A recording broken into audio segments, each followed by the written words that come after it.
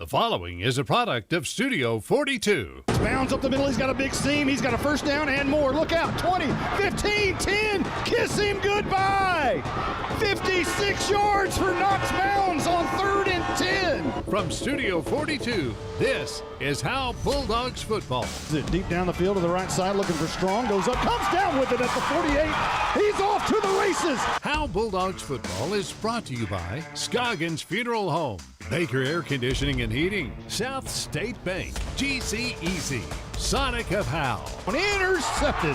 Eli Stoner down the sideline. Also brought to you by Brother Plumber, Rock Hill Investments, MTE Fence, Centurion American, Ed Meacham State Farm, Rapid Electric. No, Bender's going to pull it out of his gut. He's got a lot of room, and he's got a touchdown. Stick that one in the end zone. It's touchdown time in Texas. Put his foot in the ground, went to the right side, and there was nobody in the stadium going to catch him. Also brought to you by All-In Custom Gutters and Christmas Lights, TechWave, First Baptist Church of Howe, Kingdom Inflatables, Acres Boat and RV Storage, The Love Cottage. Knox leaps and bounds into the end zone for a 20-yarder. It's really the line. When you have 4 cut blocks that leave 4 linemen on the ground, that's easy work. That's a 75-yarder all day long.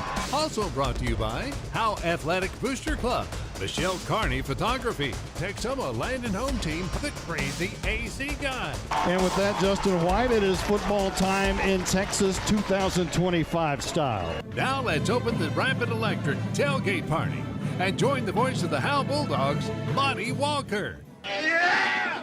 I love winning, man. I love winning. You hear what I'm saying? It's like better than losing. Last Friday night, Howe had the most ever yards on an artificial surface with 611 against S&S. The homecoming crowd was electrified, and the victory light was lit for the first time by head coach Jake Smith. But there's never time to celebrate too long in District 3A, as moments after the game, Coach Smith found out that Leonard defeated Callisburg 49-6. Leonard will host their second home game tonight as they feature 4-year starting quarterback Jacoby LeCook, who has committed to Harding University and could very well end up being the district MVP. But tonight, the Howe Bulldogs want to raise the black flag and plant it at midfield when the clock strikes 0. It's Howe and Leonard, and it's football time in Texas. You're listening to the Rapid Electric tailgate party. Here's some things to never mess with if you're not a trained professional. Caging a bulldog, removing copperheads, and electricity. Don't get shocked. Call Rapid Electric. Rapid Electric is here for all your electrical needs. Just like you wouldn't try to become a pro boxer or president. Give me a break. You need a pro to keep your electricity humming. Don't get shocked. Rapid Electric serves the Grayson County area. Call them at 903-421-8100. If your home or business could talk, what would it say? It may say it would like some privacy or security. Enjoy the beauty and durability of quality fencing from MTE Fence. MTE Fence is a local company specializing in commercial and residential fencing. MTE Fence ranges from wood, aluminum, and chain link fencing. MTE Fence services all of Grayson County and surrounding areas. Go to mtefence.com or call 903-686-9039 for an estimate. MTE Fence has a passion for connection. We are your connection for quality. All-In Custom Gutters and Christmas Lights is proud to sponsor the Pride of Howe High School's Bandsman of the Week. Your hometown Bulldog alumni-owned and operated business is here for all your seamless gutter and outdoor Christmas lights needs. Give them a call at 903-819-9183 and let them make your house shine really bright this Christmas. All-In Custom Gutters and Christmas Lights. Give them a call at 903-819-9183. All-In Custom Gutters and Christmas Lights. Mic check 1 2. Mic check 1 2. This is Bulldogs head coach Jake Smith, and it didn't take me long to get to know where Sonic of Howe is. After practice or games, I like to head down to 105 North Collins Freeway, grab a burger, tots, and a shake. As a matter of fact, I like to say it's Sonic time in Texas. Yeah, Coach, that's kind of my thing. Oh, okay. How about Sonic really brings the hammer down? Coach, that's kind of my thing. With Sonic, I'm highly motivated, truly dedicated. Yeah, Coach, that's another one of my lines. How about this? It's not just good, it's Sonic good. Yeah, I like that. Hey, Steve here, the Crazy AC Guy. We raise top-notch AC units and train the finest service techs west of the Mississippi. And we got a truly crazy deal for you. Get a free furnace with the purchase of a qualified AC condenser coil package. You'd have to be crazy like me to miss this deal. So for all your AC and electrical needs, call us at 903-465-2665 or visit us at crazyacguy.com. The Crazy AC Guy, where crazy meets quality. You're listening to the Rapid Electric Tailgate Party. Let's join Monty Walker with the MTE Fence Senior Spotlight. This week's Senior Spotlight is Dylan Patterson. Now, when did you start school and how? I started school in kindergarten. Do you remember who your teacher was? Miss Smith. Do you remember anything about Miss Smith? I just remember she was real hard on us. Okay. Do you have a favorite teacher now at Howe High School? Not really. All the teachers are amazing, I'm going to be honest. Do you have a favorite coach? No, they're all awesome. So politically correct there. All right, your sophomore year, you broke on the scene here. What's different from that initial year to now? The physicality. I feel like I've grown a lot into my body, and just out on the field, I feel like it shows a lot more. After the game Friday night, you were interviewed by Malin Walker, a former teammate of yours. He said he raised you in football. What in the world does that mean? He kind of like took me under his wing and just showed me the ways and how to be physical and grind through mental and physical struggles. You're listening to the MTE Senior Spotlight with Dylan Patterson. We'll be right back. If your home or business could talk, what would it say? It may say it would like some privacy or security. Enjoy the beauty and durability of quality fencing from MTE Fence. MTE Fence is a local company specializing in commercial and residential fencing. MTE Fence ranges from wood, aluminum, and chain link fencing. MTE Fence services all of Grayson County and surrounding areas. Go to mtefence.com or call 903-686-9039 for an estimate. MTE Fence has a passion for connection. We are your connection for quality. You're listening to the MTE Senior Spotlight with Dylan Patterson. What are your thoughts on head coach Jake Smith and his staff so far? I think his staff is a great thing for Howe. It's definitely something we've been needing for a long time, and I think we've been slowly heading in the direction. But with Coach Smith and his crew, I just feel like it's just a really good thing, and we're going in the right way, and we'll be in playoffs here, hopefully this year and the years to come. Is he hard to play for? Is he tough, or is he more of a player's coach? What kind of coach is he? He's definitely hard on the players, but it's in a good way. It's a really good mix of both of those. Here we are in week 6, massive win against SNS last week, 600 yards of offense. How did that feel? It felt great. The offensive line played good, and the skill players were doing amazing. I'm just really proud of my team. Senior year, what are the expectations for this team? I think the expectations are to rebuild and propel the program into what it needs to be. As a senior, how do you show your leadership? Is it vocal? Is it lead by example? What's your style?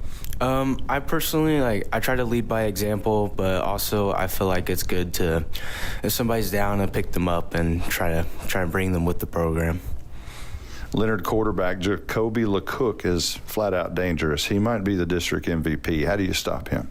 I think we get some pressure on him, but of course not run too far upfield, contain him, and we'll have a linebacker watching him too. Offensively, how well does that offensive line work together? I think we work together great. I'm really happy about our offensive line unit. If you had to run one play, what would it be? Q Gator. Is that the counter? That's the guard tackle counter. All right, that's Dylan Patterson, your Senior Spotlight. Tonight's Senior Spotlight has been brought to you by MTE Fence. You're listening to the Rapid Electric Tailgate Party. Here's some things to never mess with if you're not a trained professional. Caging a bulldog. Removing copperheads. And electricity.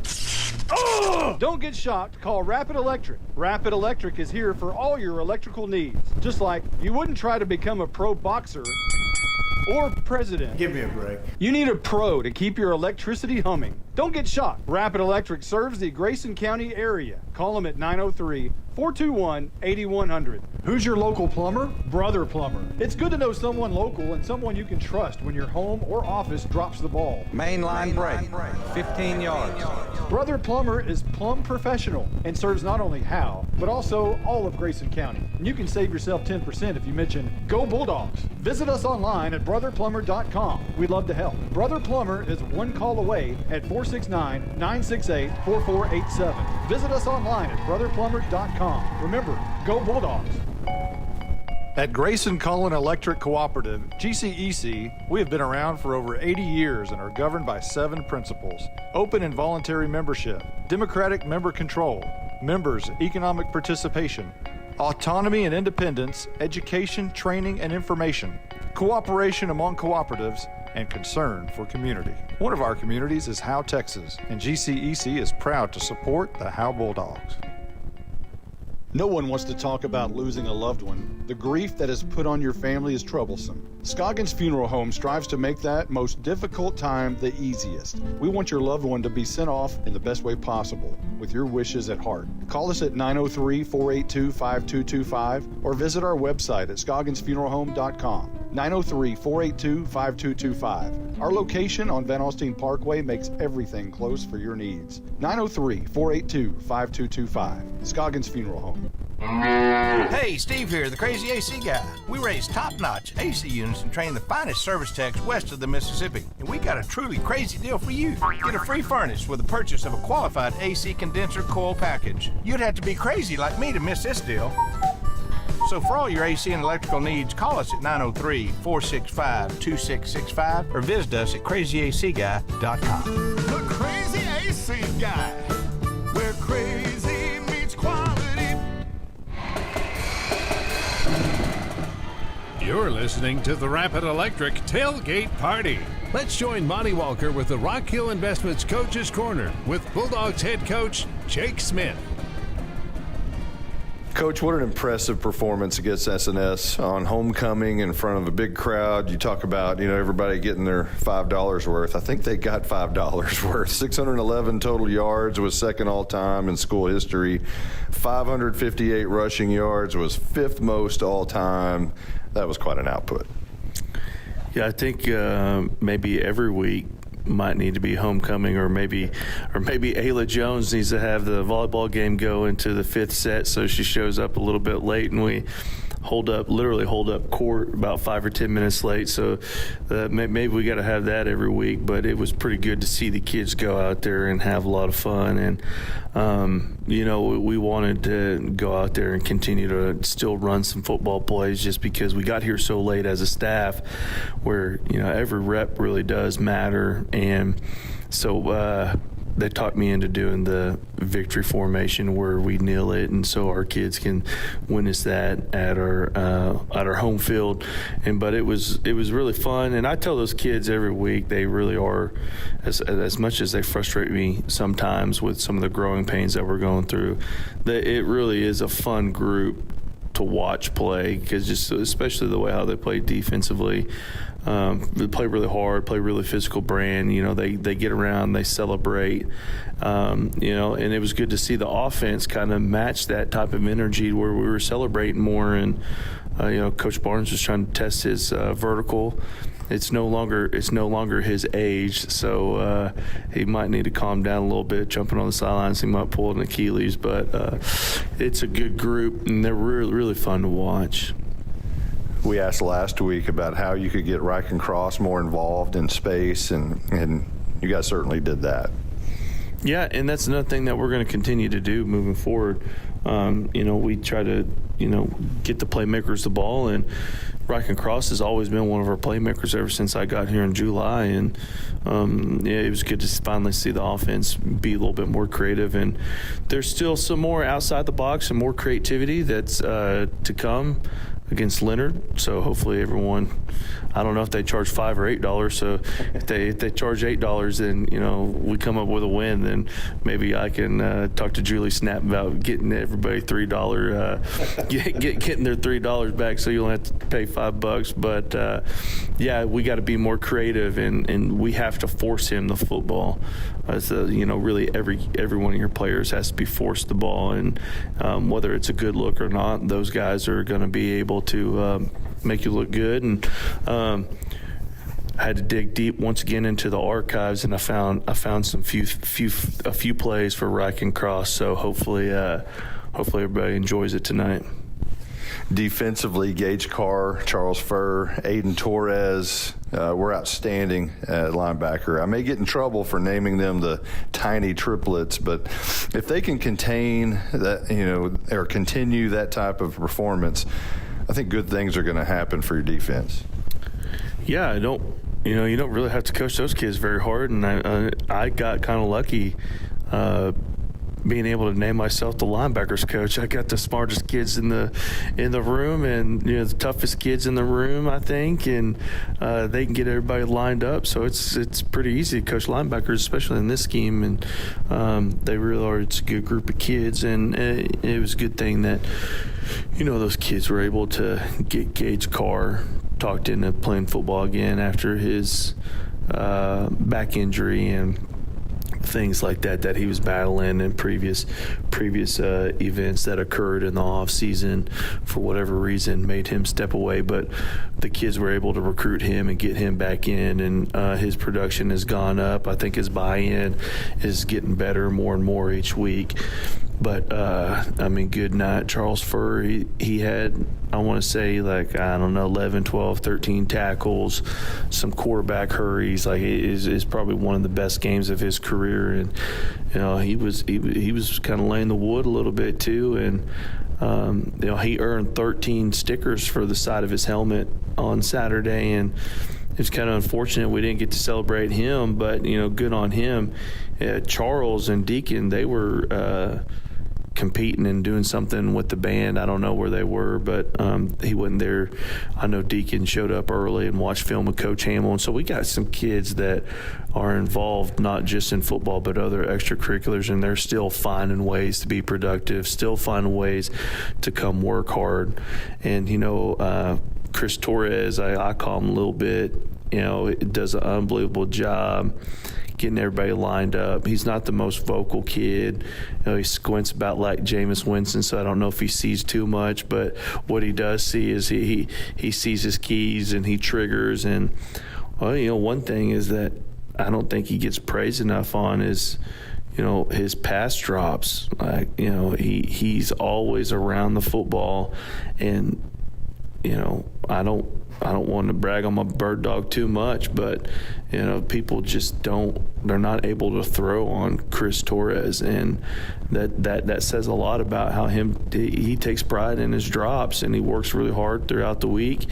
And it's a really good group. And Knox Bounds is also a kid that can go in and play all three positions at any time, and so it's a really good group, really good room of kids. I got my Torreses mixed up there. It's Chris Torres, not Aiden Torres at the linebacker. Coach, the offensive line was outstanding. Looks like, the whole group has really come together, and they dominated the line of scrimmage.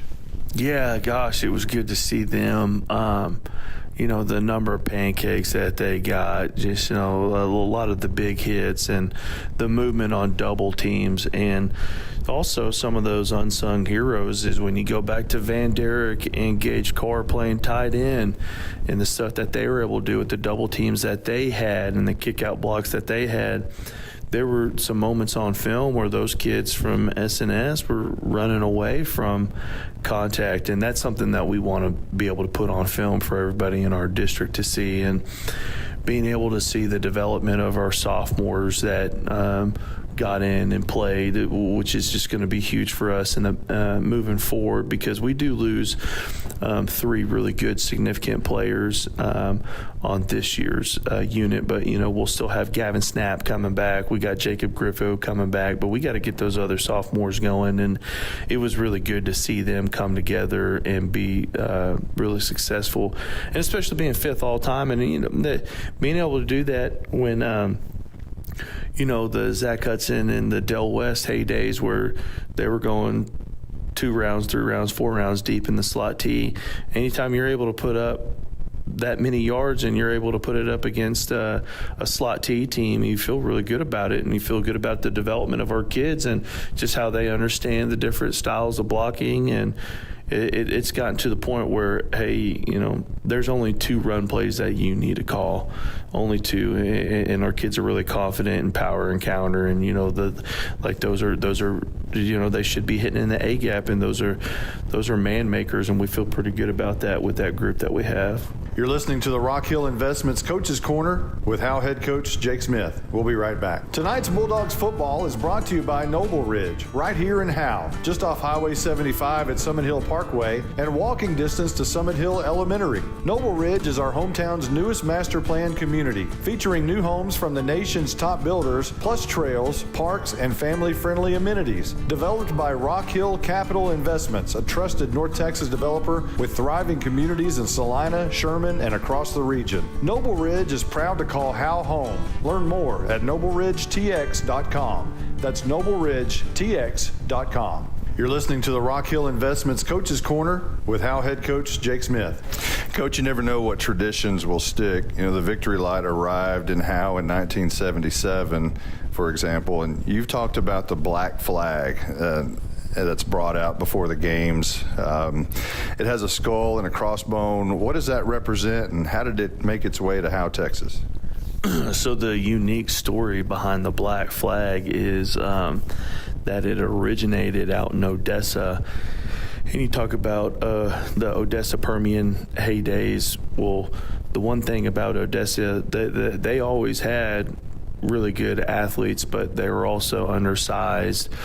And the thing that they took pride in is that they graded only effort, and that's the only thing that we grade here in Howe. Well, so you got undersized kids that are playing with great effort, fanatical effort, and they're winning ball games that they're not supposed to be winning. And then all of a sudden, that foundation is laid. And then now, what Mojo football is all about, significant wins in the semifinals, and then all the state championship appearances and the state championship games that they won. That there was a coach that made his way to Ennis, Texas, in the late 80s, early 90s, try to bring some of that, but probably ran too many kids off. And he's a really good guy, but ran too many kids off. Well, the athletic trainer that I had with me in Ennis in 1997-ish, he said, we always talk about playing with great effort and how we're not the biggest, we're not the fastest, we're not the strongest. What if we had a symbol that, that we could use that could be like our battle cry? Because every group of soldiers, whether you're in a platoon at boot camp or whether you're actually, in a camp in Fallujah, everybody's got a flag that regiment or that platoon, can put their name on. And so, you talk about black flag effort. Pretty much what it is like, no matter how big, how fast, or how strong I am or my opponent, I'm going to outwork them with fanatical effort. And that was one thing that we stuck with here in Howe is, we aren't the biggest, we aren't the fastest, and we aren't the strongest, but what we do have is a great group of hardworking kids with some decent size, but we work really, really hard. We have a blue-collar mentality. And so it was one thing, especially when I hired Coach Cromwell to be our offensive line coach, he was one of those guys that was able to wave a black flag, and we talked about what it really means to play with great effort. And really effort is just like showing how much you love your teammates. And that black flag, being your battle cry, once a war is declared, I can't finish this quote because it's part of the club. So if you want to know the full story, there's only a few select people that know this, but like there comes a point in every man's life where you got to raise a black flag, and then there's an ending to that sentence, but only the kids in the program are allowed to know. But that black flag symbolizes our effort, and one of the unique things that the tradition of that black flag that we brought is that every team will have a patch on that black flag. And the patch that we have on the black flag this year is it's a tree that it's an overgrown tree that has beautiful green leaves, but it has a deep root system. But that flag in that battle cry, it signals death to the past and rebirth. And we talked about all the significant events that these kids in Howe have gone through, whether it's losing a teammate and someone that they love dearly, or a scandal that has happened. These kids they've been through hell and back, and none of it was deserving. And so, like we talk about, death to the past, we don't even talk about the past, because moving forward, this is who we're going to be. And everybody got a Sharpie and they signed their name, and moving forward, as long as I'm here and we had that black flag, say it's 20 years, we'll have 20 years of rosters where every kid's the ink has bled, and it will stain the thread of that black flag. And it's just something that means so much to this community that we're going to give fanatical effort every single rep, no matter who our opponent is. And I know there's probably some people down there on 289 that, they started waving a black flag, but I truly think they stole that from us, and they're going to think that, we stole it from them. But, one day they're going to feel the wrath of that black flag. Coach, here we are, week 6 already, second game of district play. Leonard routed Callisburg, who you have a common opponents with. Did that score shock you a little bit, 49-6, Leonard over Callisburg? Yeah, it really did, just because we felt like we should have won the Bowie game, but all Callisburg did is big play Bowie and held them to 20-some-odd points. And, at one point it was like a 2 or 3 possession game. And so you talk about common opponents. That quarterback that Bowie had is really good, and he kind of reminds me of the quarterback that Leonard has.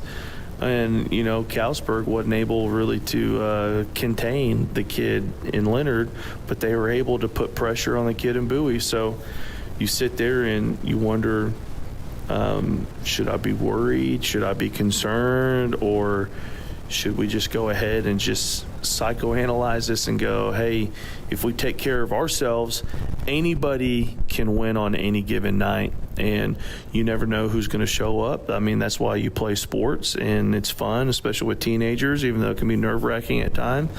But when I was told that score, I was told by a young man interviewing me after the S&S game, and I was pretty shocked. And I was like, well, I really would celebrate this victory, but now I'm kind of concerned before I get to plug the tape on. But it was kind of concerning, but then when you actually get to dig deep into it and look at the tape, you know why. Like, Leonard played really good on defense, and they created turnovers, and they jumped on top of Callisburg 21-0, and it ended up being a death sentence for them in the first quarter. So there's a lot more than, every scoreboard's got a different story. You just can't just look at the scoreboard to make your own judgment. You actually had to dig in and analyze the tape to figure out what the whole story was. Leonard quarterback Jacoby LeCook is a 4-year starter.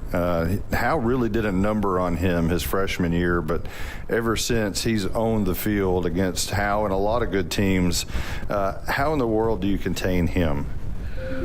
Well, I don't know if you really can. That's what I told the kids, is that whenever we do get to him, we have to continue to put body shots on him. I'm not sure if they have really seen a team that's as physical as what we're capable of being. And so when we do get to him, he's got to feel us. And there are going to be opportunities for us to get there to him. Calsburg was able to create some pressure, and, even Prairie Land was able to get to him.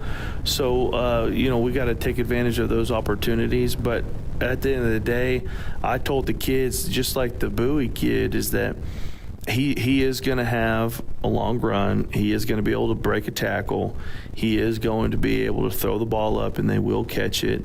It's just how many opportunities can we take advantage of getting to him and having him feel us to where we are going to be able to slow him down. The answer to that is we don't know, because we do know he's going to have success, but how many more times can we have success than he can against us is really the good question. Offensively, I guess you go into the game and just call the same plays that got you 600 yards, right? Yeah, if it ain't broke, why do we got to tinker with it and try to fix it? And it's one of those things where, like, you do have to put some wrinkles on things. You do have to do things differently. But if I'm going to run counter, maybe I run counter with a different motion, or maybe I shift and get into a different formation. Maybe I add a RPO, or maybe I add a reverse to it to open up the counter play or the power play. But, if you're a counter football team, you got to find different ways to run counter. You just can't line up in the same formation. But at the end of the day, counter is going to be counter, and you're going to call it over and over again if you're still productive. And, if not, then I promise you, and I can probably be pretty animated, but I promise you, Coach Barnes, he gets an earful from me, probably not as much as I'd like to, but it's probably a little too much for him at times. But it's all about the kids. That's what we tell them. It's all about the kids. So we're good. As soon as the game is over, we're able to hug it out, and we're able to go to the shower and talk about it, and we're all friends at the end of the day. And I think it's exciting that our kids are starting to develop that identity where they want to run just one football play, and it's pretty good. And it kind of makes you feel good that the fruits of your labor are starting to pay off, and the kids are having fun, and at the end of the day, having a good high school experience and getting them to where they can act right in the hallways and act right in the community. The winning is a byproduct of just being a good person, and you're starting to see that pay off, and it's really exciting to see in that locker room. The Coach's Corner has been brought to you by Rock Hill Investments. You're listening to the Rapid Electric Tailgate Party. Here's some things to never mess with if you're not a trained professional. Caging a bulldog. Removing copperheads. And electricity. Don't get shocked. Call Rapid Electric. Rapid Electric is here for all your electrical needs. Just like you wouldn't try to become a pro boxer or president. Give me a break. You need a pro to keep your electricity humming. Don't get shocked. Rapid Electric serves the Grayson County area. Call them at 903-421-8100. This is more than a bundle. This is way more than a combo deal. It's your sanctuary, your home field. It's where everything happens. This is your home, your car, your memories. And you want to be sure they're protected with home and auto insurance. As your State Farm agent, I get it. That's why I'm here to help life go right. My name is Ed Meacham, and I'm your Howe State Farm agent. Give me a call at 903-892-3923 or on the web at MrRedInsurance.com. Anchors with a Z Boat and RV Storage is located 1 mile off of U.S. Highway 75 in Howe, Texas. Anchors Boat and RV Storage is proud to bring personal, small-town customer service to the growing area of North Texas. With both open and covered parking available, locally owned and operated, members of the Howe Area Chamber of Commerce and the Texas Self-Storage Association. Anchors Boat and RV Storage has 20 amp power available and is manager-occupied at 311 Old Highway 6 in Howe. Visit anchorsboatrvstorage.com or call 903-444-2500. From tailgate to touchdown, South State is here to ensure your financial game plan leads you to victory. With cutting-edge digital tools like contactless payment, digital wallet, and more, your financial plays become seamless and convenient. As your trusted banking partner, South State is committed to supporting you every step of the way, providing expert guidance and dedicated assistance on your financial journey. This is Banking Forward, South State Bank, member FDIC. Hey, Steve here, the Crazy AC Guy. We raise top-notch AC units and train the finest service techs west of the Mississippi. And we got a truly crazy deal for you. Get 0% financing for 60 months for any qualified air conditioning and heating system. You'd have to be crazy like me to miss this deal. So for all your AC and electrical needs, call us at 903-465-2665 or visit us at crazyacguy.com. The Crazy AC Guy, where crazy meets quality. You're listening to the Rapid Electric Tailgate Party. Today's Howe Bulldogs Flux Capacitor is brought to you by the Crazy AC Guy. Now let's join Monty Walker with a time travel through Bulldogs history. The Howe Bulldogs are 6-5 in games played on October the 3rd. The first game was in 1935, which was the second game ever in school history. Howe lost that contest to Sherman B team 21-13. In 1941, Howe beat Collinsville 13-0 and beat them on this date again in 1946 26-0. The following season on this date, Howe again defeated Collinsville 7-0. And on this date in 1969, Howe lost to Salina 32-3, and in 1975 lost to Whitewright 20-0. On October the 3rd, 1980, Howe beat Tom Bean at Bulldog Stadium 14-0, but lost on this date in 1986 to Caddo Mills 47-21. What turned out to be Howe's final game with Prosper happened on this date in 1997, and Howe won that contest 21-9. The Dogs beat Bells on this date in 2003 by a score of 21-6, and the last game played on October the 3rd was at Gunter, where the Tigers shut out Howe 49-0 in 2008. The Howe and Leonard series dates back to 1961, and the Tigers own the overall series record at 18-12. It's been a streaky series as Leonard won the first 8 matchups from 1961 through 1972. The Dogs' first win came in 1973 at home, and then Howe won 7 straight from 1991 through 2003. Leonard then won 5 straight from 2004 through 2014. The most points Howe has ever scored on Leonard is 39, and Leonard strapped on 59 points against Howe in 2008. The Tigers lead in overall points 593-567. It was 10 years ago when Howe won at Leonard to seal the district crown with a now Howe coach. Wants to throw on the run, and it is intercepted by Winston Moss at the 5-yard line. Coming up near side in a pile and brought down shy of the 20 at the 18-yard line. His 3rd pick in 2 weeks. Winston Moss. 3 years ago, they thrashed the Tigers, which propelled them into the playoffs. Hammering it down is LeCook in the right corner of the end zone. It's going to be intercepted by Austin Haley. 9 yards deep in the near corner of the end zone. Haley saves the day on the pick with 2 seconds left. 20-3. Howe in the lead in the first half. Howe had 134 more yards than Leonard last year, but lost on the scoreboard 28-21. Today's Howe Bulldogs Flux Capacitor is brought to you by the Crazy AC Guy. You're listening to the Rapid Electric Tailgate Party. Buying and or selling your next home or property should be an enjoyable experience. At Texoma Land and Home Team, our commitment to the personal relationship of each transaction ensures communication you expect, while assuring that we'll be here the next time you need us. We're not a big box real estate company by design. This freedom allows us to be fully at your service. Texoma Land and Home Team, Renee Nichols Broker, 903-818-1645. Texoma Land and Home Team, for all your real estate needs, 903-818-1645. What's up, guys? It's Ridley Carter. I'm a senior cross country and long distance track runner. This is Riley McCollum, senior basketball player and leading strikeout softball pitcher. I'm Dylan Patterson, graduating football player and powerlifter.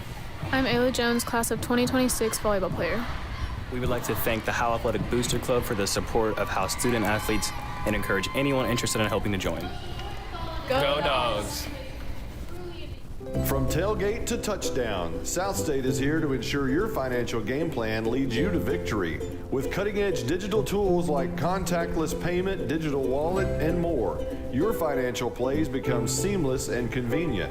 As your trusted banking partner, South State is committed to supporting you every step of the way, providing expert guidance and dedicated assistance on your financial journey. This is Banking Forward, South State Bank, member FDIC. It's that time of year again where our beloved radio guy won't shut his trap about how hot it is up here in the press box. Thankfully, the good people at Baker Air Conditioning and Heating cool this thing down in no time. Roger, we're dying over here. Speaking of hot air, there he is. Baker Air Conditioning and Heating has been serving the community of Howe for nearly 60 years. Baker Air Conditioning and Heating is located on Highway 5, and you can call them at 903-532-6255. Roger! Here's some things to never mess with if you're not a trained professional. Caging a bulldog. Removing copperheads. And electricity.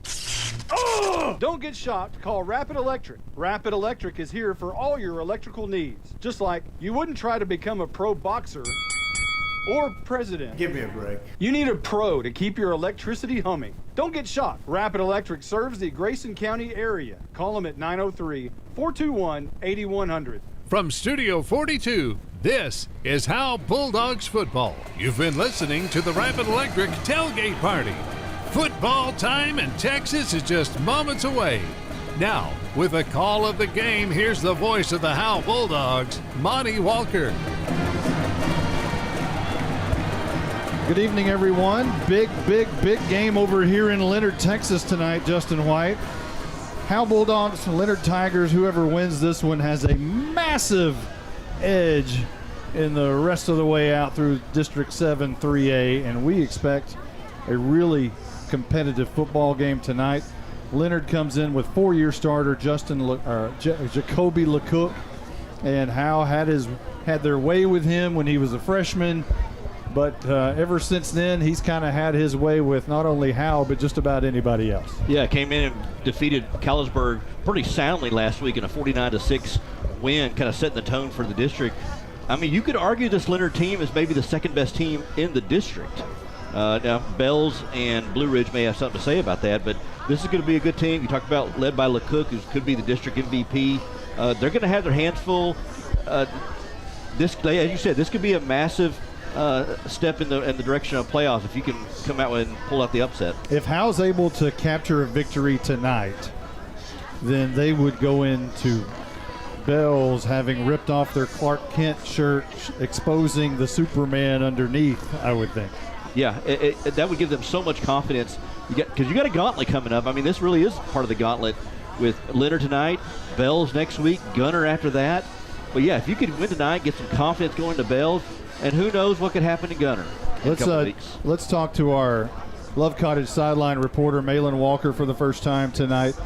Malin, what do you expect to see from Coach Smith and the things that what are you optimistic about for Coach Smith and this football team tonight? You know, you talk about the Deer Creek Dealer. I think we're going to see that at its ultimatum at this game. I expect the most aggressive football we have seen Howe play in over a decade by far. I would expect some trickery even at the first possession. I would expect maybe some swinging gate, maybe not even at the end zone, maybe during some regular play. Whoa. Yeah, it's some wild ideas, and who knows, they might get tested out tonight. Wow. You got to put everything on the line. This is an important game for the Bulldogs. We'll see what happens if they come out and do some of that crazy stuff. We're going to call Malin Nostradamus, I guess. Yeah, I mean, Coach Smith, I don't know that he would. I mean, come out swinging. I like it. I like the aggressiveness. Yeah, we'll see. We'll see what Malin's predictions. We'll see what happens on that. But I like Malin's idea of coming out hammering right quickly. Yeah, catch him off guard. Yeah. Jake Roberts also with us tonight. Stephen Braswell is not with us, so our stats will not be as well. We won't have stats tonight, but we miss Braz. He's out in Vegas. Blackjack Braz, I guess. Blackjack Braz. You know, he's speaking of rolling the dice. He's literally doing it. He's literally, yeah. Jake Roberts, what do you think about this football game we're about to witness tonight? Yeah, I mean, it's you come in here knowing this is a big game. Both of them coming off of huge wins last week. I mean, there were really no close games in the district last week. But this game, we've talked about it. Last year it was a big game. It kind of set Leonard up for success. This year, Howe coming into Leonard looking to set themselves up for success. It's just a big game. It's good football weather, and I'm excited for a good game tonight. Last year's game was also very competitive. Howe led the football game in overall yardage in this football game, but lost on the scoreboard. And that's what you can't do. Howe, he's talking about stats. And stats don't matter if you don't win. But, Howe made it a very competitive game a year ago and want to do so again tonight, but this time win on the scoreboard. Yeah, and you think about the game 3 years ago when LeCook was a freshman. They came into Howe, and Howe was able to get the win and able to set their path onto the playoffs. So let's hope that they can do that tonight. And I think a lot of that was because, they created a lot of pressure on LeCook that night. And they were in his grill. The defensive end. I know you're talking about it. I can't get his name. I mentioned his name on the way over here. Crosby? Bryce Crosby. Oh, okay. Was all over the field, and LeCook didn't want anymore by the time that thing was over. But when Crosby was off the field, LeCook, did some damage the year after that, and then, of course, last year. Let's go over the First Baptist Church of Howe starting lineup. Up front for your Howe offense is Dylan Patterson, your senior spotlight left tackle. Left guard is Gavin Snapp. The center is Aiden Torres, a senior. The right guard is Large Marge, Will Ingram. He's a senior. And the right tackle is junior Jacob Griffo. The wide receiver, Eli Stoner, a senior.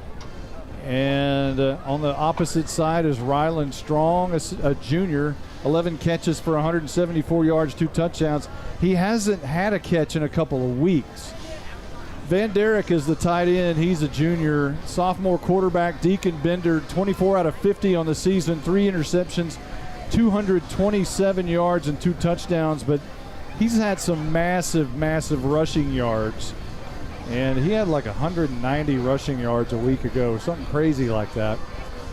Ryken Cross, your slot receiver, he's rushed 18 times for 104 yards and also caught 9 balls for 81 yards, averaging 20.8 per rush and 16.2 per catch. That's dramatically different than it was a week ago because he had a monster game a week ago. And look for Ryken Cross to stay in the mix here throughout. And your captains tonight, of course, Ryken Cross, Chris Torres, Deacon Bender, and Charles Furr. That's your offense for the Howe Bulldogs. All right, let's go over the defense for Leonard. Starting at outside linebacker is number 18. He's a senior, Lath Reynolds. At defensive tackle is a junior, Houston Beebe. At the nose tackle is Samuel Nairn. He's a sophomore. As senior is Kelton Baker. He's a defensive tackle. At outside linebacker is Alan Cass. Inside linebackers are Daniel Estello, a senior. R.W. Damesworth, a junior. He's the other inside linebacker spot. And the secondary cornerback is Justice Foster. He's a junior. The other cornerback is Zaylon Summers. He's a senior. Jacoby LeCook, playing both ways, is at free safety. He's a senior. And then the strong safety is number 4. That's Blaze Kincaid. He is, I believe, a senior. Let's go over your First Baptist Church of Howe starting defense for Howe. Up front, Jacob Griffo, the junior, Dylan Patterson, the senior, Jameer Brown, the sophomore, and Alex Mejia, who we call the Mad Honduran. He's a senior. The linebackers are the tiny triplets, Gage Carr, Chris Torres, and Charles Furr. Secondary tonight, Ryken Cross, Eli Stoner, Garrett Rogers, and Ryland Strong. That's your starting 11 for the Howe Bulldog defense. All right, we'll start with the Leonard Tiger offense. And by the way, I mentioned Blaze Kincaid. He is actually a junior, not a senior. Starting on the offensive line at left tackle is Kelton Baker. At left guard is a junior. He's Gavin Stone. At center is Tucker Martin. He's a senior. Houston Beebe, a junior. And then right tackle is Tate Martin. So 3 seniors and 2 juniors on that offensive line. At the wide receiver is a junior, Justice Foster.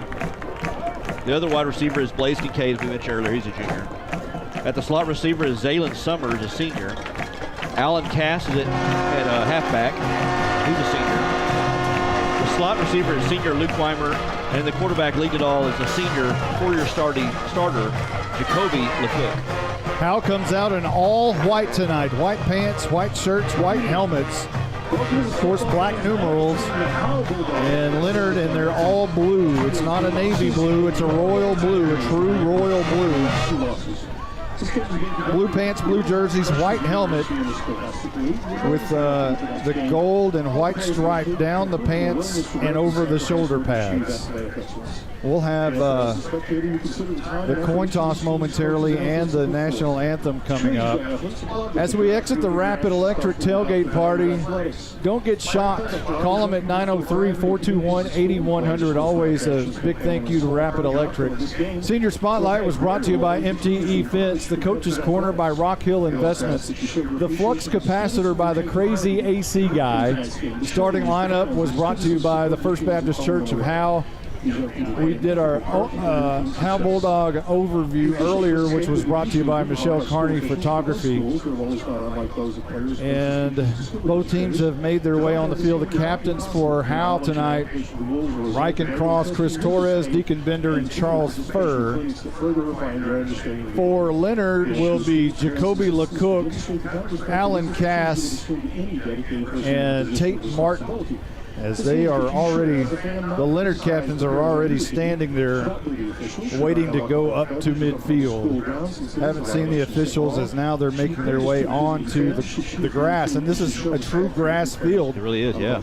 First time Howe has played on grass all year long, and first time, or the only time they'll ever do so this season, unless there's some crazy scenario if they get into the playoffs and play on grass field.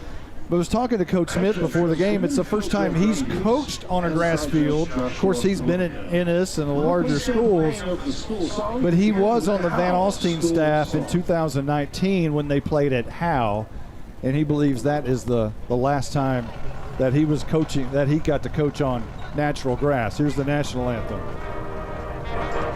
Actually, this is the Howe school song, so we'll keep going here as the officials make their way out. Justin, Leonard won last week, Gunner won last week, Howe won last week. So those are the three teams that are 3-0. Callisburg, Bells, and S&S all lost, and Blue Ridge was off a week ago. So everything's brand new, and whoever wins this football game has a massive leg up on getting into the playoffs. Other games tonight, S&S will play at Blue Ridge. You would think Blue Ridge would be favored in that football game, and then Bells at Callisburg, and who knows, because we still don't know what Bells is. It's hard to imagine Bells not being able to go out there and do what they do, because they've done that for so many years, as long as Dale West has been there. But they seem to be down. I mean, you just look at the scores, and I mean, everybody's going to be down against Gunner, right? Yeah. But they got beat pretty bad against Pottsboro, but you can make an argument that's a lot of people do that too. So who is Bells? And we'll find out maybe tonight who Bells really is when they play Callisburg. Yeah, I'm kind of curious about Bells. They've kind of had a little bit of a down year, but I think it may be because of their non-district schedule. And kind of once you get that slot T going, especially in district, it may be hard to slow them down, but Howe gets a win tonight, and that gives them some momentum going into next week. So I think we're now ready for the national anthem. We may have a prayer first. Dear Lord, thank you for this day. Thank you that we all got here safely, and that we get to be here tonight to watch this game. I pray for an injury-free game, Lord, and I pray that all our actions and words will glorify you. I pray for safe travels home. In Jesus' name I pray. Amen. Amen. The United States flag will be presented tonight by the FFA Treasurer, Taylor Blevins, and FFA Reporter, Laith Reynolds, and Supervisor, Briley Blaine. The FFA Advisors are John and Sabrina Davis. Now the national anthem by the Leonard Tiger Band.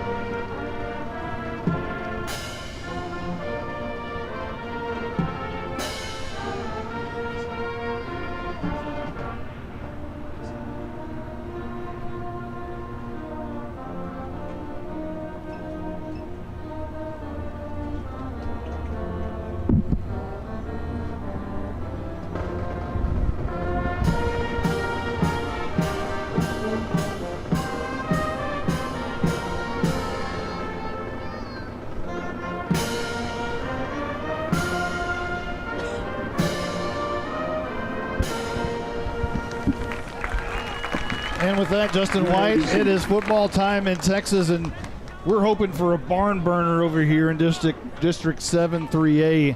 On grass at Leonard. Whoever wins this grudge match has a huge leg up. It's going to be a good one.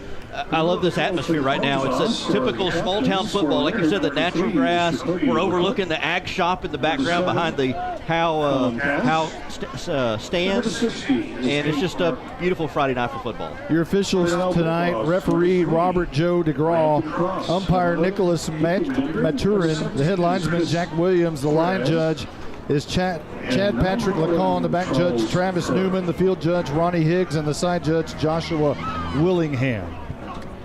And Malin is down there. Gentlemen, you guys are the captains of your team. We look for leadership from you guys, and we're going to have a good football game tonight.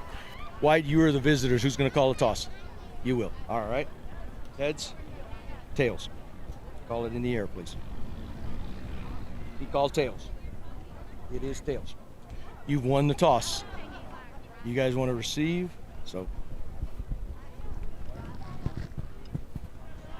So Leonard has won the toss, and they have elected to receive. I think everybody in the three-county area would predict that Leonard would want the football first to try to get the advantage up on Howe in this football game. Yeah, because their offense is what's potent with their team. Yeah, they want to strike first and strike fast. And kind of establish a tone for the game. Just as we talked about in this game a year ago, Howe needs to take the same kind of philosophy. Control the game and the clock, take long drives, punch it in the end zone, keep LeCook out of the quarterback position and make him be a safety all night. Yeah, try to keep this offense off the field, bleed some clock.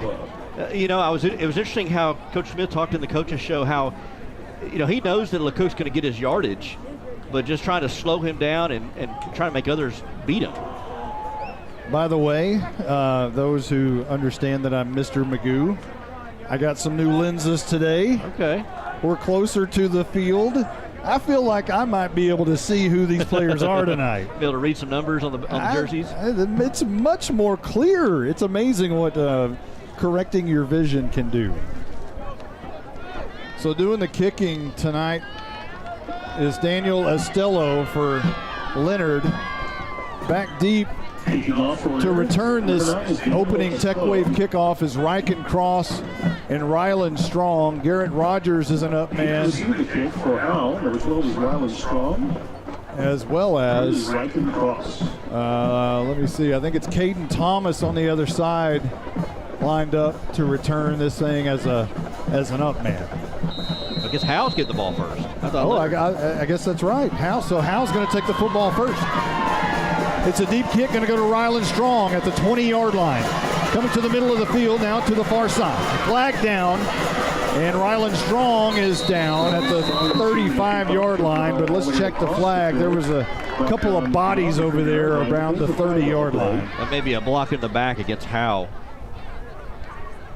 But they had a nice little wall set up as Strong tried to go from the near side to the far side. I'm going to, I don't... If Howe comes out here, as Malin suggested that they should, and do some kind of trick play, I don't know. I've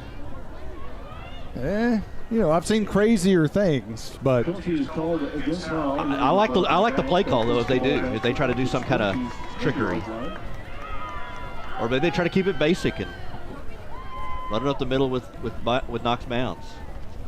So the ball spotted on the right hash.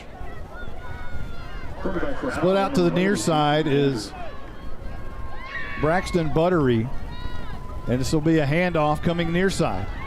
And that's Ryland Strong trying to find the edge. Turns the corner for just a moment. Goes out of bounds. After maybe he's going to lose a couple as he couldn't get to that edge. And they'll back it up. The original line of scrimmage was the 23-yard line. They'll place him at the 21. Trying to get him in space. A good pursuit by the Leonard defense. Able to string him out and I'll let him get around the corner as he pushed him out of bounds on the sidelines. Ball now on the left hash. Bender in the gun with Knox Bounds to his right. Or is that Ryland Strong? Man goes in motion, his cross. He gets the carry coming near side, slung down. He was brought down hard. And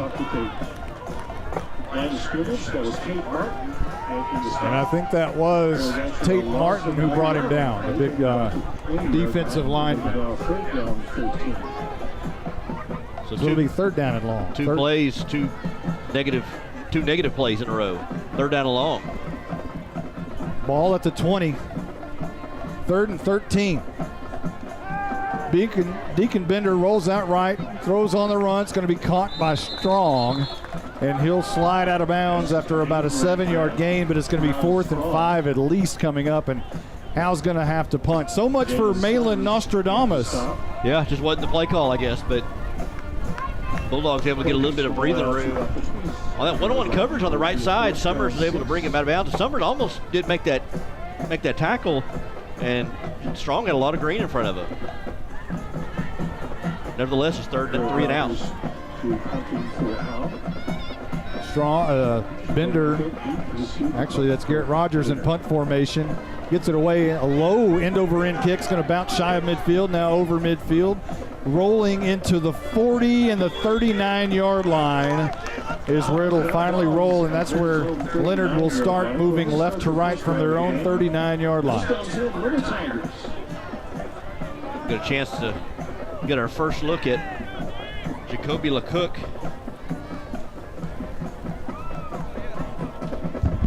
LeCook is kind of like that guy, kind of like Hunter Corville and Austin Haley talked about last week, where he feels like he's been here for like 6 or 7 years. But he's been a 4-year starter on this offense. 10:53 to go here in the first quarter. No score here from Leonard. And the Tigers come onto the field on offense for the first time. LeCook will be in the gun. He'll have Luke Weimer to his left in the backfield, and Zaylen Summers to his right. Shotgun formation, drops back 3 steps, firing deep ball early in this football game, and it's going to be caught. And a flag is down on Riken Cross in coverage at the Howe 25-yard line. And on the reception there is going to be Blaze Kincaid. Kincaid on just a post route, and Strong was right there with him, just kind of got between him and the ball and kind of maybe did interfere with him trying to come back for the ball. But he was really there for step, didn't really have to do that. Maybe kind of incidental contact, but nevertheless they called the flag. The flag is declined. Empty backfield, 3 receivers bunched up to the left, 2 to the right. Lacrosse is just going to tuck it and run. Near side, got a big gaping hole, and he's on his way to a 24-yard touchdown to open the scoring here at Tiger Stadium in Leonard, Texas. Leonard leads 6-0 with 10:30 on the first quarter clock, awaiting this PAT by Estelo. Just a design quarterback runner on the right side. Zaylen Summers, the wide receiver, got a good block on the outside. Nobody touched LeCook as he able to just trot into the end zone. Summers to hold the ball. There's all kinds of movement up front, whistles and flags everywhere. So we'll have to sort this out. It's going to be false start against Leonard. So the extra point will turn into what will more likely be a field goal type range.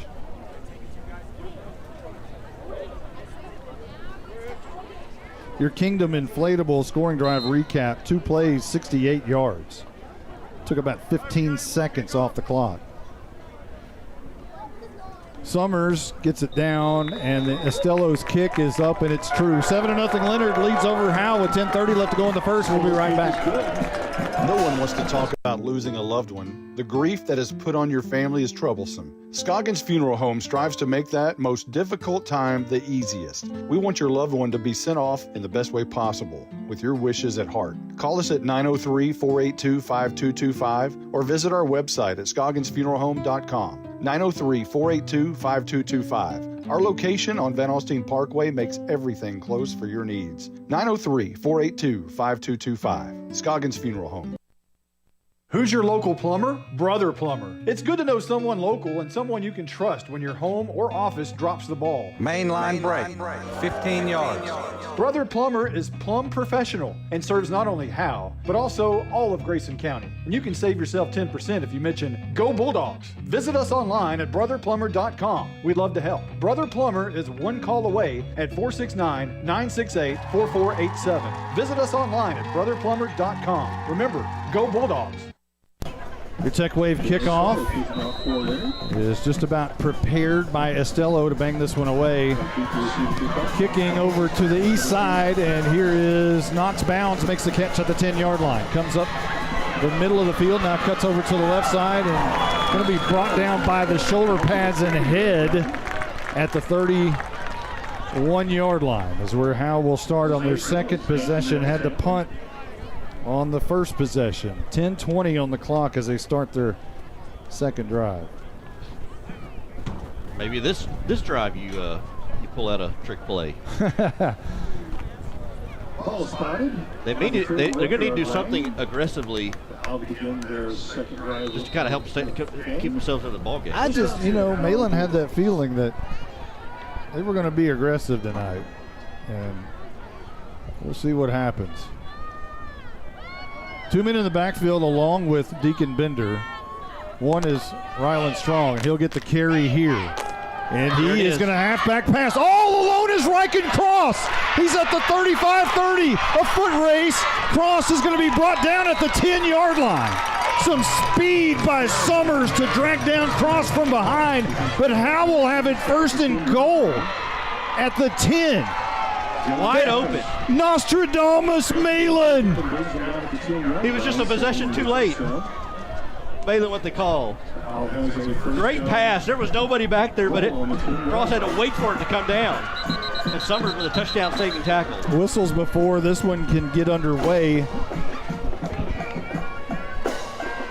Boy, Strong with a beautiful pass. Remember, he was the quarterback a year ago on this football team. I don't see an indication yet from the officials. Maybe they were just, or was the ball not set? The ball has not been moved from the 10-yard line, and here comes Howe. Bounds in the backfield with Bender. Two receivers to the left. Bender will hand it off, and the ball is loose. It was a bad exchange between Bender and Bounds, and Leonard says they have the football. There's been no official indication. And the longer this draws out, the better it is for Howe, I would think. And no, apparently not. Leonard has recovered the Knox Bounds Deacon Bender bad fumble exchange and will have the ball at their own 12-yard line. Great option between the two, and I think it was one thought the other had it. Next thing you know, the ball's on the grass, and it kind of spoils a good drive that the Bulldogs had going after a big explosive play on the previous play.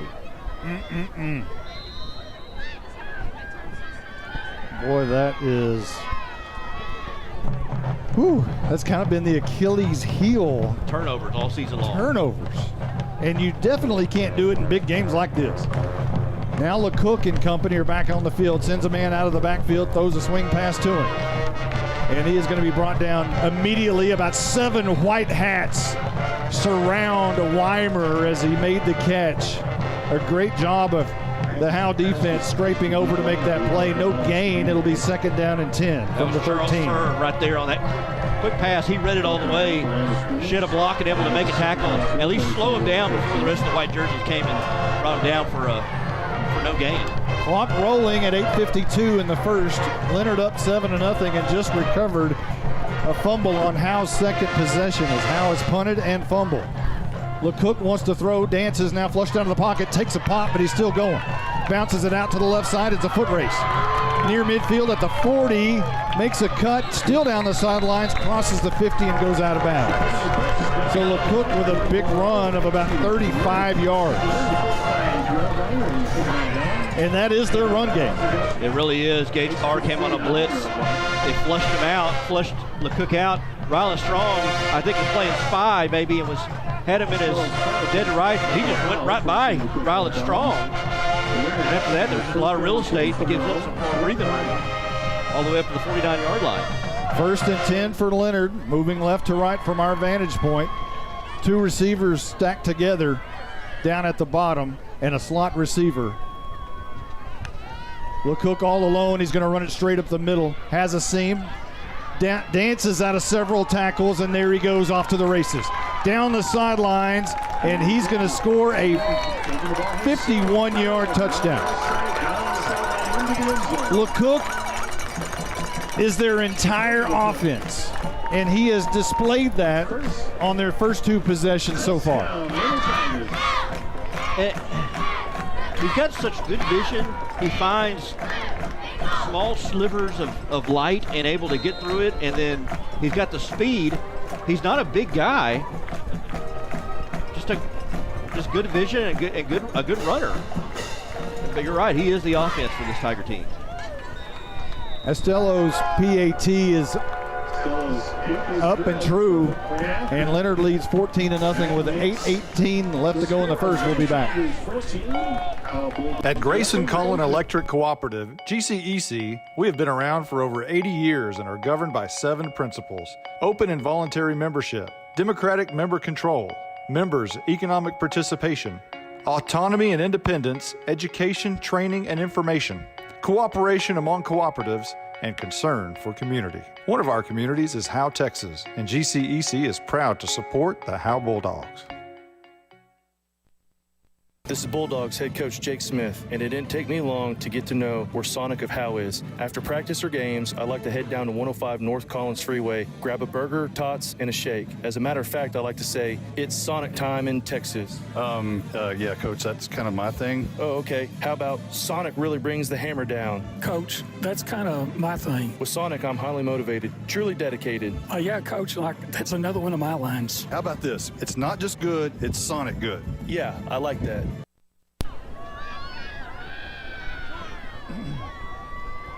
Your Kingdom Inflatable scoring drive recap for Leonard: 3 plays, 87 yards.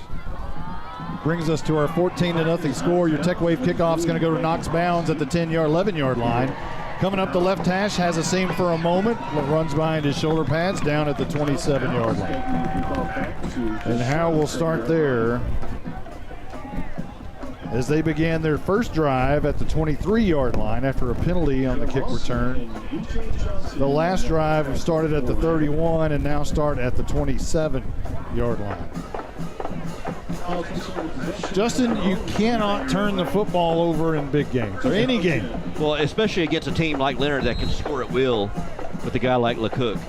I mean, LeCook is running out there like Howe is standing still. I mean, it sounds cliche, but he really is. I mean, they're just watching him as he go by. But you can't win that way with turnovers. Bender in the gun, knocks Bounds to his right. They fake it to Bounds, throw it out right side, and some mix-up on the route says it falls at the feet of LeCook was the closest. So it'll be 2nd down and 10. Well, right there, too, was Alan Cass, the linebacker, who was kind of playing coverage on that left side. And lucky to get intercepted by Cass.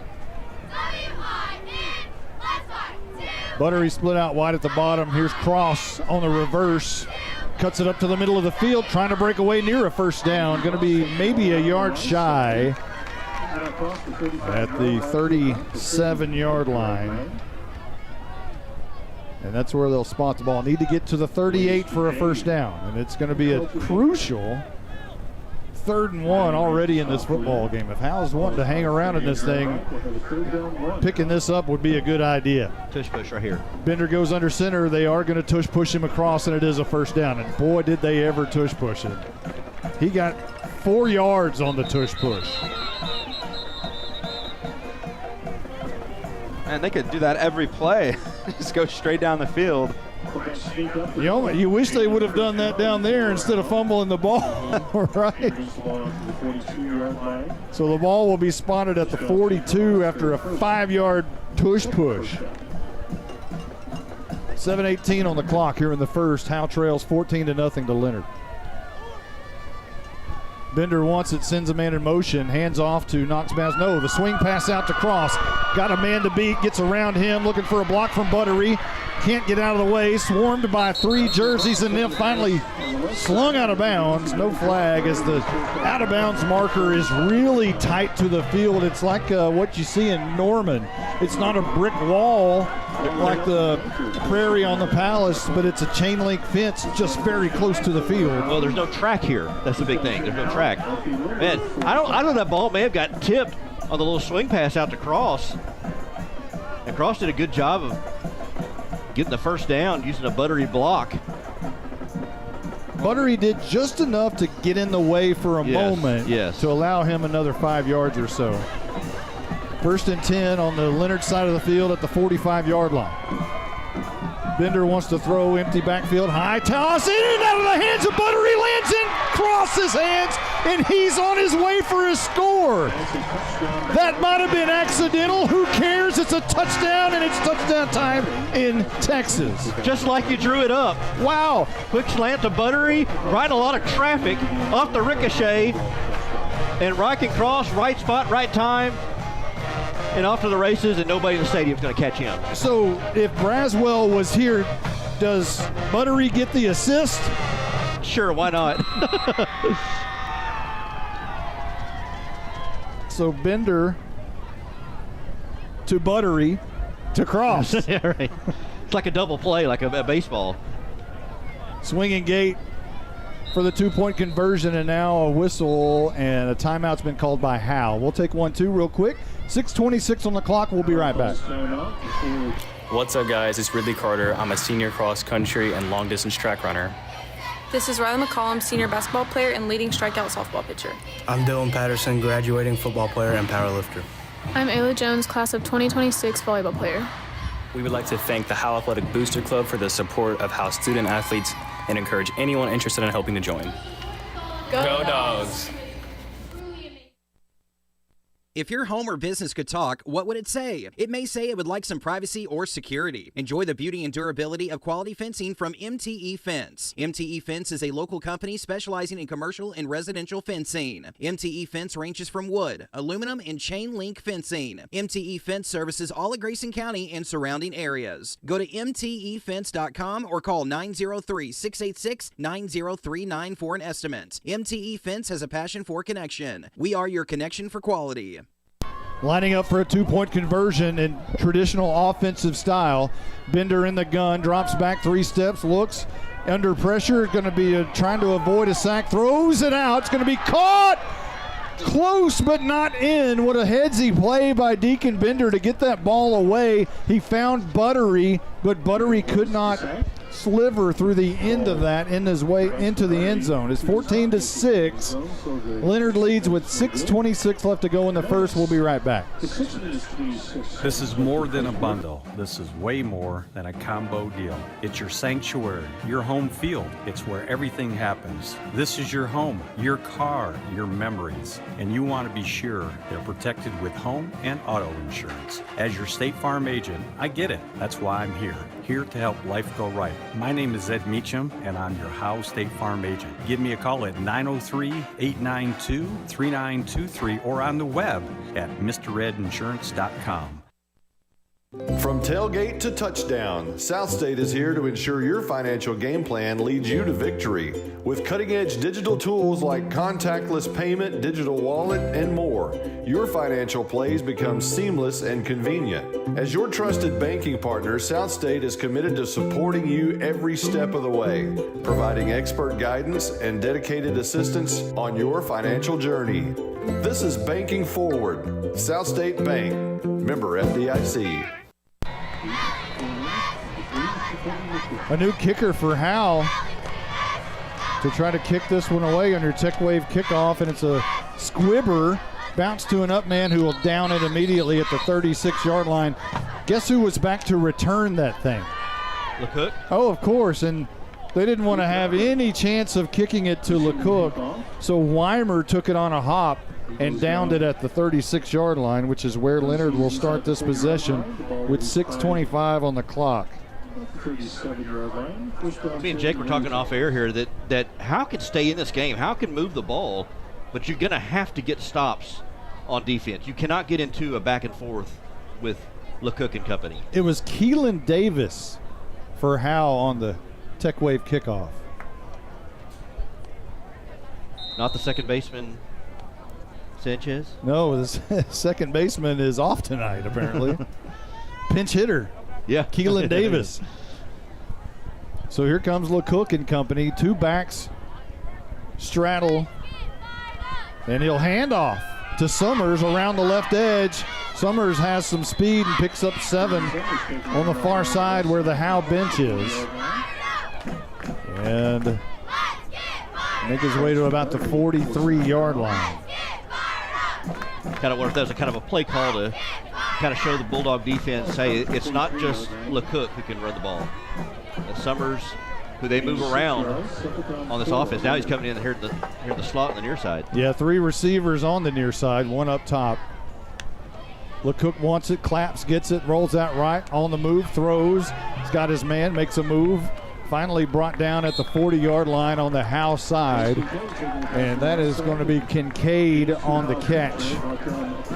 And that'll be a first down for Leonard. LeCook showing he can throw the ball, just kind of a little dink and duck on the sidelines. And Kincaid was wide open. Got enough for the first down. And they're moving along here in the first quarter. Ball at the 40, a 17-yard pickup. LeCook claps under pressure.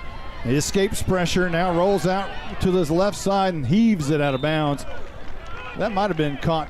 Was it caught and dropped by Winston Moss, or is Winston Moss up here? One thing we talked about in the pregame is the last time, well, not the last time Howe played here, but in 2015 on this field, Howe was playing for the district championship. And Winston Moss, who's now on the Howe coaching staff, intercepted 2 balls and 1 sealed the game. And now he's got a pair of headsets on. Could have been his first catch since 2015, huh? Yeah. Second down and 10 for LeCook and Leonard. Weimer in the backfield. LeCook rolls out right. Under pressure, heaves it out of bounds again. And that's the pressure that Howe's going to have to do. And LeCook looks to the sidelines and puts both palms up in the air and says, what do you want me to do? I got 4 guys in my face. I like that Jameer Brown, Griffo, and the Mad Honduran were right there trying to corral him. And Torres was kind of playing spy, kind of watching just right along with LeCook. Good defense on the front end here by the Bulldogs. Well, you don't want to overlook the secondary as well. They're playing great coverage those past 2 plays. Head coach Justin Dozier, 21-16 now at Leonard. And here's LeCook in trouble again. He's going to bounce it out, finds a seam, breaks through a tackle, breaks through 2 tackles, being chased down. Now he's on a move. 30, got the 20, breaks another tackle at the 15, breaks 2 more tackles inside the 5. And it is a 40-yard touchdown by LeCook, who broke about 7 tackles. Griffo had him in the backfield and just chipped him a little bit. And then once he got past the line of scrimmage, he just made a bunch of moves sideways and spun and broke a bunch of tackles, some poor tackling on Bulldogs' part. Not quite as fun to watch and shifty, but McKinney Boyd had a young man I was able to call years ago named Darren Alves. Very similar. PAT up and good, 21-6. Leonard in the lead with 5:19 left to go in the first. We'll be back. Hey, Steve here, the Crazy AC Guy. We raise top-notch AC units and train the finest service techs west of the Mississippi. And we got a truly crazy deal for you. Get 0% financing for 60 months for any qualified air conditioning and heating system. You'd have to be crazy like me to miss this deal. So for all your AC and electrical needs, call us at 903-465-2665 or visit us at crazyacguy.com. The Crazy AC Guy, where crazy meets quality.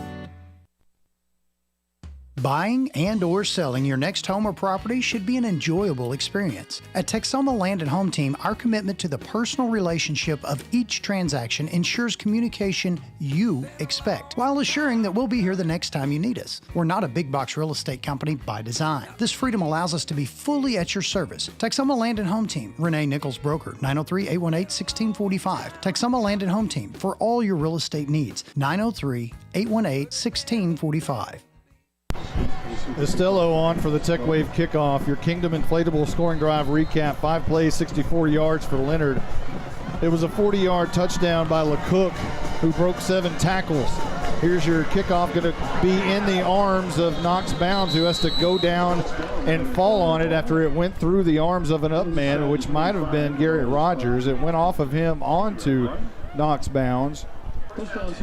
And then Bounds had no choice but to just fall on it. And here Howe is backed up at their own 23-yard line thereabouts.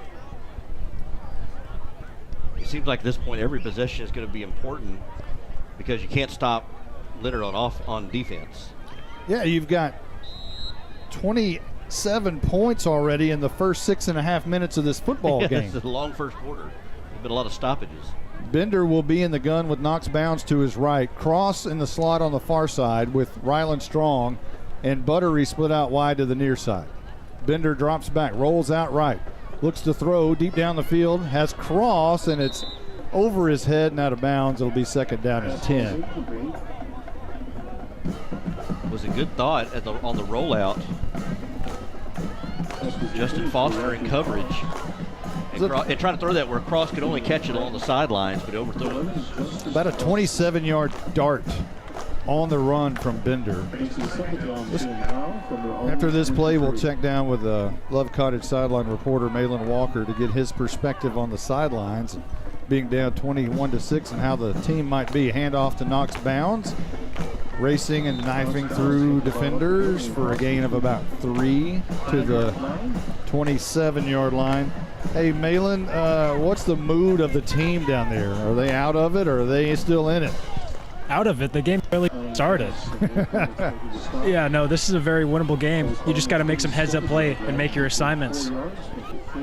Yeah, they're facing a 3rd down and 6 right here. You got to pick up all of these. You need a long drive. Bender, 2-step drop, throws over the middle, first down, caught by Cross at the 39-yard line. And so there you go. You convert the 3rd and 6 and keep the chains moving on down towards the west end zone. I like that. Get it out of Bender's hands quickly. Get it to one of your playmakers and just get enough for the first down and just kind of reset. Now you can maybe get back to drawing more and run the ball. They'll give him the 38-yard line. Here's Cross on the reverse, coming from far side to near. He'll pick up 6 on the left hash. And Leonard getting a heavy dose of Reich and Cross early on in this football game. Yeah, they're trying to get him the ball either on the ground or in the air. And Gage Carr got a good block to give him a hole to get the 5 yards, 6 yards he needed. 6 yards brings up 2nd down and 4 for Howe. Cross goes in motion from left to right. They might have drawn Leonard off sides, but now a squibbled snap back, and Bender had to jump on it, but flags are down. They try to draw Leonard off sides and end up drawing themselves off sides. So they'll back it up 5 instead of 2nd and 4. It'll be 2nd down and 9 from the 39-yard lines where they'll put it. I wonder at some point in the game, and they did this against SNS. Now it was SNS, but they did a lot of I formation. It was late in the game was at hand, but they were getting a lot of big plays that way. I wonder if they would ever go back to that. Bender drops straight back, looks down the middle of the field, and it's going to be incomplete. Garrett Rogers wants a flag. He got bumped. There is no flag. Well, and he's not going to get it because the referee was turned around because one of the corners had bumped the referee, and so he was facing towards the quarterback, looking there, and you can see why he would be frustrated with that. So that now it's 3rd down and 9. And 3 receivers will be bunched together on the near side. And that is Gage Carr, Buttery, and Garrett Rogers. Rogers goes in motion, fakes it to him. Bender on the move to the right side, is going to tuck it, try to do it himself. Close to a first down, has the first down right at midfield. Move the sticks.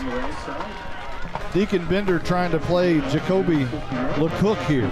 I like that. Bender looked downfield, had a receiver covered over on that right side, but other than that, there was nobody over there, or at least they were farther downfield, and Bender saw a lot of room ahead of him, and it made a move at the very last minute to get enough for the first down. Good job by Bender, good awareness by him. 12-yard pickup to midfield. Handoff to Garrett Rogers, and he'll squirt through for about 3 to the 47-yard line. Not sure if Bounds is getting a breather. He comes back on the field now. Well, I see Gage Carr went to the sidelines, and he's now almost went to a knee as he went to the sidelines. Van Derrick checks in at the tight end position. Buttery will be split out to the left, and Strong split out wide to the right. Cross comes near side to join Buttery in the slot. 2nd down and 7 for Howe. Faking it to Knox Bounds, and Bender is going to be dropped behind the line of scrimmage for about a 2-yard loss as he just tucked it, tried to run around the left edge, and will be stopped at the 48-yard line. Bender trying to show his legs, but right there was Lath Reynolds and Luke Weimer, linebacker, defensive end, able to bring him down for no gain as they saw that all the way through. Yeah, they'll actually spot it at the 48-yard line, so no gain technically on the play. 3rd down and 8 coming up. Cross goes in motion. Fakes it to him. Bender's going to keep it around the left edge again. Can't get away from the defender. He's going to be hit helmet to helmet at the 48-yard line. No flag, and it's 4th down and 8. Good pursuit by Leonard. Try to fake that in around to Cross. And Bender just not able to get upfield any. Try to juke a couple of guys, but he's fast. He's just not that quick.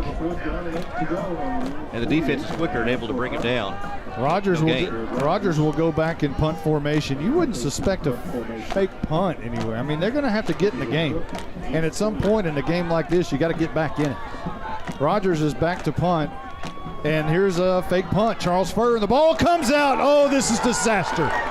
Taking it the other way, right out of the arms of Furr, is Kelton Baker, who's tackled by Rogers on the other side of the field at the 30-yard line. And that is exactly what you didn't want. We called the fake punt. You called it. But not in that kind of flavor. Yeah, and he wouldn't have gotten very far anyway. As soon as he got hit, Furr was the up man. He got the direct snap, went right up the gut, and he was going to be stopped way short. But instead, the ball got popped out, and good job by Rogers to bring down Bailey. Otherwise, that was a touchdown the other way, but been very disastrous. Hopefully we're not delaying the inevitable with LeCook getting back on the field on the Bulldog side of the field. I love the thought. I do too. But it's the execution. Well, and Charles Furr is not one who carries the ball. No. It's not even that. And you also wonder if maybe that would have been used in more of a 4th and 4, 4th and 5. I mean, that was 9 yards to gain for someone who rarely touches the football. Well, speaking of someone who touches it all the time, here's LeCook on a quick pass to the right. It's going to be dropped by Weimer at the 27-yard line. So it'll be 2nd down and 10 from the Howe 31, and Leonard is in shape right here to punch it in again after the fumble. And let's be clear again, they weren't going to get the first down because he was tackled almost a yard or two in. So Leonard, instead of getting the ball at their own 47, 48, are going to have the ball now. They have the ball at the Howe 31. Baker, the defensive tackle, didn't quite have Malin Walker speed, did he? Here's LeCook throwing it down the field. This time it is caught at the 25 and can't escape the final tackles of Garrett Rogers And Fernando Sanchez, the ball will now be spotted inside the 20 at the 17-yard line, and on the catch was Kincaid. And a new set of downs for Leonard. You know, this Leonard team comes in mostly average. Mostly their game is on the ground, but they can't throw the ball to the air. Well, the 157 yards per game they have. Well, and that's LeCook. All their ground game is LeCook. Yeah. Weimer will be back with LeCook, but he's going to take off and run again. This time he runs into the big wall of Jameer Brown. Griffo right there too. Jameer Brown, Griffo, those two big defensive ends, and will swallow them up. That's the end of the first quarter, and it was a lot of points in this first quarter. 21-6, Leonard leads. We'll be back in just a moment. Here's some things to never mess with if you're not a trained professional. Caging a bulldog, removing copperheads, and electricity. Don't get shocked. Call Rapid Electric. Rapid Electric is here for all your electrical needs. Just like you wouldn't try to become a pro boxer or president. Give me a break. You need a pro to keep your electricity humming. Don't get shocked. Rapid Electric serves the Grayson County area. Call them at 903-421-8100. All In Custom Gutters and Christmas Lights is proud to sponsor the pride of Howe High School's Bandsman of the Week. Your hometown Bulldog alumni owned and operated business is here for all your seamless gutter and outdoor Christmas lights needs. Give them a call at 903-819-9183 and let them make your house shine really bright this Christmas. All In Custom Gutters and Christmas Lights. Give them a call at 903-819-9183. All In Custom Gutters and Christmas Lights. As we enter quarter number 2, I want to say thank you to the concession stand crew over here in Leonard. We were needing something to eat as they opened the doors, and lo and behold, I saw Larry McCarthy, former Howe Bulldog, has a stepson playing tonight. He was Larry was a great athlete in Howe, and he said, "Hey, come on over here, I'll get you a burger." Nice. And a good burger it was. So Leonard will have it second down and 11 at the Howe 18-yard line. LeCook claps, gets it, fires deep down the right side, and it's incomplete. And I almost called him Randy Slaughter. It was Summers who tried to make the catch. It was good defense by Ryland Strong. But they've had two number 8s that look almost just alike over the past 10 years or so. Randy Slaughter wore the number 8. They look identical. Slaughter was the same type of back that Summers is.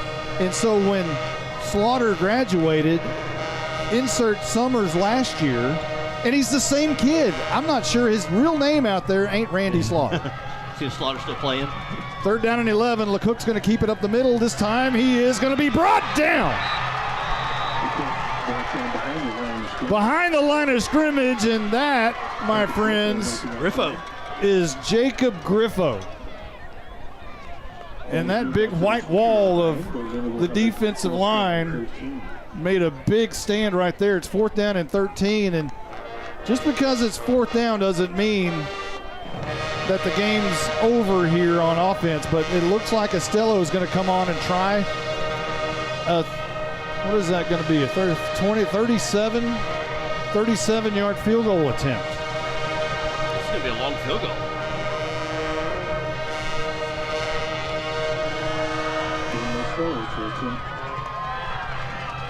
Estella on for a 37-yard field goal attempt. The kick is up. It's high enough. It's long enough. It's pushed to the left. No good, and Howe will take over from the 20-yard line, moving left to right now here in the second quarter, desperately needing to get on the scoreboard. Hang on to the football. Let's check down with Malin Walker. What's the mood of the team right now? It's not over. It's not over until it's over. This team is still confident. This team is not out of it. Is there enthusiasm such as when, you know, the Griffo just made that sack? I bet the sideline had to erupt, I bet. The sideline was very happy when they saw that, I'll tell you that much. All right, here we go. First down and 10 for Howe, moving left to right from their own 20. Yeah, that wasn't you talk about the ball game's not over, but that's a win for the Howe defense. Able to get them to get a field goal attempt and no points on the board after they missed a field goal. Hopefully it carries over to the offense. Howe with 10:54 on the clock will take it, and here goes Bender trying to find the right side. Could be a face mask. Not one is called, and Bender is slung down hard. No argument from Bender. And it'll be second down and 9. They'll give him a yard around the right edge to the 21-yard line. Bender stuck that into the belly of bounds for almost maybe a little second longer than normal, and then try to run it himself. And this Leonard defense is pretty fast. Do you think the coaching staff for Howe is a little bit timid on giving the ball to Knox Bounds at this point? Maybe. It seems like he's not Bounds didn't get as many touches as he usually does. It's been more cross. Well, after the fumble on that at the 10-yard line early in the game, I don't know that he's touched it but once since. Here's Cross on the reverse. He's trying to cut it up inside and does, and he's off to the races. Look out, it's a foot race. He's got midfield, 45, and horse collared down at the 40-yard line. And Cross, when he gets some open turf, he can fly. And he don't need that much opening. He don't need a big opening at all. And he makes it to the Leonard 39-yard line. Got that end around and got a good block. 40 yards. Got a good block by Bounds. Well, and we were saying at the beginning of the year, you got to get him the football. Much like BU a year ago. Get that young man the football. Yes. Or the past decade, we've been saying that about BU. First and 10, handoff to Bounds. There it is. He finds a seam. Right up the middle. LeCook trying to bring him down. He can't handle him by himself. Bounds still going down to the 10-yard line. Bounds put his chest and his helmet into LeCook's chest. And LeCook just kind of trying to hang on to bring him down. Had to work hard to bring him down. 27 yards for Knox Bounds. And you're right, LeCook was trying to hang on, and he could not handle Bounds by himself. And Bounds kept turning those feet, too. Get an extra yard or two. Bender will go under center, I formation. Handoff, Knox Bounds, and a flag is down. This is what I've been wanting. I want to see an I formation, just see if it's there, if anything's there. But false start against Howe. You can't have penalties and turnovers in a game like this, and you find yourself down 21-6 when those things happen. And now you've dug yourself a hole and trying to dig out the rest of the way. So that'll move the ball back to the 17-yard line. I like that we're starting to get the running game established, that Howe's starting to get the running game established, which will hopefully open things up in the passing game. Back to the I formation. Handoff, Knox Bounds up the middle, pushing, fighting, trying to get that yards back. Gets him back and more as he runs behind his shoulder pads about as well as anyone in Howe has in quite some time. And again, churning those legs. He keeps moving the legs after contact. And I like, too, he's got both hands on the ball. Like I said, running behind those shoulder pads, got his head lowered. And just some power football running right at him. I love it. I love it. Well, and that looked like he was going to only get like a 1-yard gain there, and he was able to turn that into 6 or 7 yards. 8 yards. Back to the gun is Bender, giving it to Cross on the reverse. This time he's trapped. Tries to cut it up, going to be brought down by Kincaid at the 15-yard line. That'll be a loss of about 6 as they're starting to sniff out the reverse when Cross goes in motion. Daniel Estella, the linebacker, snuffed it out. Didn't let Cross get around that corner. And just hung on to him until the rest of the blue jerseys came around. They'll give him the 14-yard line. So a loss of 5. Now the question is, if you don't get the first down here, are you in field goal territory? Man in motion is Cross. They fake it to him. Bender's going to keep it up the middle. Still pushing for yardage. Didn't get a whole lot. Maybe back to the original line of scrimmage, which was the 10-yard line. Well, they're giving him more than that. Well, no, they will give him the 10. Now you're at 4th down. What do? I say you kick the field goal. I think you need points. Well, it's not an automatic guarantee 3 points. But you're looking at what, a 27-yard field goal if you tried, but they're not going to go for it. They got the offense on the field. Bender in the gun with his feet on the 15-yard line. He's going to try to do it himself. Bounces it out to the left side near the pylon. Holds up for just a moment. He was trying to avoid a tackle and a collision, and he might have been a yard shy of the first down. I think if he lowered his shoulder, he might have been able to push through that. Yeah, you're right. He tried to break it out one last time, try to turn a corner. If he'd have just stayed inside and just lowered his shoulder, he probably could have got the extra yard or two. And he's going to be about maybe 2 yards short. Man. So Howe has turned the ball over on downs, and they give it back to Leonard at their own 5-yard line. 6:44 on the clock as LeCook and company will come back on the field momentarily. Malin Walker, you were right on target with the trick plays early on and things like that. What do you see now? Well, from a Leonard's perspective, I would assume just more of the same. Just get LeCook the ball. From Howe's perspective, you kind of need to make big plays. You're in a hole. The half is coming up. You need to score big. You need to score now.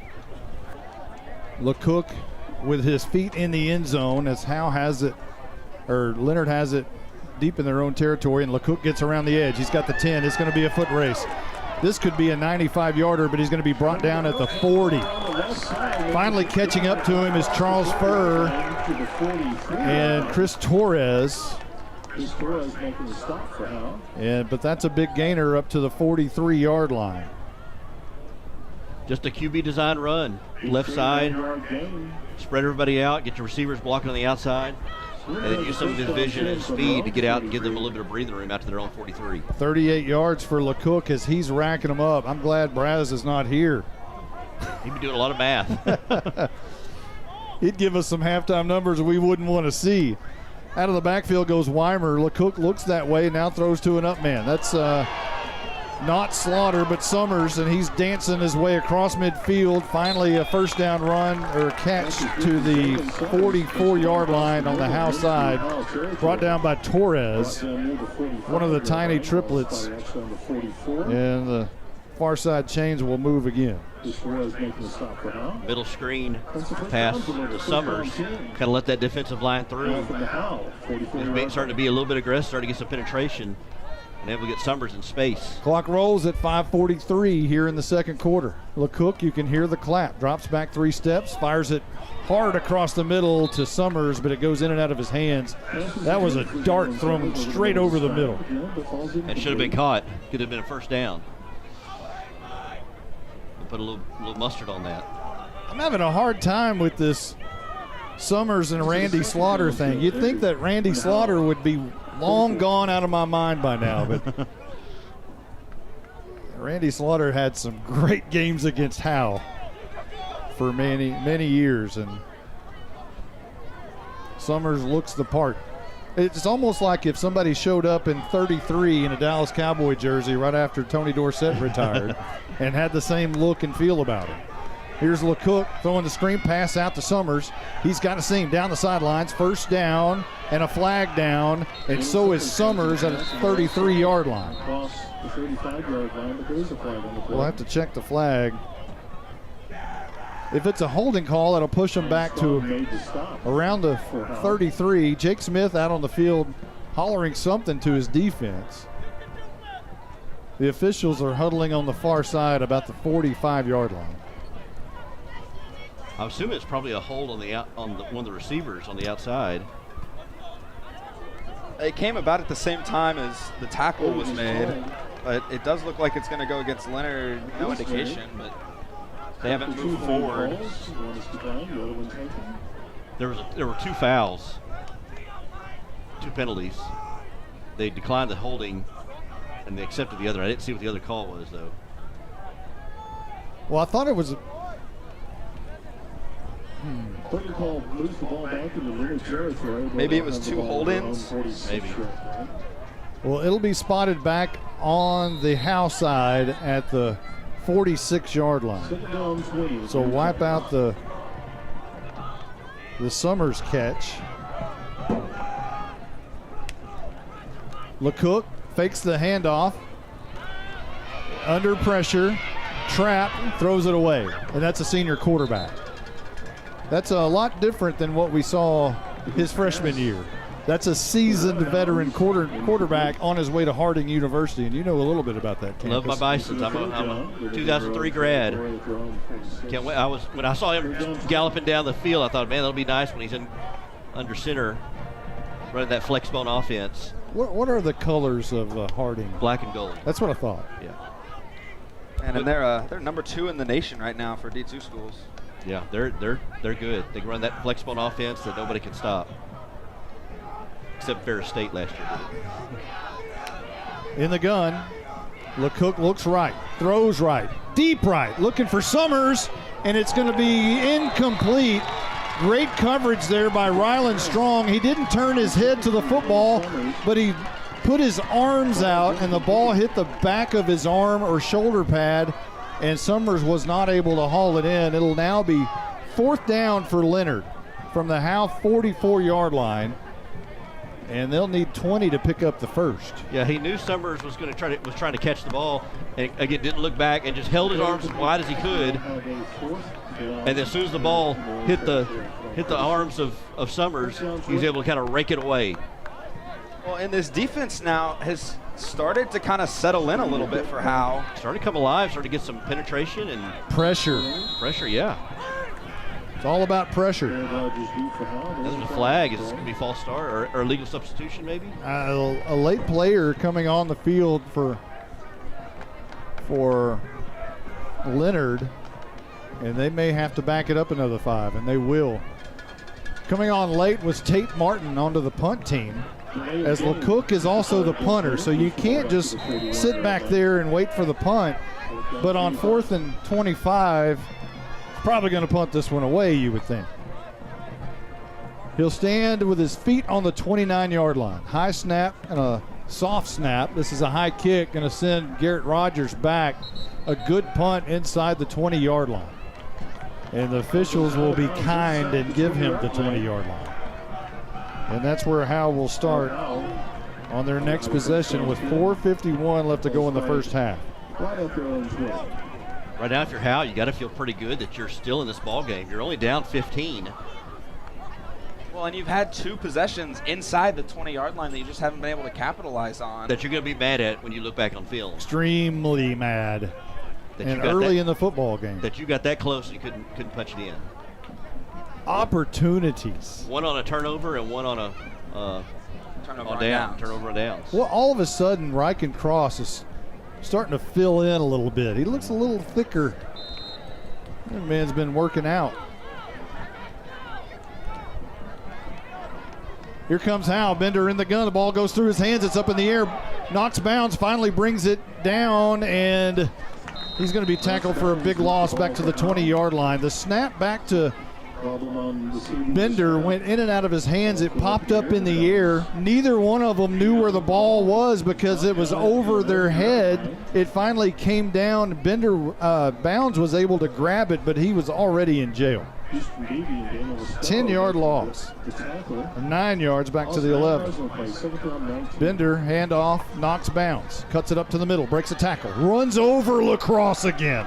Up to the 21-yard line. Lacrosse will get credit for the tackle, but my goodness, Knox Bounds just put his teeth right in his helmet. It's like Bounds is looking for him.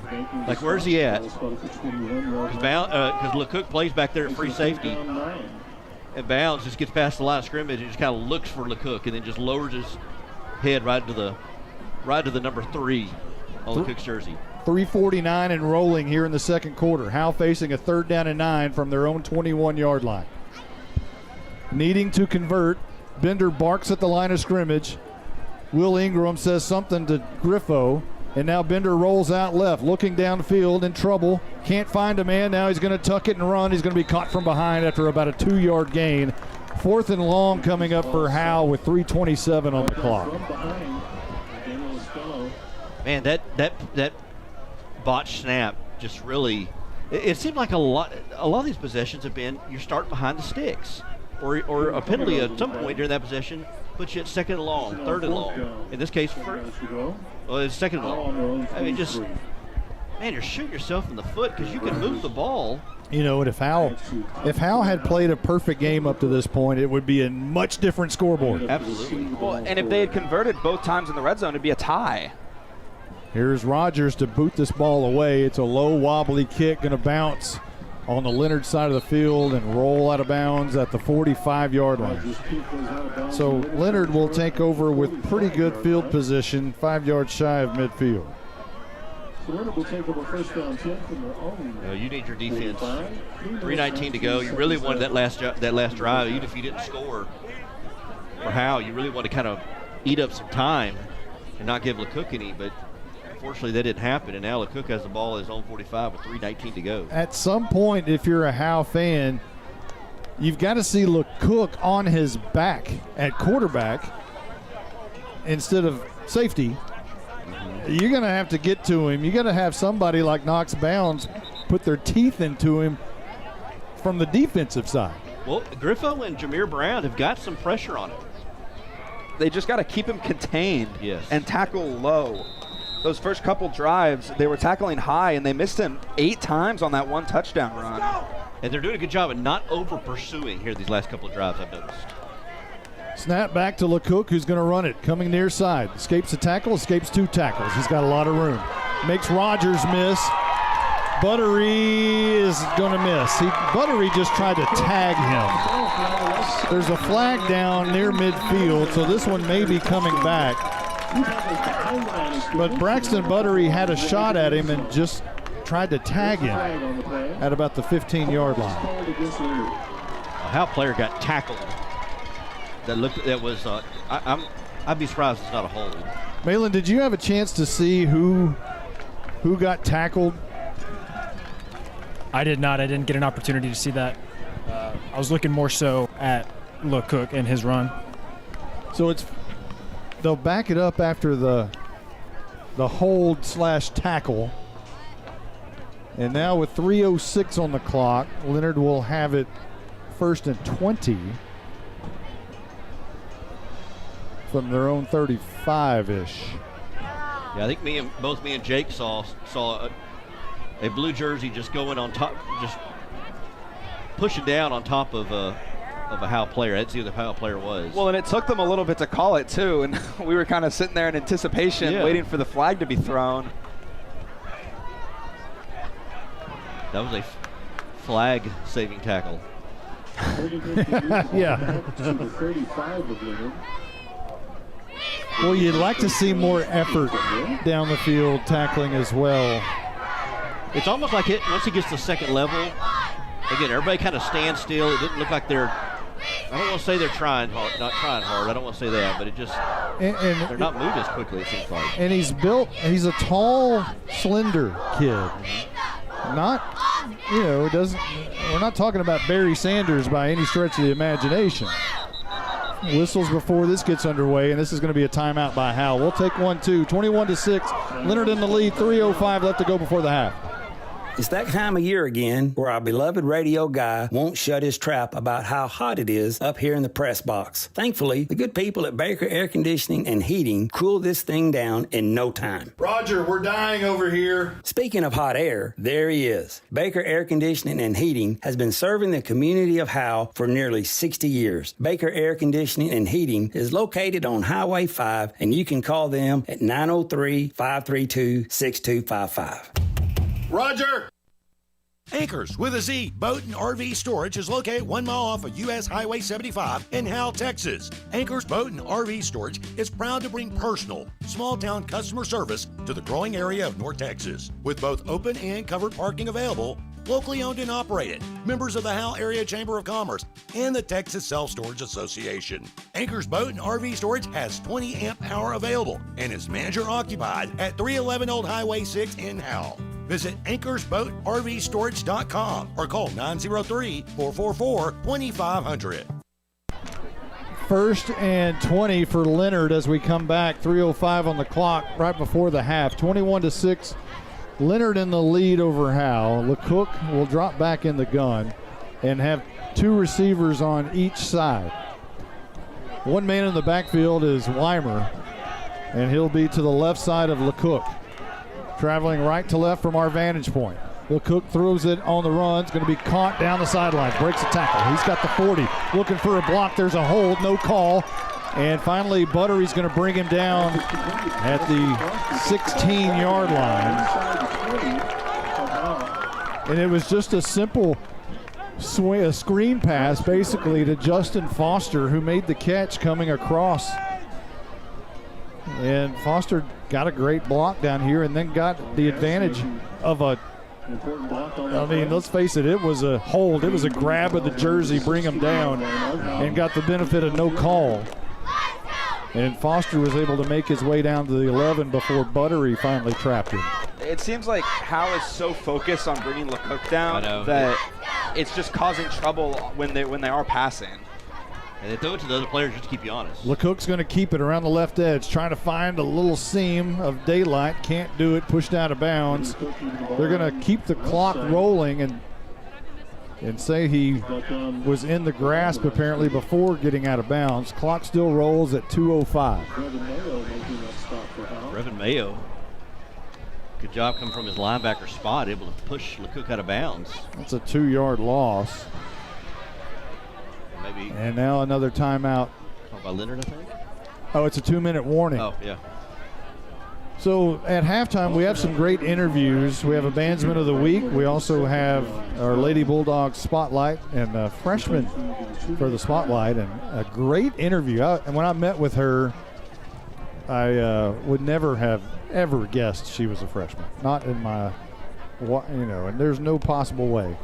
But great interview there. Also, Jake Roberts has gone back to the archives and found some old clips of some of us.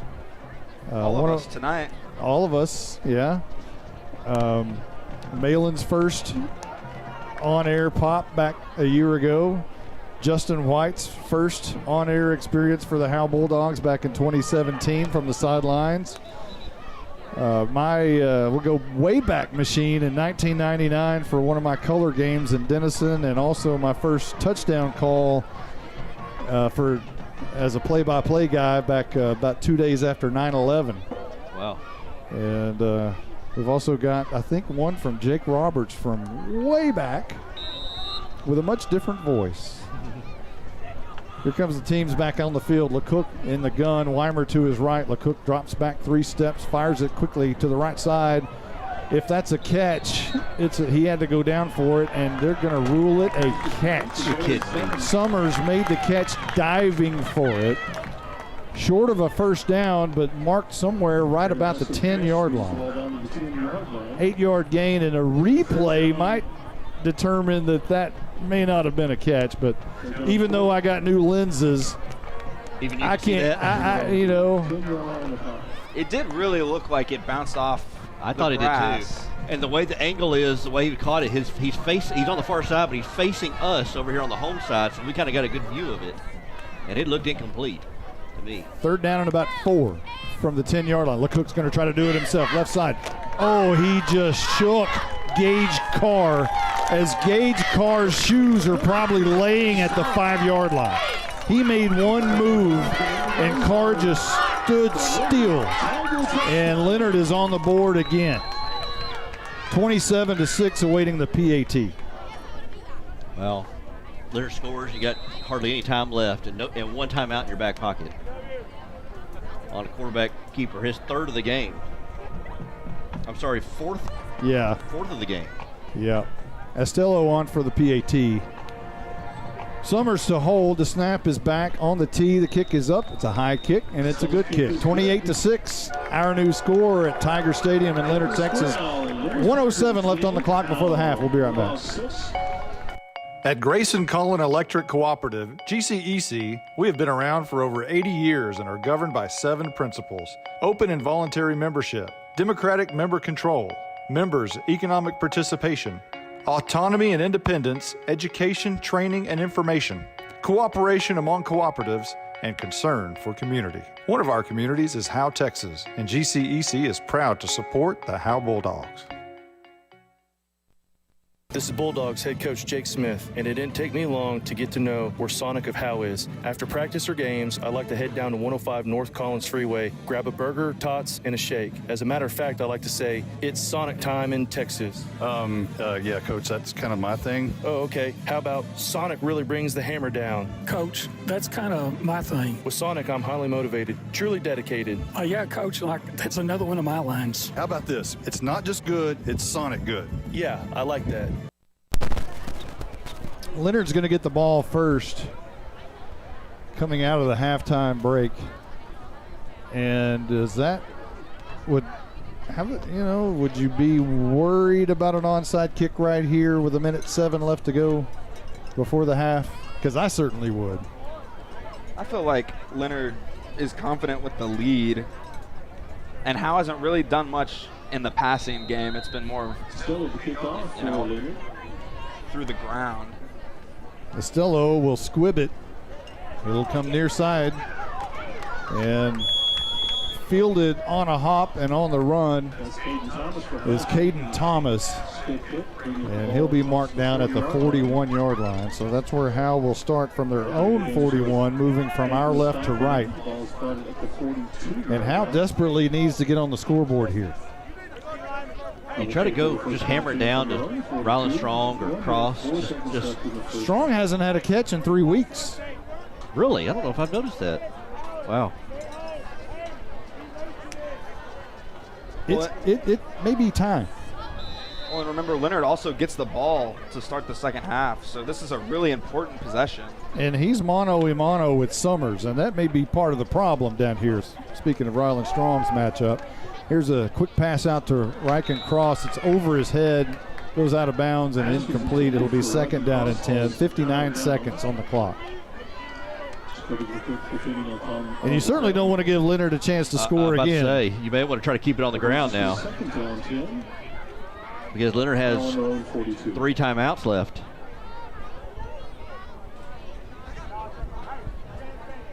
Gage Carr into the game at the H-back position. Benderson's a man in motion. Handoff, knocks bounds. Looking for a hole, finds one, gets 5 yards up to the 47-yard line. And now the clock is going to chew a little bit. 6-yard gain by bounds. And here's the swinging gate. Howe lining up in a swinging gate, trying to burn a timeout from Leonard. They don't. Cross has it on the pitch. He's got midfield, trying to make Summers miss, and Summers does not. A good open field tackle, but Howe does pick up a first down on the Leonard side of the field at the 44-yard line. I like that. Get it out to Cross. He was just mano-a-mano with one guy, with Summers, on the swinging gate. I'm surprised Leonard didn't throw call a timeout. You got to hurry, though, if you're Howe. I was really surprised they didn't call a timeout. Here's a quick pass. There's Ryland Strong, his first catch in 3 weeks, and he's going to be not going to be able to get out of bounds, but he does pick up about 7 yards to the 38-yard line, and that runs out the clock of the first half. So Howe's going to go in and try to talk about this thing, and they've got a lot to talk about and a lot to correct. Now, in the past several weeks, Jake Smith has really done a great job of making halftime adjustments, but he's got a lot to make tonight. You got to start with it's LeCook. I mean, you stop him and you stop 90% of your offense, but you also got to watch out on your own offense side of the ball, not turning the ball over, and then being able to score when you get in the red zone. You've had turnovers, you've had 2 chances in the red zone, and done nothing with it. It's 28-6. It was 21-6, and Howe had the ball at one point. this game is closer than what it looks. Yeah, just as Coach Smith said, every scoreboard has a story to it, and they all are different. And hopefully this second half scoreboard looks a lot different by the end of this thing than what it does right now. We've got a great halftime show for you. So we're entering the Baker Air Conditioning and Heating halftime show. We'll see you on the backside.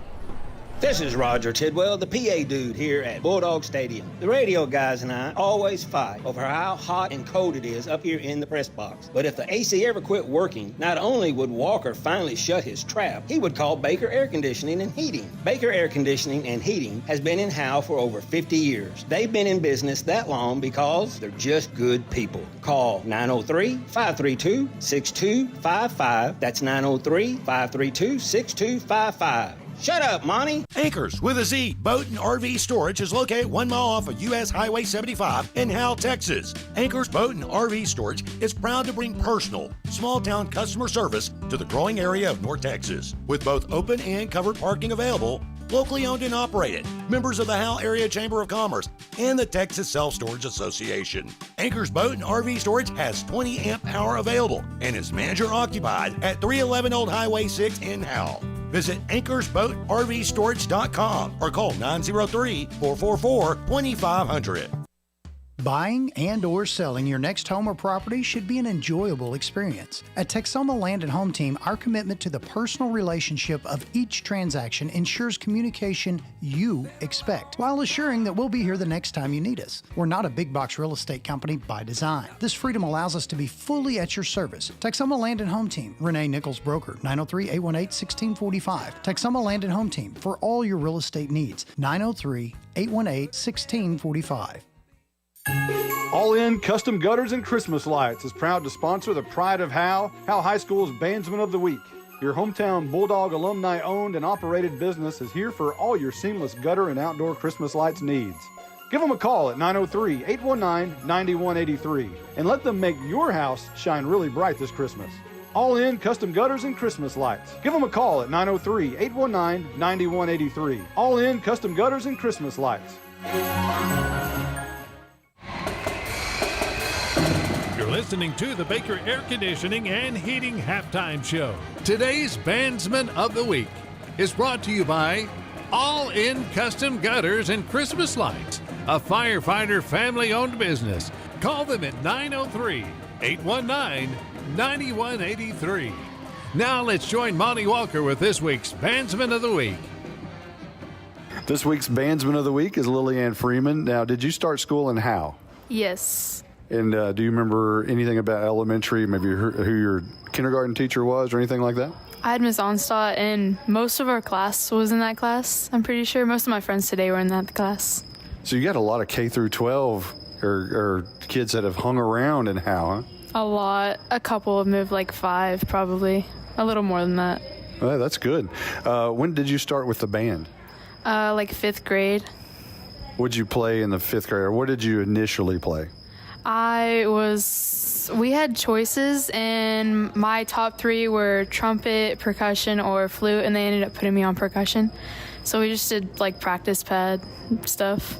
So tell me about Miss Liss and what kind of director she is. She's strict, but she's also really nice at times. Well, most of the time.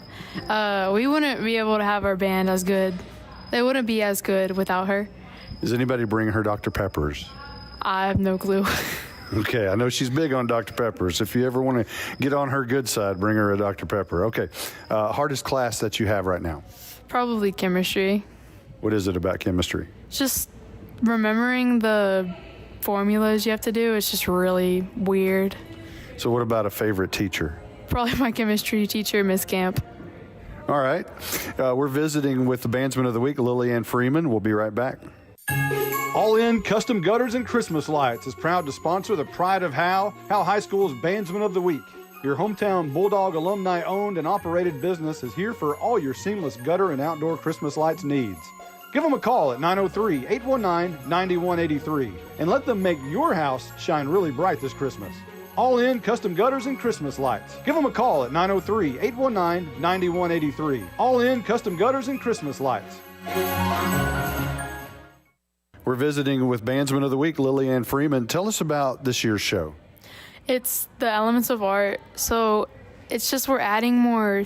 It's like a blank canvas, and then you add like lines, shapes, and then color. So it's just a lot of that. It's just a buildup of color, and then it's really pretty music on the background. So in your life, who is someone who you look up to? Who's that big role model in your life? Probably my dad. He's funny and it's just funny. What other activities are you involved with at Howe High School? I'm in student council, and I plan on joining one-act play. Okay, siblings. I have 4. My older brother is Aiden. He's a stepbrother, and then I have 2 half-sisters, Samantha and Legacy, and then I have another half-brother, Jeremy. You play the marimba in the front ensemble. How's that going? It's pretty good. I think it's one of the hardest instruments, but it's easy to me, honestly. You've worked hard to learn the 4 mallet technique. How hard was that? It was hard, but it was also really easy. It was hard to just, you have to end up picking them up in the 4 mallets. So I had to learn how to put it together. And then Mr. Manuel, he told me in 8th grade that I just need to hold them. So I just held them for 5 minutes a day, and then I ended up being able to pick them up just to how they are. So Miss Liz loves your selflessness and gave the example that you could play any percussion instrument in the show, but asked to be put where they thought would most help the band. So talk about that in your team-minded attitude. Well, in 8th grade, we had to sign up or try out to be in whatever instrument you wanted to do for percussion, and I wanted to do snare drum. I also wanted to do marimba. I wanted to do all the instruments. So I tried out for snare drum, but then I ended up telling him that I really liked the marimba and all the instruments, so he could just put me on whatever he thinks I would be good at the best. So I'm hearing about this special shirt your dad wears. You said he's a funny guy. We're talking about your dad being a former Howe High School graduate, Rondell Freeman. What's the special shirt about? So my 8th grade year, I was in the marching band, and he got this giant big head it was the worst photo of me ever. And he ended up not being able to bring it into the place we don't talk about. And because they said it looked like a weapon because there was a stick on it. So he ended up getting a shirt my freshman year, and it was also the worst photo of me ever. And this year, it's a little better. He let me pick the shirt, pick the photo. Yeah, it's so bad. So does he wear that every game? Every game and competition. Sometimes he'll wear it at pep rallies or whenever he feels like it. Life after Howe High School. I know you're only a sophomore, but have you thought about life after Howe High School? I'm thinking about going to college, obviously, and I might go get my basics in probably, and then there's just so many options for jobs. I don't know what I want to do yet. All right, that's your Bandsman of the Week, Lillian Freeman. Today's Bandsman of the Week is brought to you by All In Custom Gutters and Christmas Lights, a firefighter family-owned business. Call them at 903-819-9183. You're listening to the Baker Air Conditioning and Heating Halftime Show. All In Custom Gutters and Christmas Lights is proud to sponsor the Pride of Howe High School's Bandsman of the Week. Your hometown Bulldog alumni-owned and operated business is here for all your seamless gutter and outdoor Christmas lights needs. Give them a call at 903-819-9183 and let them make your house shine really bright this Christmas. All In Custom Gutters and Christmas Lights. Give them a call at 903-819-9183. All In Custom Gutters and Christmas Lights. It's that time of year again where our beloved radio guy won't shut his trap about how hot it is up here in the press box. Thankfully, the good people at Baker Air Conditioning and Heating cool this thing down in no time. Roger, we're dying over here. Speaking of hot air, there he is. Baker Air Conditioning and Heating has been serving the community of Howe for nearly 60 years. Baker Air Conditioning and Heating is located on Highway 5, and you can call them at 903-532-6255. Roger! From tailgate to touchdown, South State is here to ensure your financial game plan leads you to victory. With cutting-edge digital tools like contactless payment, digital wallet, and more, your financial plays become seamless and convenient. As your trusted banking partner, South State is committed to supporting you every step of the way, providing expert guidance and dedicated assistance on your financial journey. This is Banking Forward, South State Bank, member FDIC. Anchors with a Z Boat and RV Storage is located 1 mile off of U.S. Highway 75 in Howe, Texas. Anchors Boat and RV Storage is proud to bring personal, small-town customer service to the growing area of North Texas. With both open and covered parking available, locally owned and operated, members of the Howe Area Chamber of Commerce and the Texas Self-Storage Association. Anchors Boat and RV Storage has 20 amp power available and is manager-occupied at 311 Old Highway 6 in Howe. Visit anchorsboatrvstorage.com or call 903-444-2500. You're listening to the Baker Air Conditioning and Heating Halftime Show. Let's join Monty Walker with the Anchors Boat and RV Storage Lady Bulldog Spotlight. This week's Lady Bulldog Spotlight is Callista Armas. Did you start school in Howe? Yes, I did. I've been here since kindergarten. What do you remember about your kindergarten year? I loved it. My kindergarten teacher was Miss Onstant. She was super nice, and we had a lot of fun. When did you start playing volleyball? I started playing in about 7th or 2nd grade, and I just fell in love with it. New head coach this year in Coach Lambert. How has that change been? I personally love him. I think he's a great coach. Definitely what we needed in Howe. Somebody who's going to hold us accountable for our mistakes, and he's not afraid to pull people in or pull people out or put people in. And he's just a great coach all around. Now, you're a freshman. What's your hardest class that you have right now? My hardest class is definitely geometry. Math has never been my strong subject, so. What about a favorite teacher? Do you have a favorite teacher? My favorite teacher is my Spanish teacher, Miss Dobbs, because she's so sweet and she just makes my day every day that I walk in there. Her smile just lights up my room. So as a freshman, how much different is high school classwork than middle school classwork?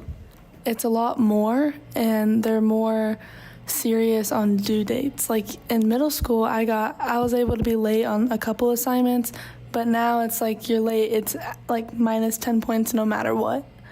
All right, we're visiting with Lady Bulldogs volleyball freshman Callista Armas. We'll be right back.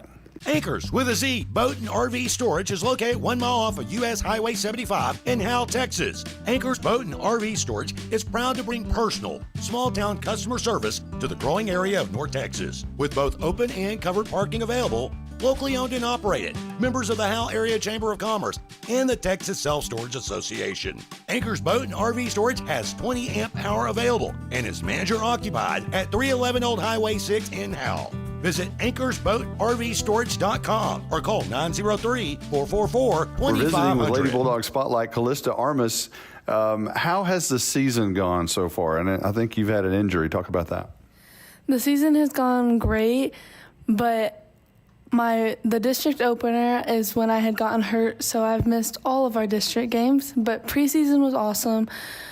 Basically, I was serving and I just fell on a ball because I jump serve and I came down and I have a partial ligament tear. But I'm 3 weeks in. It takes 3 to 6 weeks to get better, and hopefully I'll be back soon. Who's someone you look up to in your life? For sure, my mom. She makes me want to be like the best person ever, and she's awesome. She's amazing. What other activities are you involved with at Howe High School? I'm in student council, and I also am in NJHS, which is National Junior Honor Society. Any siblings? I have one little brother. His name's Thomas, and he's 7 years old. What about the goal for this season volleyball-wise? What do you see for this team? I can see us going very far. We didn't start off the best in district this year. We're 1-5 right now. But our upcoming years, I can see us making playoffs almost every year. I know you're only a freshman, but have you thought about life after Howe High School? I definitely want to move and go to college for sure. I want to pursue something in the medical field, and I just want to go from there. You know, a lot of people say they want to move, they want to get out of Howe, Texas, but they always find themselves back here.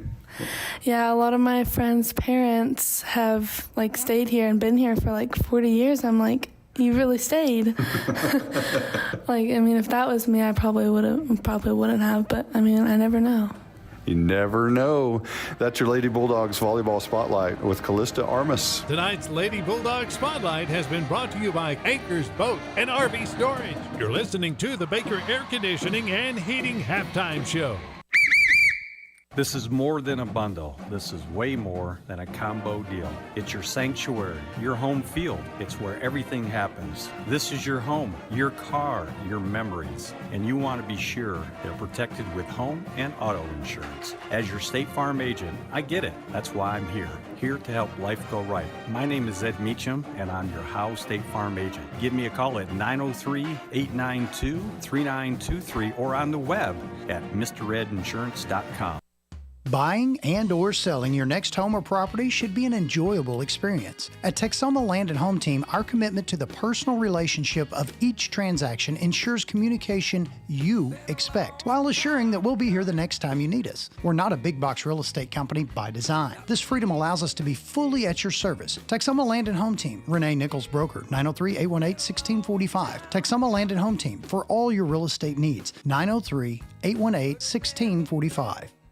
No one wants to talk about losing a loved one. The grief that is put on your family is troublesome. Scoggins Funeral Home strives to make that most difficult time the easiest. We want your loved one to be sent off in the best way possible, with your wishes at heart. Call us at 903-482-5225 or visit our website at scogginsfuneralhome.com. 903-482-5225. Our location on Van Alstyne Parkway makes everything close for your needs. 903-482-5225. Scoggins Funeral Home. This is Roger Tidwell, the PA dude here at Bulldog Stadium. The radio guys and I always fight over how hot and cold it is up here in the press box. But if the AC ever quit working, not only would Walker finally shut his trap, he would call Baker Air Conditioning and Heating. Baker Air Conditioning and Heating has been in Howe for over 50 years. They've been in business that long because they're just good people. Call 903-532-6255. That's 903-532-6255. Shut up, Monty. You're listening to the Baker Air Conditioning and Heating Halftime Show.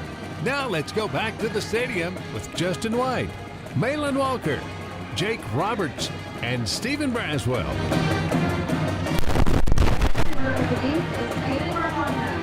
Welcome back. Stephen Braswell is on assignment tonight.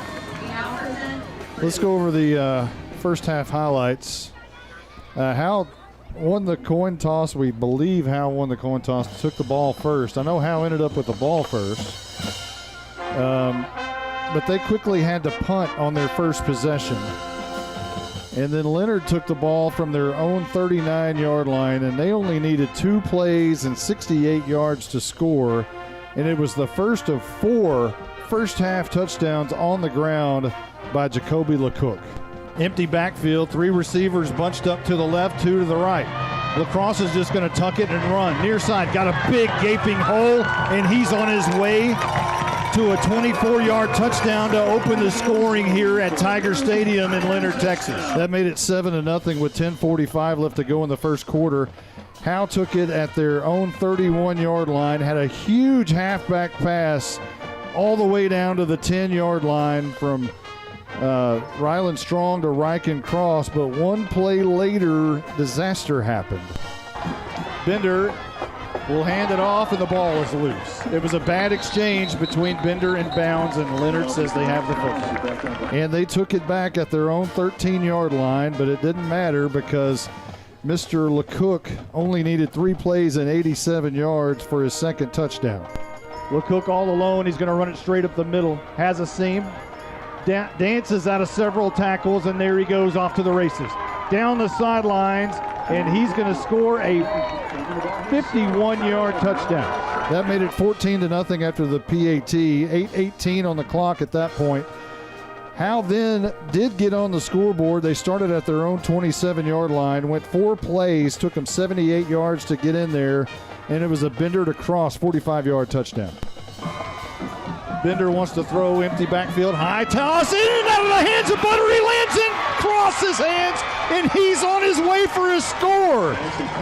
That might have been accidental. Who cares? It's a touchdown, and it's touchdown time in Texas. Just like you drew it up. Wow. Quick. Yeah, there was a assist by Buttery on that call.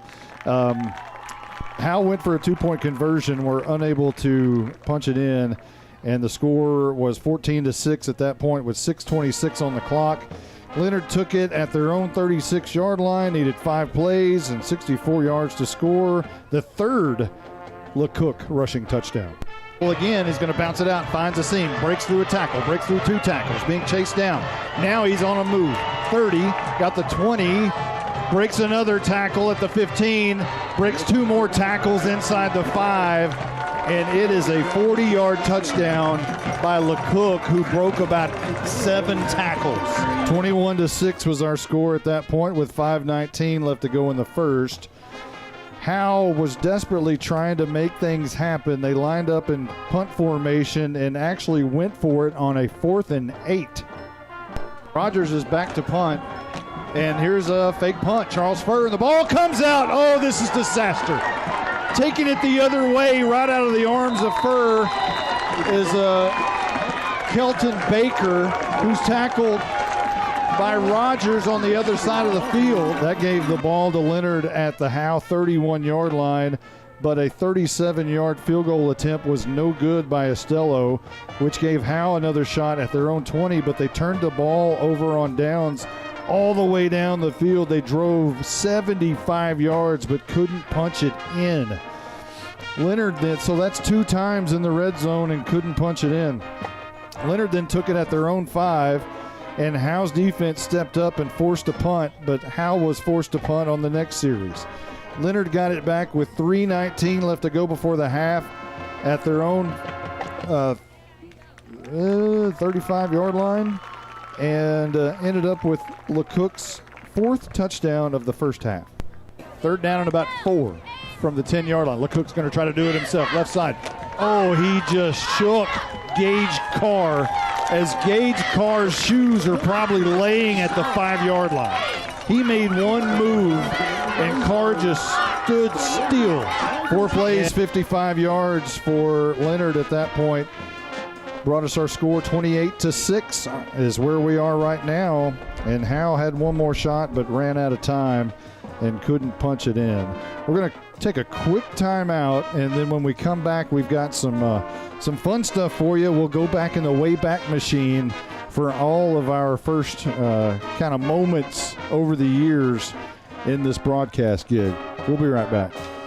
No one wants to talk about losing a loved one. The grief that is put on your family is troublesome. Scoggins Funeral Home strives to make that most difficult time the easiest. We want your loved one to be sent off in the best way possible, with your wishes at heart. Call us at 903-482-5225 or visit our website at scogginsfuneralhome.com. 903-482-5225. Our location on Van Alstyne Parkway makes everything close for your needs. 903-482-5225. Scoggins Funeral Home. Who's your local plumber? Brother Plumber. It's good to know someone local and someone you can trust when your home or office drops the ball. Mainline break, 15 yards. Brother Plumber is plumb professional and serves not only Howe, but also all of Grayson County. And you can save yourself 10% if you mention Go Bulldogs. Visit us online at brotherplumber.com. We'd love to help. Brother Plumber is one call away at 469-968-4487. Visit us online at brotherplumber.com. Remember, Go Bulldogs.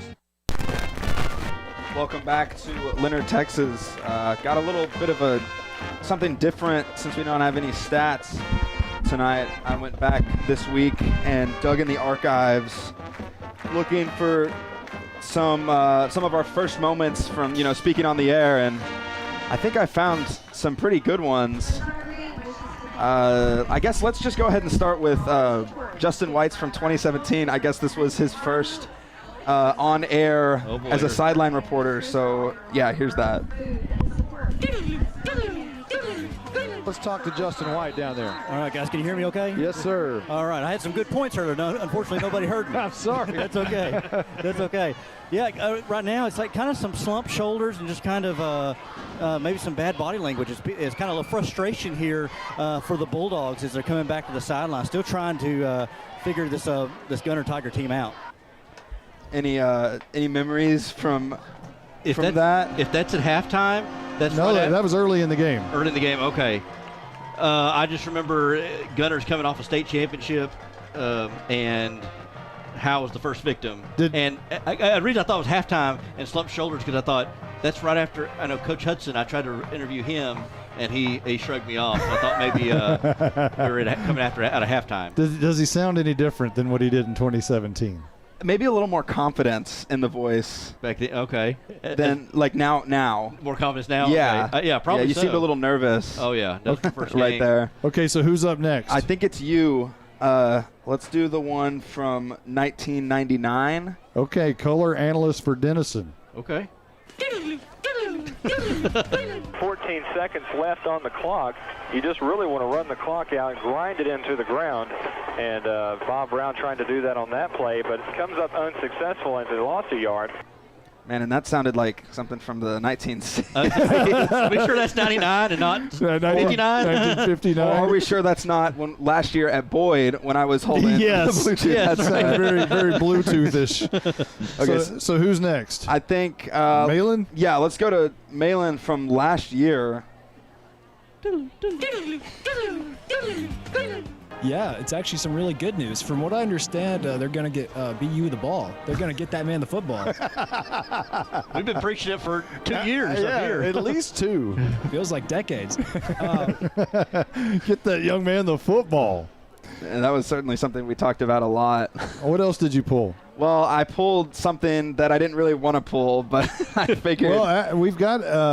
Okay. We go back to like a couple of days after 9/11, right? Okay. Didn't you pull that one? Yes. Okay. Yes. This is another I think this was my first touchdown call ever as a play-by-play guy.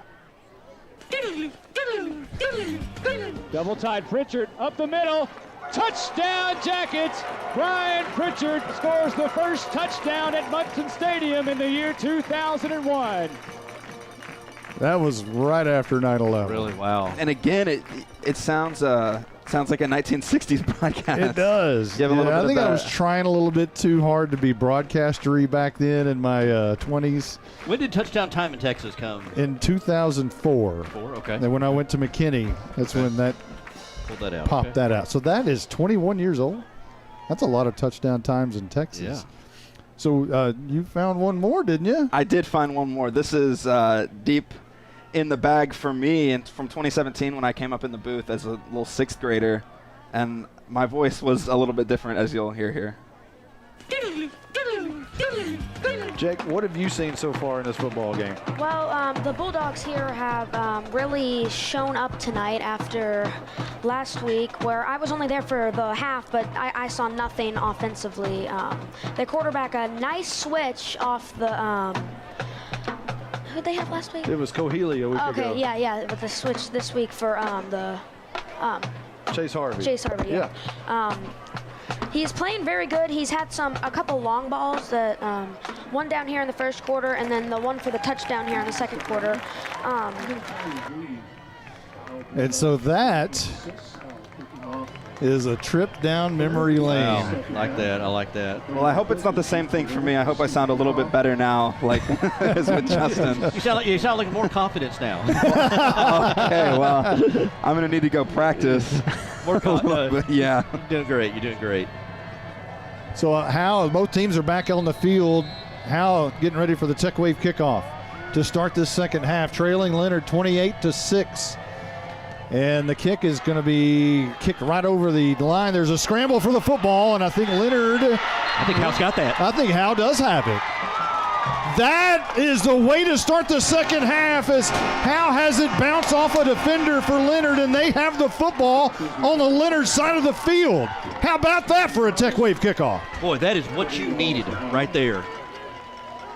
Bounced off maybe 2 Leonard defenders. They couldn't handle the ground ball. And Howe picks it up on the Leonard side of the field. And again, it was pinch hitter Keelan Davis on the kick instead of the second baseman Fernando Sanchez. And not only is that what you needed, that also, I saw the sideline kind of erupt right there. And boy, they did. Maybe a confidence boost. Yeah, you need to steal a possession, and you got it right here. Bender in the gun at the Leonard 43. Handoff, knocks bounds, finds a big seam up the middle. He is going to be brought down by LeCook, but not after a big gain to the 20-yard line, a gain of 23 yards on first down. So Howe has got something LeCookin here in Leonard. I like that. And I tell you what, all of LeCook's tackles have probably been on knocks bounds. You're right. And he's just hanging on for dear life or either getting punched in the mouth on those tackles. Bounds is making him pay. 1st and 10. Bender in the gun, handoff, Bounds, left side, and lowers his shoulder, runs behind his shoulder pads, and runs over LeCook again to about the 10-yard line. And it's so far the Knox Bounds show coming out of the first half. Two things I'm seeing: Will Ingram and Jacob Griffo are getting some good blocks on the inside, getting some stealing off the edges, and Bounds has good vision. But I would like to see them when they have big long runs like that to do a little hurry up. Get back to the line of scrimmage and try to snap this ball, see if you can catch Leonard sleeping.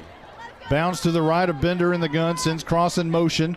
They hand it to Cross, he cuts right past the tackle and is going to be met by 2 blue jerseys. And it will be a loss of about 2 yards back to the 12. Yeah, they kind of figured out that reverse. And make no bones about it, these offensive linemen and these offensive personnel in general they love the guard tackle counter.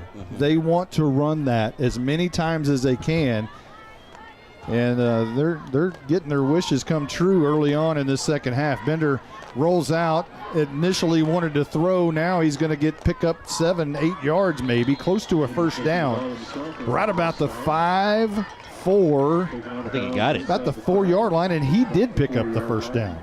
What a great run of 8 yards by Deacon Bender around the left edge. And that gets you inside the 5-yard line.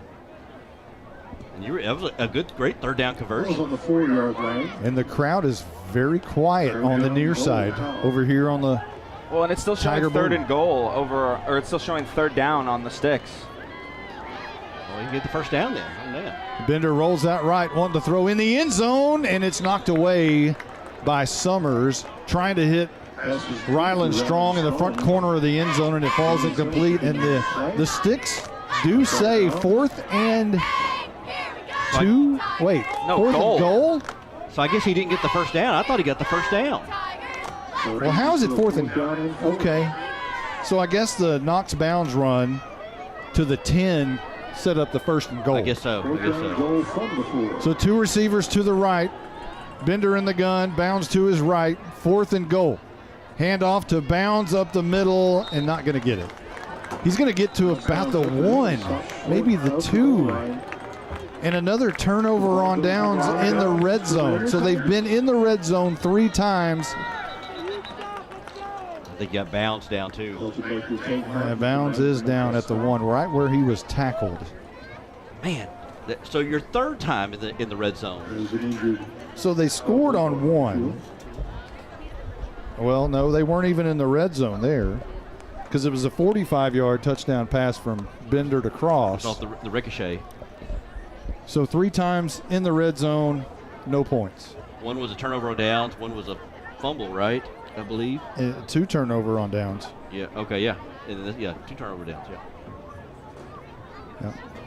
Yeah. Bounds is still down there. Now he pops up, and he'll walk off to the sideline.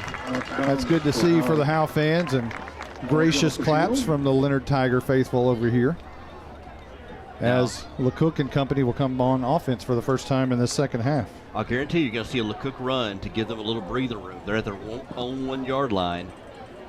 He's obviously the best weapon on the field, especially on their team. You got to contain him, and if you can get a safety here. I haven't called a 99-yard run since Mineola. Let's not do it again, okay? LeCook is going to run from his own 1. Makes a couple of men miss. trying to find the sidelines, breaking a tackle, and now finally hit hard by Charles Furr at the 16-yard line. So a gain of 15 on first down for LeCook will give them a new set of downs. I kind of wish Braswell was here to see what LeCook numbers had, but that was just a quarterback design run just right up the middle. And he makes a couple of moves and is able to get his way out to the 17-yard line. Martin, the center, ready to snap it to LeCook. And a handoff. A rare handoff up the middle, and the Bulldogs sniff it out, and that was Weimer who takes it maybe a couple of yards to the 18. The thing about Leonard here, their offense, they do just enough to get it to Weimer or Summers, just enough to keep you honest, to show you that LeCook is going to do most of it, but you can't focus completely on him. Weimer in the backfield with LeCook, and he'll roll out right, throwing it on the run. It's in and out of the hands and almost intercepted by Garrett Rogers, who made a dive for it but couldn't haul it in. It was a valiant effort by Garrett Rogers, but it was just a little bit beyond his outreached hands. And it'll be third down and what looks to be 8. LeCook on that rollout threw a dart over to the receiver. Yeah, Rogers almost able to come up with it on the ricochet. You can hear the pride of Howe with their intimidating beginning of the school song. Every third down, and LeCook fakes running, and he's going to throw it. He's got an open man caught by Summers. First down up to the 33-yard line. Man, just a quick slant across the middle to Summers. Another dart. Another dart. Just throwing lasers out there. He can't sling it. He's got that Brett Favre top of arm on him. I like that. Maybe the Bison will use that in third and long situations at the next level. He rolls out right here, looks down the field, a little bit of pressure, but heaves it out of bounds. It'll be second down and 10 from the 33.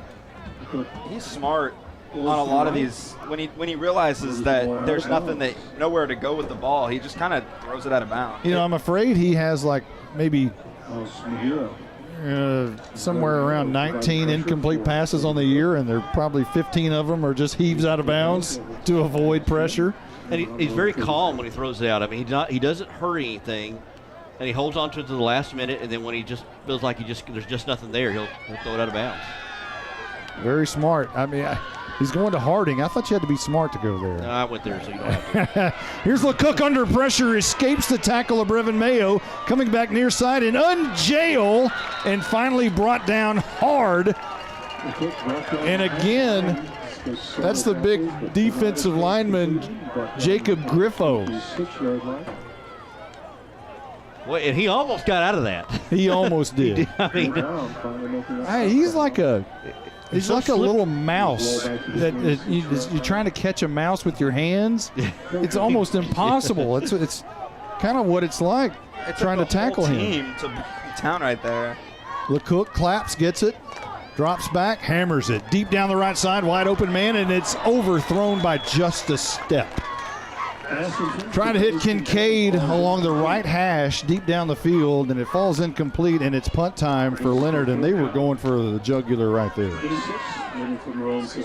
He had, I believe that was Ryland Strong in coverage. He had Strong beat. Actually, that might not. Yeah, that was Strong. And that's not easy to do. No. So LeCook will drop back in punt formation where his heels will touch the 15. Now he drops back even more than that. Now his front of his toes will touch the 15-yard line. And a timeout has been called by Leonard. We'll take a quick one too. 7:30 on the clock, 28-6, Leonard in the lead.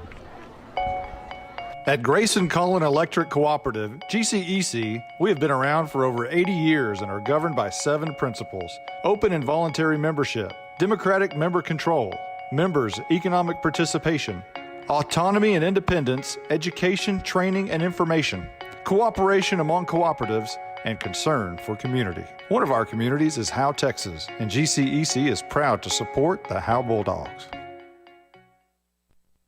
This is Bulldogs head coach Jake Smith, and it didn't take me long to get to know where Sonic of Howe is. After practice or games, I like to head down to 105 North Collins Freeway, grab a burger, tots, and a shake. As a matter of fact, I like to say, it's Sonic time in Texas. Yeah, Coach, that's kind of my thing. Oh, okay. How about Sonic really brings the hammer down? Coach, that's kind of my thing. With Sonic, I'm highly motivated, truly dedicated. Yeah, Coach, that's another one of my lines. How about this? It's not just good, it's Sonic good. Yeah, I like that. Here's a low punt that's going to take a my gracious Leonard bounce all the way down to the 24-yard line of Howe. What a punt. It wasn't pretty. It wasn't a high spiraling punt like you'd see in college ranks or pros, but it was just as effective, and it sends Howe all the way back to their own 24-yard line. Flip the field for Leonard. 7:18 on the clock as the Bulldogs will come back out on offense. At some point, you got to start collecting 6 points at a time. And you can't make trips into the end zone and not get those points, as they've done 3 times tonight. Yeah, you're gonna look back at film and just be really mad at yourself for not being able to capitalize on those opportunities. So how comes that? And Bender will be in shotgun formation. He'll throw a quick screen pass out to Buttery, and he'll get 3, still pushing a pile. They're trying to strip it away from him. They'll finally blow the whistle, and I think Buttery is going to end up with about 3 or 4 yards up to the 28-yard line, so give him 4 yards. Good tough run by Buttery after the catch.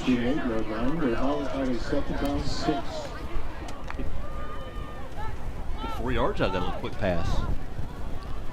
2nd down and 6. Bender, handoff, bounds up the middle, trying to fight through. Going to be close to a first down, maybe a yard short at the 33-yard line. Good to see Bounds back in there after he got hurt on that last offensive possession for Howe.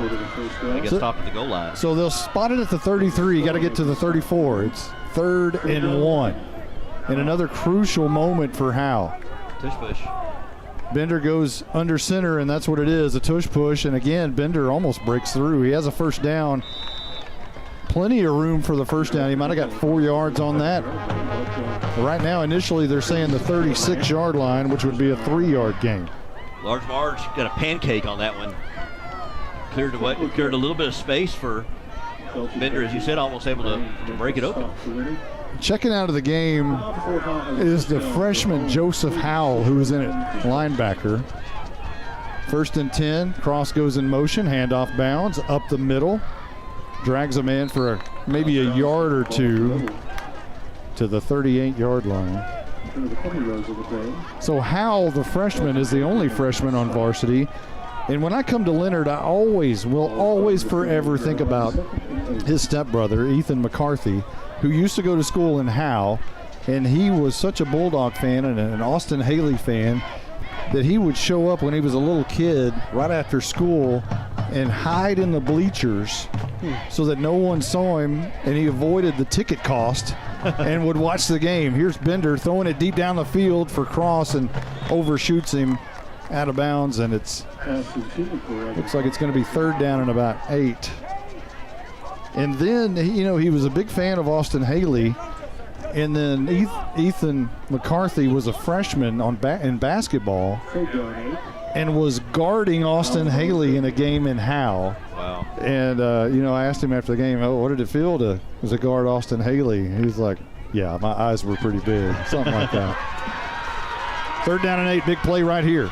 Bender in the gun, handoff, bounds, cuts it up the middle. He's got first down and more. He's off to the races. This is a foot race. He's off to the 30, the 20, the 10. Kiss him goodbye. Touchdown time in Texas. And Knox Bounds goes 62 yards. And no flags.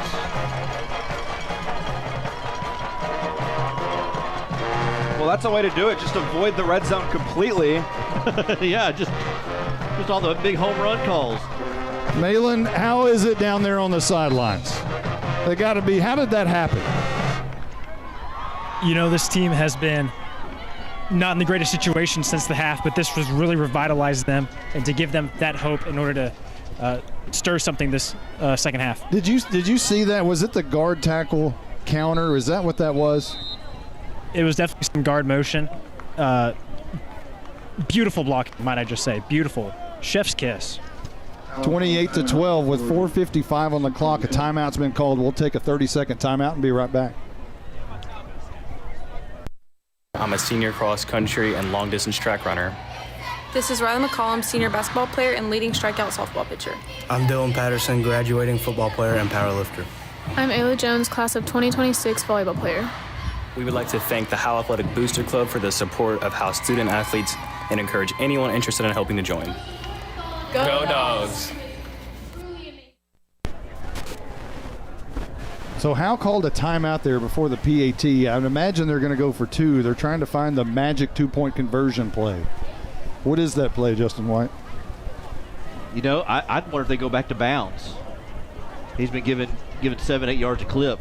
If you ask the players, they're going to say the guard tackle counter. Well, and Bounds has been running with just such authority coming out in the second half. But the other question is it too early to go for two? Do you kick the field goal and just get the points? Well, they have two receivers way outside on either side. Look for Bender here on the scramble. Bender's going to keep it around the right edge, spinning, trying to fight his way in. He's going to be very close and did not get it. So Howe comes up short twice on two-point conversion attempts tonight and trail 28-12 with 4:55 left to go in the third quarter. We'll be right back. Here's some things to never mess with if you're not a trained professional. Caging a bulldog. Removing copperheads. And electricity. Don't get shocked. Call Rapid Electric. Rapid Electric is here for all your electrical needs. Just like you wouldn't try to become a pro boxer or president. Give me a break. You need a pro to keep your electricity humming. Don't get shocked. Rapid Electric serves the Grayson County area. Call them at 903-421-8100. All In Custom Gutters and Christmas Lights is proud to sponsor the Pride of Howe High School's Bandsman of the Week. Your hometown Bulldog alumni owned and operated business is here for all your seamless gutter and outdoor Christmas lights needs. Give them a call at 903-819-9183 and let them make your house shine really bright this Christmas. All In Custom Gutters and Christmas Lights. Give them a call at 903-819-9183. All In Custom Gutters and Christmas Lights. Kaylin Davis this time will boot it a little bit deeper into the arms of Kincaid, who calls for the fair catch at the 35-yard line. And Leonard will take over there, leading Howe 28-12 with 4:53 left to go here in the third quarter. Your Kingdom Inflatable scoring drive recap for Howe was 6 plays, 76 yards. And it was a 62-yard run by Knox, leaps and bounds. The two-point conversion was no good, as they've left a couple of points off the board tonight by not going with the traditional PAT. But this game is manageable for the Howe Bulldogs if they can contain LeCook. You know, Bounds came into the game with 507 yards rushing. He's got to be over 100 yards rushing tonight. He's probably over 600 yards for the season. LeCook's going to keep it around the right edge. Bottled up for just a moment. Not a lot of room to run as they started at the right hash. And he goes out of bounds after maybe a couple of yards. It'll be 2nd down and 8 coming up. They're lucky that play wasn't a pass. Garrett Rogers got onto the field really late at the start of that, but but LeCook just ran the opposite way. Yeah, you talked about, Monty, that Coach Smith does a good job making halftime adjustments. And this Leonard offense has not been able to get anything going in the second half. 2nd down and 9. They'll give him 1 yard. LeCook going deep, hammering it down the field for Summers, and it falls incomplete. And it looks like there's going to be a penalty flag against Howe. I wonder if it's roughing the passer. Jacob Griffo lowered the boom on LeCook. I think this is going to be offsides. I saw that flag come in as soon as the snap was back. So if it's offsides, not roughing the passer. Two totally different things. Yes, I know. One's an automatic first down, the other one's just 5 yards. And the officials are sorting this thing out, and they're going to move it up 5 yards. Okay. They'll spot it at the 41. Still not good. In a game like this, you can't afford to give this electric Leonard offense any more yards than they can already get themselves. 2nd down and 4 for Leonard. LeCook claps, gets it. Screen pass near side, going to be caught and dropped. It was dropped by Foster, who had the big run earlier that was called back, if I remember right. And this time he's unable to haul it in, and it's going to be 3rd down and 4. On that play before, when I talked about Griffo getting a good lick on LeCook, I kind of like that, just to kind of let LeCook know that somebody's there, that that Howe can lay the wood if they need to, just to make let them remember them. Here we go. This is a big 3rd down. LeCook sends a man in motion from left to right out of the slot. Claps and whistles before this gets underway. And LeCook puts his palms in the air again. And it's going to be a false start. And Howe will get those 5 yards back, as a false start's going to be called against Leonard. So they'll move it back to the 36-yard line. It'll be 3rd down and long. So 3rd and 9 with the ball at the 36. Howe in all white. Leonard in all blue except the white helmets. They both share white helmet look. LeCook claps. Under pressure, cuts it up. He's got a lot of room now. Look out, going to the other side.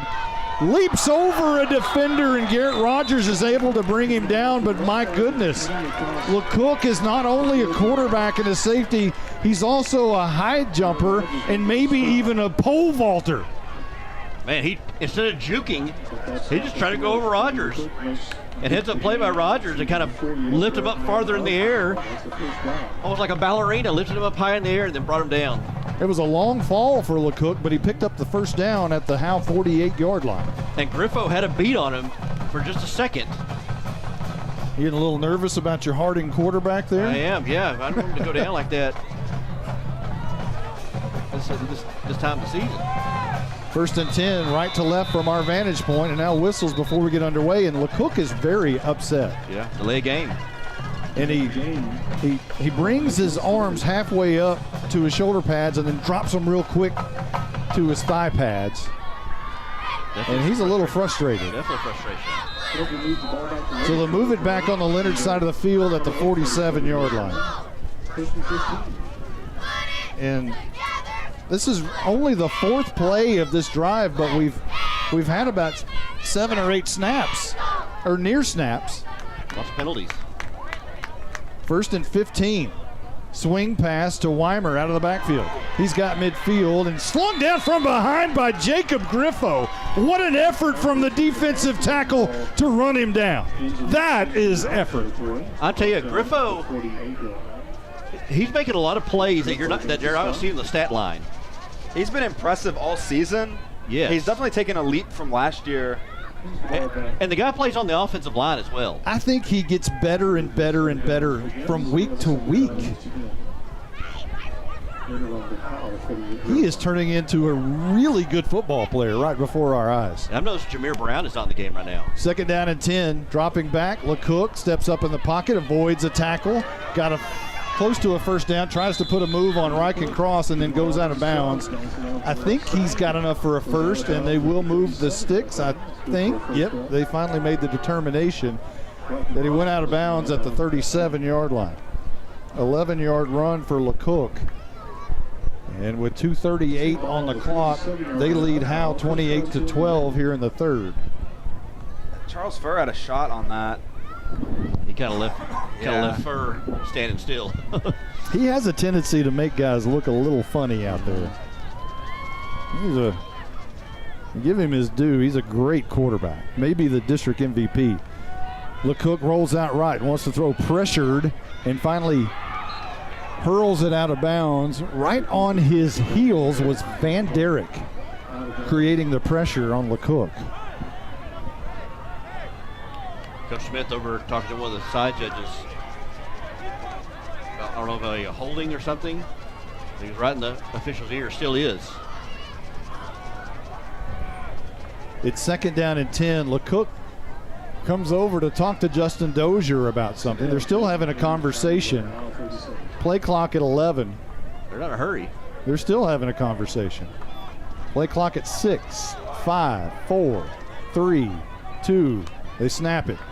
And LeCook's going to run it up the middle. It's got a lot of running room, big lane, not a lot of effort by Howe. And he's on his way to a 37-yard touchdown, his 5th of the evening. And that makes it 34-12, awaiting a PAT with 2:24 left to go in the third. Man, you thought that they were under duress, but they were unorganized on that play. Just the way they drew it up. Just a quarterback design run. The defensive line came in, moved in, collapsed the pocket, and he just went straight ahead, and nobody was going to catch him. You got to have more effort from your safeties on that particular.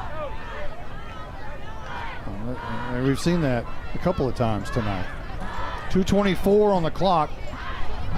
Leonard rushes a man in for the PAT, and they're going to get a delay of game. So a PAT will have to be backed up. And Leonard all of a sudden is starting to create a lot of penalties here in the third quarter. Yeah, they don't look crisp. Anything but. But if you've got LeCook, you've got a way out of it. He's your get out of jail free card. Estelle on for the PAT, which is backed up to the 15-yard line. It's high. He's got plenty of leg. And that one's good. 35-12, our new score at Tiger Stadium in Leonard, where they lead Howe. 35-12, 2:24 left to go in the third. It's that time of year again where our beloved radio guy won't shut his trap about how hot it is up here in the press box. Thankfully, the good people at Baker Air Conditioning and Heating cool this thing down in no time. Roger, we're dying over here. Speaking of hot air, there he is. Baker Air Conditioning and Heating has been serving the community of Howe for nearly 60 years. Baker Air Conditioning and Heating is located on Highway 5, and you can call them at 903-532-6255. Roger! Anchors with a Z Boat and RV Storage is located 1 mile off of U.S. Highway 75 in Howe, Texas. Anchors Boat and RV Storage is proud to bring personal, small-town customer service to the growing area of North Texas. With both open and covered parking available, locally owned and operated, members of the Howe Area Chamber of Commerce and the Texas Self-Storage Association. Anchors Boat and RV Storage has 20 amp power available and is manager occupied at 311 Old Highway 6 in Howe. Visit anchorsboatrvstorage.com or call 903-444-2500. Your Kingdom Inflatable scoring drive recap: 7 plays, 65 yards for Leonard. And it took about 2 minutes off the clock. Here's your Tech Wave kickoff, going to go deep back to the 10-yard line. And that's Rylan Strong trying to pick and choose a hole. He's got the far sideline. Flag is down once he breaks free. 2 flags are down. Rylan Strong is off to the races. 90 yards on the kick return, but there are 2 flags down. And they didn't throw him until he hit the corner and was free. Man, he's got a lot of speed. He's dangerous. I mean, he's absolutely dangerous. I mean, there may be a reason how he was able to get the touchdown, because there's probably a hold somewhere or a block in the back. It's a hold against Howe. So wipe off the 90-yard kick return. Gosh. But it was beautiful to see that speed, as I was saying about Strong. You think he's got 5A, 6A speed? He does, 100%. 100%. In the clear. Yeah. I mean, and that makes you start thinking about this team. You got Cross is just as fast. Bounds is not a slow poke. They got weapons on this team. They got some speed on this team that you haven't had in the past few years. In a game like this too, you look at so many things, and I know that they have that thing that calculates how many plays they were away from winning. Mm-hmm. I think it's really close in this one. Maybe 3 or 4 plays from them, being tied or even better. That's a big example of it. They've had 3 or 4 opportunities to score and just haven't been able to capitalize on them, whether it be for penalties or anything else. Got a scoring update, guys, here. Da-da-da, Callisburg defeats Bells 15-12. That's a final. Wow. Wow. I'll tell you who Ryland Strong reminds me of. Denison had a quarterback in 2008 by the name of Jordan Taylor. He's very similar to Jordan Taylor. Very similar. For that matter, so is LeCook. Yeah. Here is Bender, wanting to throw the screen pass. Now going to throw it deep down the field to Buttery, and it's just overthrown by just a step, and Buttery slides out of bounds, trying to avoid the chain link fence that was very close to the sideline, and it'll be 2nd down and 10. So Howe starts now at their 24-yard line.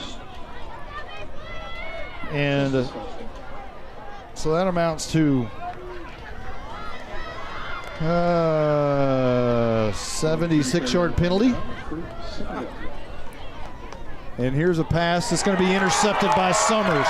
It was intended on the near side to Eli Stoner, and Summers just jumped the route and took it back to the house, about 27 yards. And Bender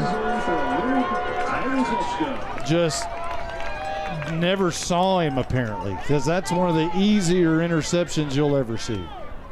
I don't know if there was there had to be a miscommunication between Bender and the receiver. Was that Stoner or Garibay? I don't know. It was Stoner. But it was because Summers just sitting there waiting. Garibay was, Stoner was still going downfield. So there was definitely some miscommunication. And Summers just had to wait for it to come to him and just trot into the end zone. So it's 41-12 now, awaiting this PAT by Estella. Snap is back. It's on the tee. The kick is up. The kick is high. The kick is good. 42-12. Leonard in the lead with a $1:54 left to go before the 4th. We'll be right back. From tailgate to touchdown, South State is here to ensure your financial game plan leads you to victory. With cutting-edge digital tools like contactless payment, digital wallet, and more, your financial plays become seamless and convenient. As your trusted banking partner, South State is committed to supporting you every step of the way, providing expert guidance and dedicated assistance on your financial journey. This is Banking Forward, South State Bank, member FDIC. Hey, Steve here, the Crazy AC Guy. We raise top-notch AC units and train the finest service techs west of the Mississippi. And we got a truly crazy deal for you. Get 0% financing for 60 months for any qualified air conditioning and heating system. You'd have to be crazy like me to miss this deal. So for all your AC and electrical needs, call us at 903-465-2665 or visit us at crazyacguy.com. The Crazy AC Guy, where crazy meets quality. There wasn't a Kingdom Inflatable scoring drive recap because it was intercepted by Summers and ran back to the house about 27 yards thereabouts. Here's your Tech Wave kickoff. Not going to kick it to Ryland Strong. They're going to kick it to Ryken Cross. And he comes up the middle trying to pick and choose a hole. Now he's free. Look out down the sidelines. Same story, second verse. He's got the 30. He's got the 20. It's touchdown time in Texas. Two of the most dangerous returners in 7-3A do it back-to-back, but this one counts. No flags. He looked like he was bottled up at about the 30-yard line, but all he needed was a crease. And I mean, I'm telling you, all he needs is maybe 2 steps on the defender, and he'll increase that space between him and the defender. He's got that much speed, and you can't coach it.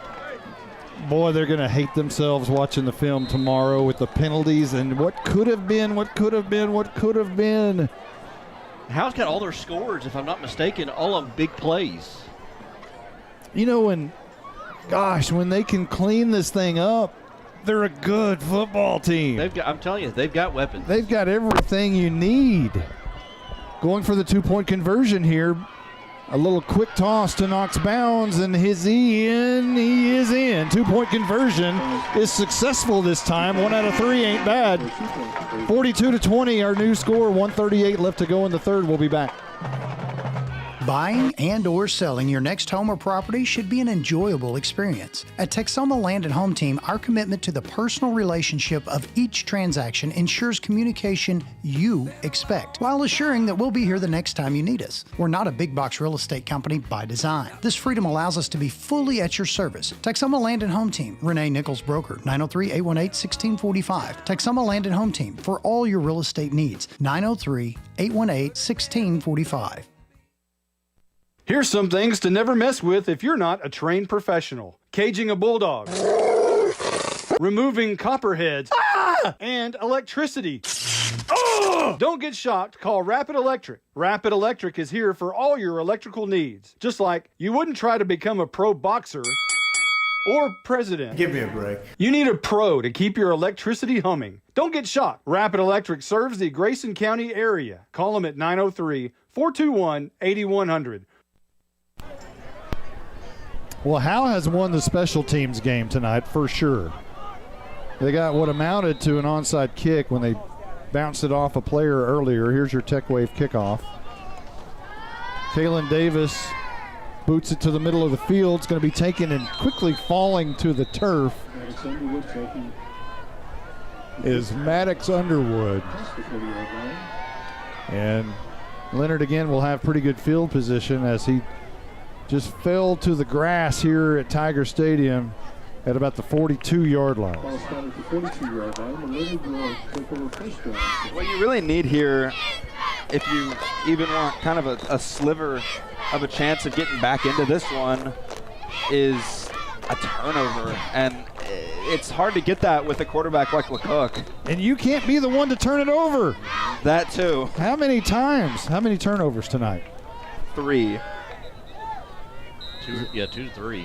I think 3, because the 2 fumbles and then the pick 6. Yes. So 3, and then Leonard's had 0. And then you think about turnover on downs. I guess you don't count those turnovers. Those turnover downs are crucial too. Well, how did it's not a turnover? Yeah. So, I mean, here is LeCook tripped up at the line of scrimmage. He had a big seam to run through. He's helped up off the grass by Chris Torres, but gains about 3 yards, but really just tripped over someone's feet at the line of scrimmage, and they'll have the ball spotted at the 44-yard line. You can hear LeCook clap, and that's the snap count. We'll try to hone in on that here. 2nd down and 8. There's the clap and whistles, and now LeCook very animated again. Palms in the air, looks to the official. That's the longest palms in the air I've seen since Noah Campbell.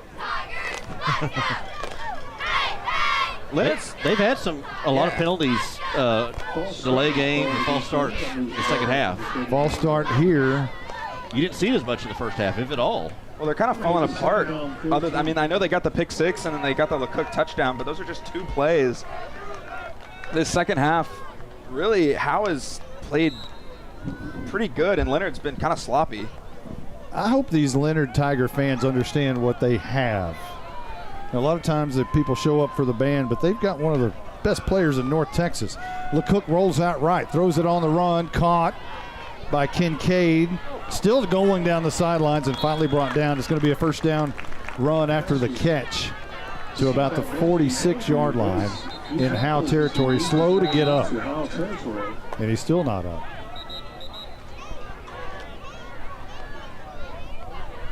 So we could have an injury timeout here. It could be a cramp. So when we do this, Well, this will give us time to talk to Malin just a little bit, our Love Cottage sideline reporter. Malin, in the second half, it's been a little bit different than the first half, but Howe still making a lot of mistakes. I don't know if he can hear us. We're having some audio difficulties.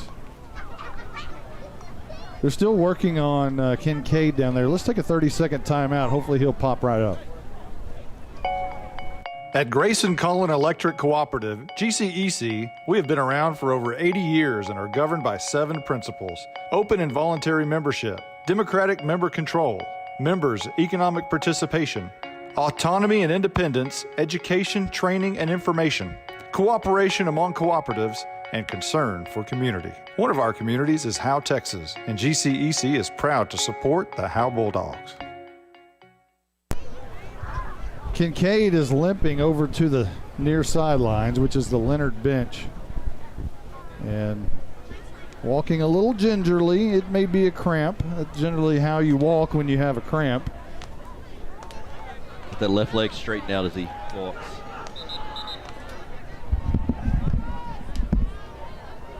So 41 seconds left to go in the third quarter. 42-20, Leonard leading the Bulldogs. If you ever need a stop, it's right here if you're Howe. First and 10, ball is at the 46-yard line of Howe. Turnover, anybody? You need one right now. You need a steal possession. The bad thing is LeCook's not very good at turning the ball over. He needs to get good at it here. First and 10, he's going to run it near side, cuts it up, makes a couple of men miss, makes 2 more men miss, makes another miss. On his way, being chased down by Garrett Rogers, finds the near corner of the end zone. LeCook's 6th touchdown rushing tonight. And it's just the same thing. It's just he gets a snap from the shotgun position and then just weaves his way through the line. There's nothing really special about it. But everybody gets a hat on him, and he's slippery. And he's not a big guy, but he's so fast, but he does have a little bit of power to him. It's just hard to get your arms around him. You look at him in a jersey as he's right here below us, and he doesn't look any different than anybody else. I mean, no. He's just a really good football player. The PAT is good, 49-20. 14 seconds left to go in the third. We'll be right back. 14 seconds left. What's up, guys? It's Ridley Carter. I'm a senior cross country and long distance track runner. This is Riley McCollum, senior basketball player and leading strikeout softball pitcher. I'm Dylan Patterson, graduating football player and powerlifter. I'm Ayla Jones, class of 2026 volleyball player. We would like to thank the Howe Athletic Booster Club for the support of Howe student athletes and encourage anyone interested in helping to join. Go Dogs! If your home or business could talk, what would it say? It may say it would like some privacy or security. Enjoy the beauty and durability of quality fencing from MTE Fence. MTE Fence is a local company specializing in commercial and residential fencing. MTE Fence ranges from wood, aluminum, and chain link fencing. MTE Fence services all of Grayson County and surrounding areas. Go to mtefence.com or call 903-686-9039 for an estimate. MTE Fence has a passion for connection. We are your connection for quality.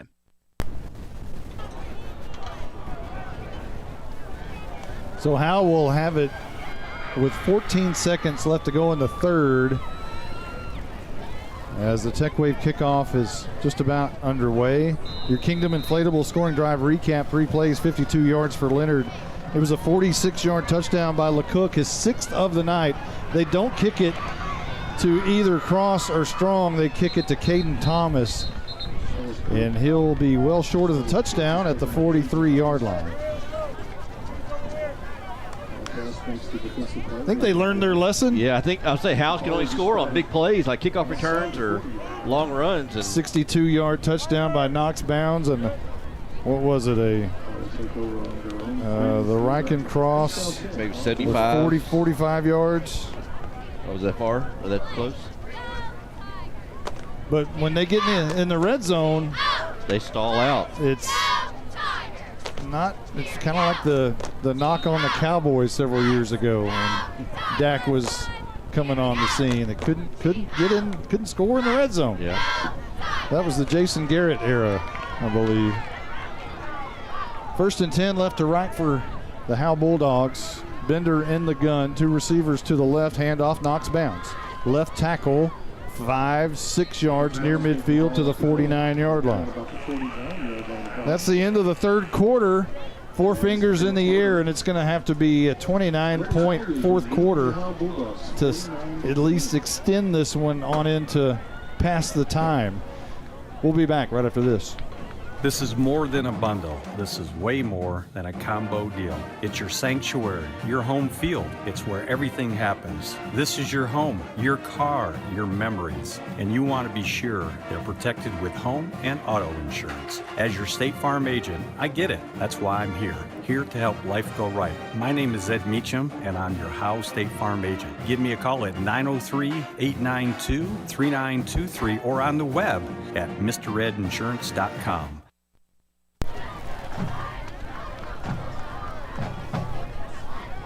Welcome back. A big hello to Andy Roberts out there, big Bulldog fan, as we enter the fourth quarter. Howe turns around and will move right to left from our vantage point, just shy of midfield at the 48-yard line. So give bounds 5 on that last carry. 2nd and 5 coming up. Bender, quick pass to the right side, intercepted again. Summers again. This is a pick 6. He jumped the route and took it all of 48 yards on what was to be a screen pass. And now Leonard is up 55-20, awaiting a PAT. He's seen that enough tonight to read it. He jumped the route, and it was just, he was gone. 2nd interception of the night by Bender, 2nd pick 6 of the night for Summers. My goodness. It was just a quick screen pass over the right side. Jake Roberts, you have a lot of highlights and lowlights to cut tonight. Yeah, there's a lot in the second half. We're looking at already 7 at the start of the fourth. PAT is up and true, 56-20. Leonard in the lead, 11:48 left to go in the game. We'll be right back. From tailgate to touchdown, South State is here to ensure your financial game plan leads you to victory. With cutting-edge digital tools like contactless payment, digital wallet, and more, your financial plays become seamless and convenient. As your trusted banking partner, South State is committed to supporting you every step of the way, providing expert guidance and dedicated assistance on your financial journey. This is Banking Forward. South State Bank. Member FDIC. Hey, Steve here, the crazy AC guy. We raise top-notch AC units and train the finest service techs west of the Mississippi. And we got a truly crazy deal for you. Get 0% financing for 60 months for any qualified air conditioning and heating system. You'd have to be crazy like me to miss this deal. So for all your AC and electrical needs, call us at 903-465-2665 or visit us at crazyacguy.com. The Crazy AC Guy, where crazy meets quality. First play of the fourth quarter is a pick 6 for Leonard that goes back to the house. 48 yards for Summers. And it's Bender's 2nd interception of the evening, both for points. Here's your Tech Wave kickoff. Gonna bounce into the arms of Ryland Strong. He's very dangerous. And this time he's gonna be bottled up at about the 30-yard line as he made his way all the way across the field, about 40 yards, but wasn't able to turn the corner. And Howe will now have it again with 11:41 left to go in the game. Well, I think at this point you almost start to run the clock out. Just get out of here.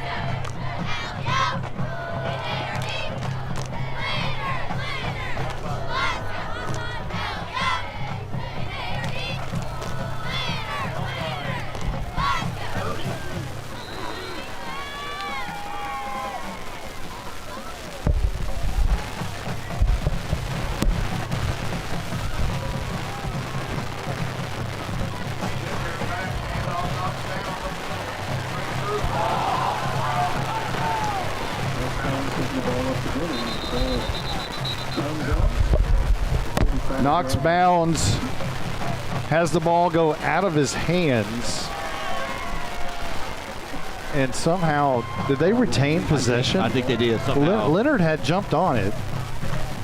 And we're having some audio difficulties. We apologize. We're not sure exactly what is going on up here, but some static and the mic's cutting out. But as good of a night and good of a season as Bounds has had, ball security has been his Achilles heel. He's fumbled multiple games this season, multiple times during the game this season.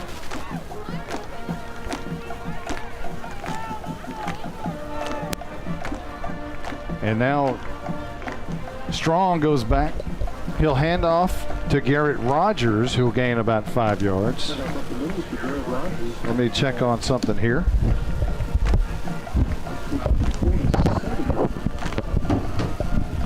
And I'm not sure. There's my mic. It's back. So I'm not sure what happened to that. Again, we're having a few audio hiccups up here, but we're trying to get it worked out. Good thing we don't have the boot cam here. There's a lot of 2nd down and 7. A quick pass out, screen pass. This time it's not picked off, but the catch is made by Cross, and he's driven backwards mightily. And it'll be what I think is 3rd and 6 from the 49-yard line. Daniel Stello had a big tackle and wrapped up Cross, threw him down. Sideline wanted to unnecessary roughness on him. They'll give him yardage up to the 49-yard line. And this is Rogers on the end around. Got middle of the field, and it's going to be horse-collared and a jump tackle down to the 30-yard line.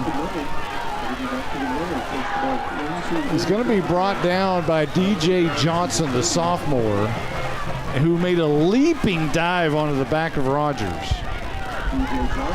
But the penalty after the play, I think it's on Aiden Torres. And then here comes another flag. Some frustration coming out from the Howe Bulldogs. That may be Will Ingram. And Torres is trying to get everybody back. So this may be a big, after a good Rogers run, this may come back quite a bit. Probably be a first down, but it's going to be first and a mile. There's 9:44 on the clock. I saw Torres kind of tangled up with the guy, and I'm not saying he stepped on anybody, but I saw him take a big step right near the defender, and then the flag came out. And so there's one sportsmanlike conduct. There's another. There's 2. So would that be a 30-yard penalty? Probably so. Oh boy. That's after the play. So I'm assuming the first down will count. It's gonna be a timeout called by the official. Ready to go over and talk to the team. Give Jake Smith a explanation there. Yeah, so all kinds of chaos abound. It's some frustration mounting on the Howe side. Well, and I mean, it's a little understandable with how this game's gone. How has it? I mean, they've had a chance to be in this game, and it just hasn't worked out for them. Can Malin hear us over there? I'm not so certain that he can. Malin told me that it sounds like AM radio from the other side of the world that he's trying to hear. So yeah, we've been having problems ever since we got here, but we fixed it, and then ever since the second half or midway through the second quarter, it started fading in and out on us. We hope it sounds okay back home, but in our headsets it doesn't sound very good. So we're trying to fight through it. Coach Smith finally went back to the sidelines, and I don't think he was happy with the answer he got. This pushes Howe all the way back to the 39-yard line. So yeah, so it'll still be 1st and 10. My mistake there. It'll still be 1st and 10. But instead of the ball being spotted at the Leonard maybe 35, it's at the Howe 39. That's a It's a big penalty. Yeah, 30-yard difference. And Howe already had the penalty of, it's not official yards, but when you take a 90-yard touchdown off the board, you're talking about 76 yards that you took away and 6 points. Yeah. Bender on 1st and 10, sends a man in motion. Cross coming near side. Looking for a block from Rogers, but Cross is set down on his backside by the defense of Leonard and might have picked up 2 yards to the 41-yard line. 2nd down and 8 coming up. 9:14 on the clock, and it's going to be a long 9 minutes and 14 seconds. How does it look like they're in any hurry right now? They're going to down by 36. Gonna take their time. They walk to the line of scrimmage. And Bender in the gun. Rogers in the backfield. Cross goes in motion. Handoff. Garrett Rogers following his blockers through the hole, and he slammed down pretty hard at the 45-yard line. So 3rd down and 4 coming up for the Bulldogs.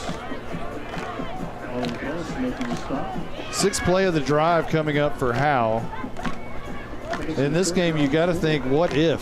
What if you played a clean game, there's no possible way the scoreboard reflects what is up there. Definitely a different story from what the scoreboard says. Bounds back in the game. He'll get the carry here on 3rd and 4, and he's going to come up just a yard short of the 1st down at the 48-yard line. Need to get to the 49. Generally, this has been tush-push area, which they've been very successful in. One thing we're missing this year from years past from the Lance Bryan era is the wild dog. We haven't seen really any of that. But this is tush-push formation. And Bender's going to have it maybe a little bit more. He'll have at least 2-3 yards.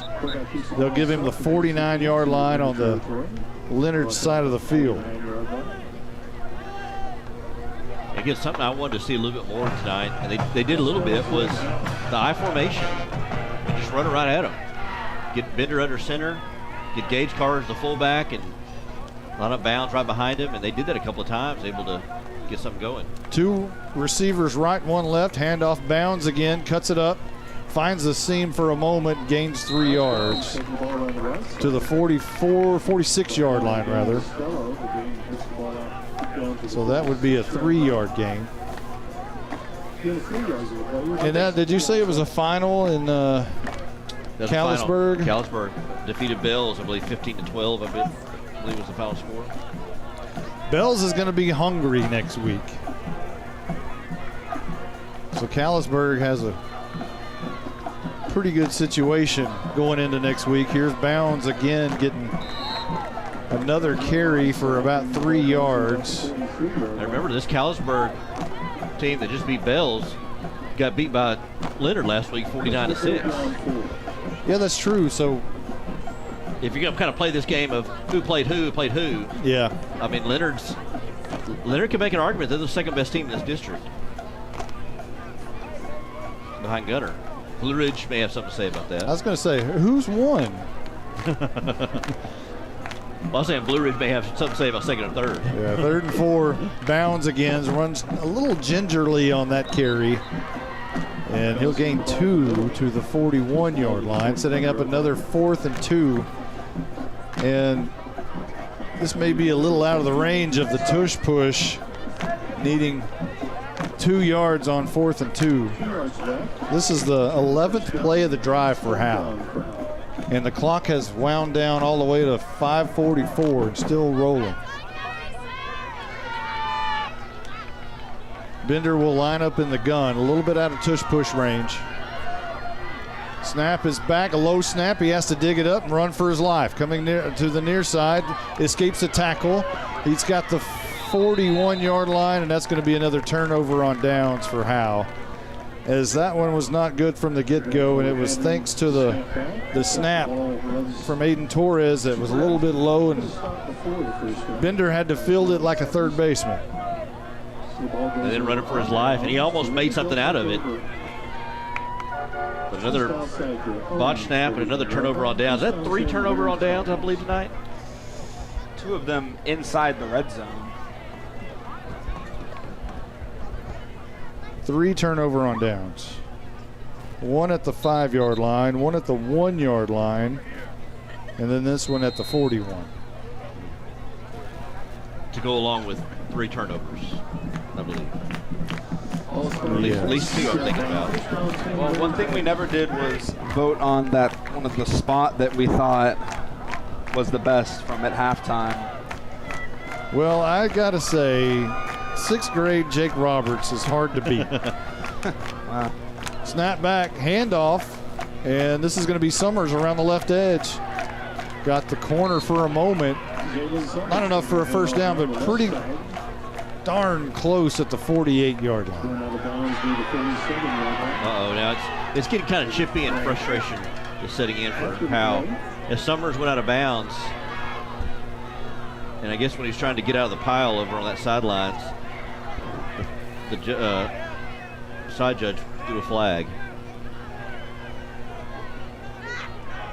Howe's going to have to reel it in a little bit here on the emotions. I know that, things haven't gone their way, and I wish Malin could hear us,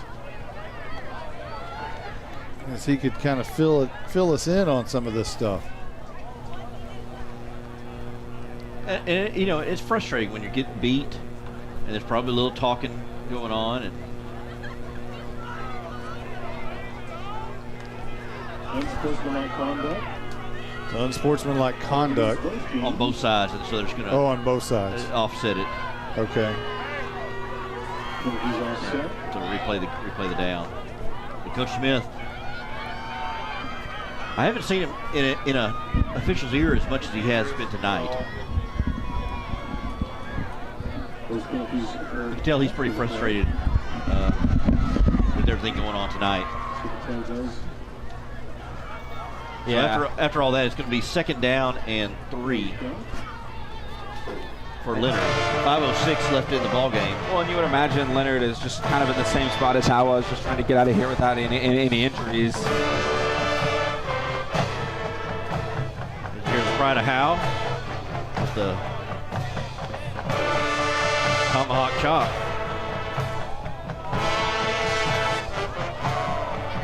Ball is at the 49-yard line. Actually, no ball is out right now. Official comes to the Leonard sideline to get the ball. Yeah, I'm not sure.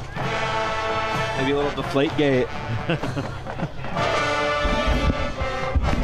So after all that, they'll down the ball at the 48-yard line on the far hash. So 3rd down and 4 coming up. 5:04 rolling here in the 4th quarter. Handoff up the middle, hit hard by Howe. I mean, I think that was Chris Torres, a little bit, as Coach Smith calls him. And a little bit, did a big bit right there with a big hit. It'll be 4th down and about 3 now. The handoff to Weimer, and just Torres met him right in the middle. And you hear the pop up here. So 4th down and 3, and we'll see what Leonard elects to do. If they'll punt this one, they're a yard shy of midfield. LeCook is their punter, but they don't look like they're in punt formation. Looks like we'll have a timeout. Did they take the timeout? Because the play clock was at 0. Yeah, I think they get the timeout. So, it's really not the game we anticipated, coming over here. We knew it was going to be, a hot contest. Howe had a lot to play for, but they can't seem to get out of their own way, and that is concerning as you're approaching week 7. Yeah. What could have been, I think, is what you're going to be saying after this game. You had the opportunities, and LeCook is a phenomenal player. I mean, you just can't. I'd be surprised if he's not the district MVP.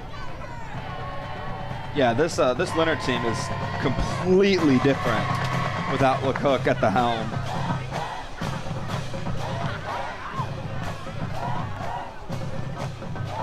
Random note, when I was looking at Leonard's schedule, they lost to Lindsay. Lindsay's a 2A Division II team. Wow. Like 76-21. Pilot Point, who's a 3A Division I team, lost to Lindsay by probably 30 points. Lindsay, a 2A Division II team, has had beat up on some pretty good programs here. Lindsay's really good. I don't know how they're good all the time. Really? Yeah. Snap back. And handoff up the middle. He didn't get that. That's Underwood on the carry, and he is stopped short of the first down, just barely. He got real close to the line and was turned away by Howe. And so Howe will have another possession with 4:02 on the clock in this football game. It would look a little better if you could sneak another touchdown in there. And still, I need to ask Coach Smith about the points scenario in the district standings and how that works, or if it is even a part of tiebreakers and things like that. I'll try to find that out. If I can remember to put that in my coach's questions next week, I'll do so. I'm kind of curious too if they've started looking at non-district schedules for next year. I want to say that Pilot Point may be on the schedule next year, but I don't think that's 100% certain. Howe with it at midfield, sends Knox Bounds out of the backfield. Bender wants to run, flips it over, and it's incomplete. Just flipped it to Ryland Strong, and looked like he had it for a moment and was going to be able to have a few yards ahead of him, but he might have gotten some alligator arms there going across the middle, and it's incomplete, and it'll be 2nd down and 10. And Strong is usually a pretty sure-handed receiver. So not able to come down with that. Gage Carr in at the H-back. Cross the slot, Buttery split out wide to the near side. Hand off to Knox Bounds, makes one man miss, makes two men miss. Goes backwards in reverse to, he runs backwards in reverse forward for about 8 yards. A good run again by Bounds will bring up 3rd and short. And that was a patient run. He got the handoff, waited for a guy to go flying by him, did a quick stutter step, and then moved forward. And we got a man down for Leonard. Well, if you were picking an MVP in a 56-20 loss, let's just assume we all know Jacoby LeCook is the MVP of this game. I mean, there's no question about that. He has six touchdowns on the ground. But on the Howe side, what are some positives that you've seen from the Howe side? Knox Bounds, special teams, defensively, Jacob Griffo. Yeah, I think defensively he's the MVP of this game. Defensively for Howe. I think that defensive line held up a lot better in the second half, and I know they still gave up some big plays, but that's something you could definitely look at. That defensive line of Alex Mejia, Jameer Brown, Jacob Griffo is a formidable line. Absolutely. Yeah, and how many of them return next year? Griffo's a junior. Jameer Brown's a sophomore. Mejia's a junior. Here's Bender running for a 1st down to the middle of the field, and he's going to be knocked down at the 30-yard line. A good gainer there. Sorry, Mejia's a senior. 13 yards for Bender. Will move the sticks, and the clock continues to run at 2:25. Garrett Rogers will check in for Knox Bounds. And Ryland Strong will be split out wide to the right, cross the slot next to him. Buttery split out at the near side. Hand off to Rogers. Gets a big block. Oh, he's tripped up by Large Marge. He went right over his foot. He had some turf or grass in front of him. Yeah, that's kind of how the night has gone. You had room in front of you, and you tripped over your offensive lineman's big foot. Yeah, he had Large Marge in front of him, and Large Marge had his head on a swivel looking for somebody to hit. and then Rogers tried to go past him, outrun his blocker, and tripped over his foot.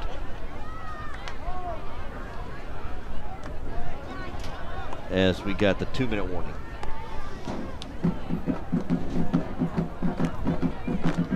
So I'm having to communicate with Malin via text.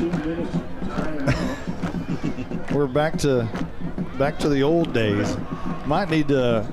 Well, believe it or not, back in 1994 when I was doing sidelines, they used to communicate with me by flipping the light switch. That would be my signal to go on. Oh, wow. That was at old Bearcat Stadium in Sherman, right off the highway. So you had to be watching the press box to see the light go off. Yeah. That's hard, too, because you got to watch the play and then immediately stare right at the press box. That was the Bob Sullins and Lynn Burkhead days. KWSM AM. It's like the bat signal. Had to sound the bat signal. Had to put up the light. Right. The Monty signal. Yeah. Maybe we need to make the Malin signal. We need to come up with something. Here's Bender going to keep it. Pulled it out of the gut of Rogers. Makes a couple of men miss. Pretty good run down to the 15-yard line. A good run. Looking like LeCook here with that quarterback run. Well, he didn't end up in the end zone. So except that. Maybe when he's a senior. 136 and rolling here in the football game. I do think a lot of people forget that Deacon Bender is only a sophomore. True. You got to give him a lot of grace here. Snap back, handoff Rogers. This time he trips over no one's shoes and runs very hard down to the 5-yard line. He was shot out of a cannon. He looked like a man on a mission right there. There is no quit in Garrett Rogers.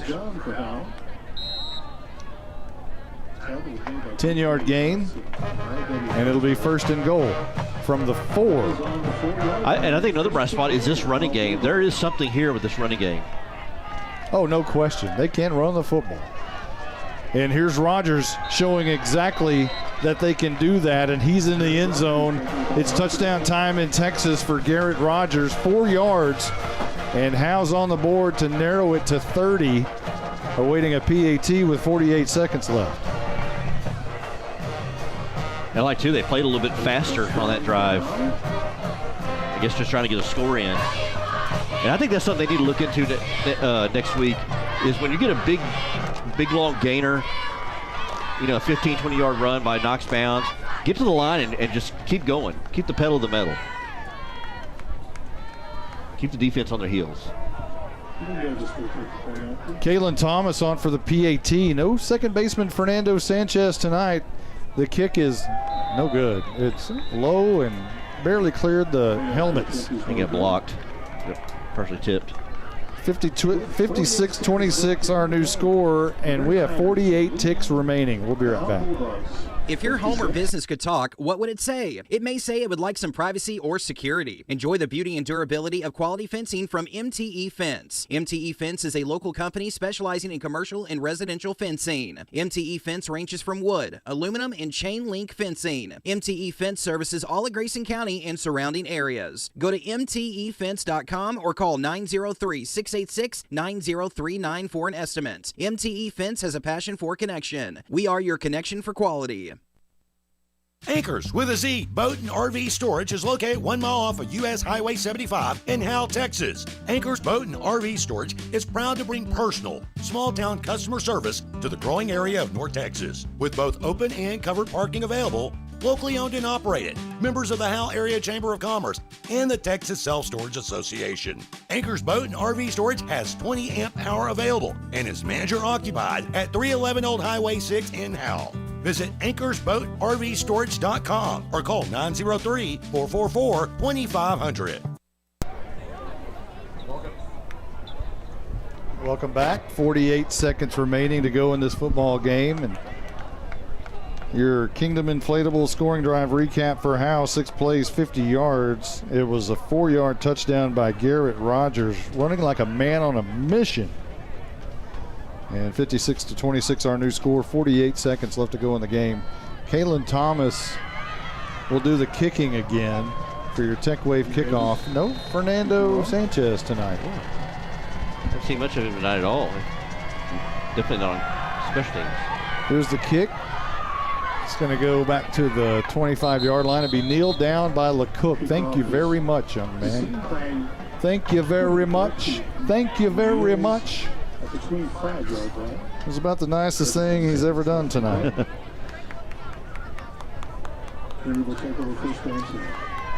So they'll have it with 39 seconds left from their own 25-yard line. Next week is Bells, and we're not in Bells. We'll be in a press box against Bells. Not the stands. It feels like we've been in the stands at Bells for about 7 years in a row. Yeah, it feels like last time we played Bells at home. Yeah, it just feels like we haven't played Bells at home in a while. Well, we were supposed to play them at home in 2020. Okay.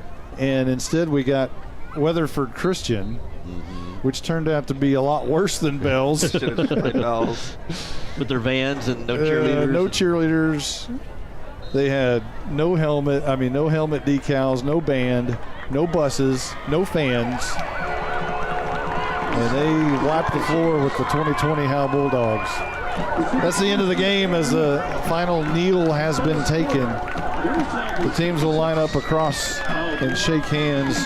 We're now entering the Texoma Land and home team postgame show. Not the kind of game that Howe anticipated. It would have been much, much, much, much closer had they played a crisp, clean game, but they've only done that against Bonham and SNS, and that's it. I guess the teams are supposed to. They need to try to do it against some. I don't want to call it better competition, but some of these teams like the Leonards and the Bells. You're going to have to do that. You got to show up and take advantage of opportunities that you get. You get in the red zone twice and can't capitalize on it. Was it twice or three times? Maybe 3 times. It was 3 times. Okay. You had the 2 turnovers. Yeah. A turnover at downs, and then you also had the fumble after the big trick play. You left potentially 18 points just without extra points. You left potentially 18 points on the. I mean, or 21. And if you look at it like that, look at the score of the game. If they scored 21 extra points. Mm-hmm. So it was. Again, this can be one of those ones that look back and say what could have been. Yeah, this one is going to be kind of tough to watch on the film tomorrow for these young men, as there were opportunities to be had to not only make this a more competitive game, but to actually make it a great storyline game had they just been able to get out of their own way at times. But can't look back. This one's in the books. 56-26, our final tonight. Malin cannot hear us, but we have told him to pop on anytime. I'm not sure if Coach Smith wants to talk or not, but he's hanging down there just in case. I think Jake's going to start cutting second half highlights. So if you want, I'll kind of man the board while you're busy doing that. Coach Smith's talking to his team right now.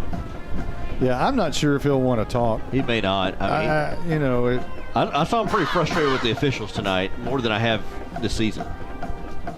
Yeah. What I do love, what a change. No slight to any coaching staff who's been here previously, and I'll be honest, I haven't been around a lot of the coaches on game days and their routines. But what I do know about this coaching staff is they meet every Friday morning for breakfast and they have a Bible study together as a coaching staff. And I don't care who you are, that is pretty impressive. Yeah. And so, when people in the stands are maybe giving the coach an earful of what they think he ought to do, and maybe how, they will sometimes tell these coaches how the cow ate the cabbage, but you got to understand that these coaches are trying to do the right thing, and they're leading by example, and And it's pretty impressive. It actually is pretty impressive. So I don't know if Malin's going to be able to talk. I see him walking over here. I don't think he's going to get to – the coach is going one way, he's going the other. So I don't know if he got to talk to anybody. I don't think he did. Yeah, okay. All right, well, no Coach Smith tonight, and I can't blame him. Yeah. I want to make sure before we go to a break, because I would hate for Malin to pop on, but I don't think we're going to be able to do it. Malin standing at about the 40-yard line, way away from everybody, and now Malin turns and heads this way. We're going to take a quick timeout here in the Texas Land and Home Team post-game show, and we will, let's see. Jake usually does this, so I'm going to try to do it. Here we go. We'll be right back.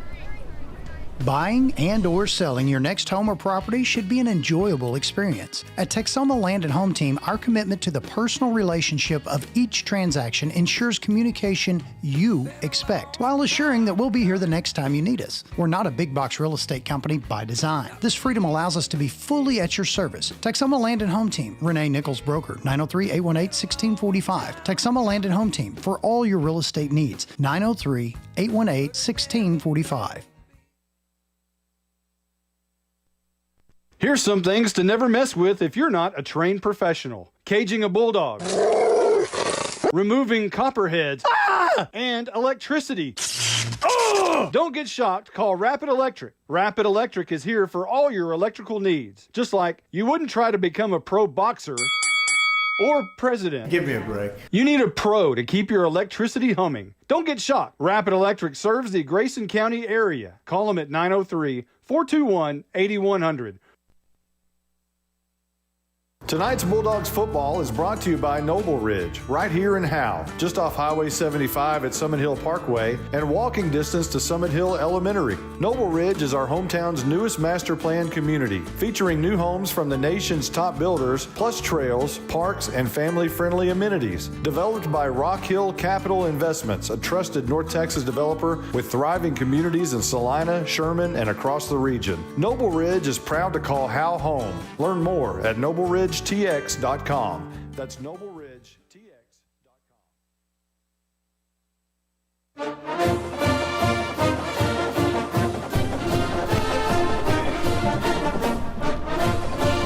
You know what's coming up in a couple of weeks, right? I said it's not here yet. It's coming. Yeah. It's coming. It won't be long. It won't be long. And of course, the Jake Roberts of the world, they want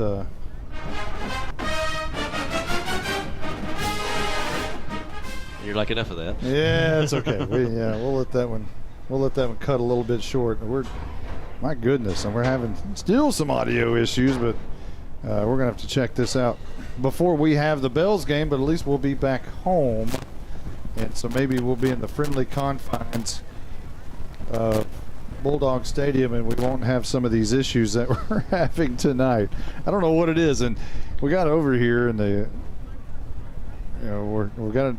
This is not a new field. No. But they've been super hospitable, and I want to thank head coach Justin Dozier for.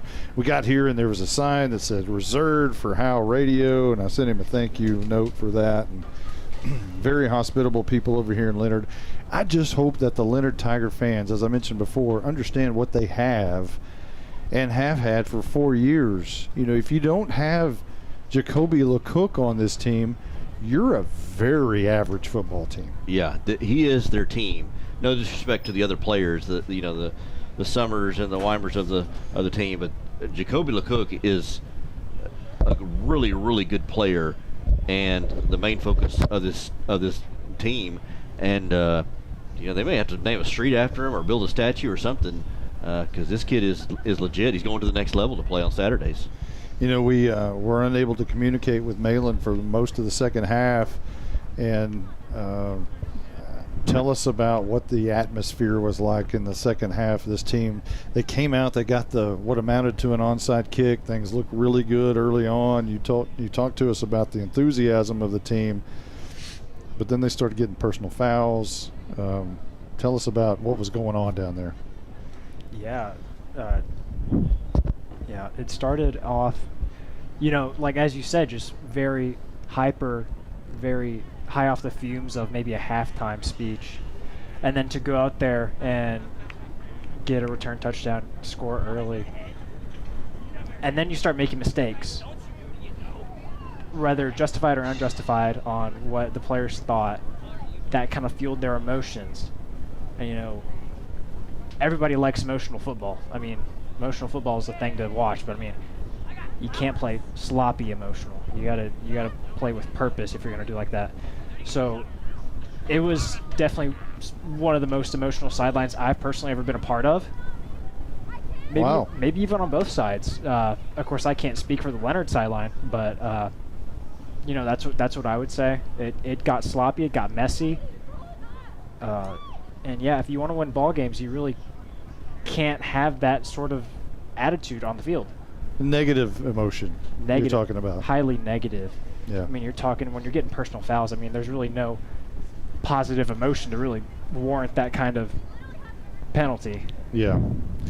Well, you know, this is a rebuilding process, and I know Jake Smith has got a lot of cleaning up to do, and, you know, they're taking the correct measures in order to do that and kind of fast-track this group into that next level. And nobody said it would happen overnight. Even Kevin Wilson told him, hey, you're not going to have this thing flip overnight. Be patient. And hopefully, you know, I liked it in the coach's show when Coach Smith was talking about the black flag and saying, hey, when you know, 20 years from now, this will be this. And, you know, talking about him being here for 20 years. And to me, that's pretty exciting to get, you know, someone of that stature to stay at Howe, who's never had anybody other than Norman Dickey stay more than 5 years. Wow. 5 is the max. Yeah, and that's something this program needs, especially with just, you know, things have gone the last few years, is they need some stability. Yeah. You know, something constant. Yeah. And something positive. Right. You know, like Coach Smith is right now. So, Jake, are you ready for highlights? Okay. Let's do some highlights and let's wrap this thing up, as we're still having some audio issues, and who knows what's going on with that, but we'll get the heck out of Dodge here in a minute, as it's 56-26 our final score in Leonard, Texas. So Howe took the football first and went 4 plays and had to punt to Leonard. And then we started the Jacoby LeCook show. They went 2 plays, 68 yards, and it was the first of 6 rushing touchdowns for LeCook. Empty backfield, 3 receivers bunched up to the left, 2 to the right. Lacrosse is just going to tuck it and run. Near side, got a big gaping hole, and he's on his way to a 24-yard touchdown to open the scoring here at Tiger Stadium in Leonard, Texas. That made it 7-0 with 10:45 left to go in the first. Howe took it at their own 31-yard line, had a big halfback pass from Ryland Strong to Riken Cross that went down to the 10-yard line. Howe was in the red zone, but the next play, Bender will hand it off, and the ball is loose. It was a bad exchange between Bender and Bounds, and Leonard says they have the football. Howe was unable to capitalize in the red zone there with a golden opportunity to tie the football game. Leonard got it back at their own 13-yard line. They went 3 plays, 87 yards, and it was LeCook's second rushing touchdown. LeCook all alone. He's going to run it straight up the middle. Has a seam. Dances out of several tackles, and there he goes off to the races. Down the sidelines, and he's going to score a 51-yard touchdown. That made it 14-0 with 8:18 left to go in the first. Howe took it at their own 27-yard line. And then great things happened for Howe. Bender wants to throw, empty backfield, high toss, in and out of the hands of Buttery, lands in, crosses hands, and he's on his way for a score. That might have been accidental. Who cares? It's a touchdown, and it's touchdown time in Texas. 45 yards as Buttery got the assist. And the 2-point conversion was no good. It was a 4-play, 78-yard drive and made it 14-6. Howe went for 2 but came up empty. 6:26 on the clock at that point. Gave it back to Leonard. Started at their own 36-yard line. Drove 5 plays, 64 yards. And this is LeCook touchdown number 3 Well, again, he's going to bounce it out, finds a seam, breaks through a tackle, breaks through 2 tackles, being chased down. Now he's on a move. 30, got the 20, breaks another tackle at the 15, breaks 2 more tackles inside the 5, and it is a 40-yard touchdown by LeCook, who broke about 7 tackles. 21-6 was our score with 5:19 left to go in the first, and it was a very long first quarter. Howe took it then at the 23-yard line and got to midfield, near midfield, faced a 4th and 8 and went for a fake punt. Rogers is back to punt, and here's a fake punt. Charles Furr, and the ball comes out. Oh, this is disaster. Taking it the other way, right out of the arms of Furr, is Kelton Baker, who's tackled by Rogers on the other side of the field. That gave Leonard the ball at the 31-yard line of Howe, but Estello missed a 37-yard field goal, which gave Howe the ball back, but they turned it over on downs after driving 75 yards all the way to the 5-yard line. So another red zone opportunity inside the 10-yard line, and turned it over on downs, unable to capture points. Leonard took it from that own 5-yard line, but were forced to punt. Howe then got it back at their own 20. They had to punt. And then Leonard, with 3:19 left before the half, took it at their own 35-yard line, drove 4 plays, 55 yards, and LeCook, quarterback, rushing touchdown number 4. 3rd down and about 4 from the 10-yard line. LeCook's going to try to do it himself, left side. Oh, he just shook Gage Carr, as Gage Carr's shoes are probably laying at the 5-yard line. He made one move, and Carr just stood still. 4 plays, 55 yards. That made it 28-6. Leonard in the lead with 1:07 left to go before the half. That's what the halftime score was. We move on into the second half. Howe took it from their 43-yard line, turned it over on downs at the 1. Drove all the way to the 1-yard line and turned it over on downs. That's the 3rd time Howe was inside the 10, got 0 points. They held Leonard to a punt on their next possession, and then Howe took it at their own 24-yard line. They drove 6 plays, 76 yards, and got on the board with a Knox-bound 62-yard touchdown run.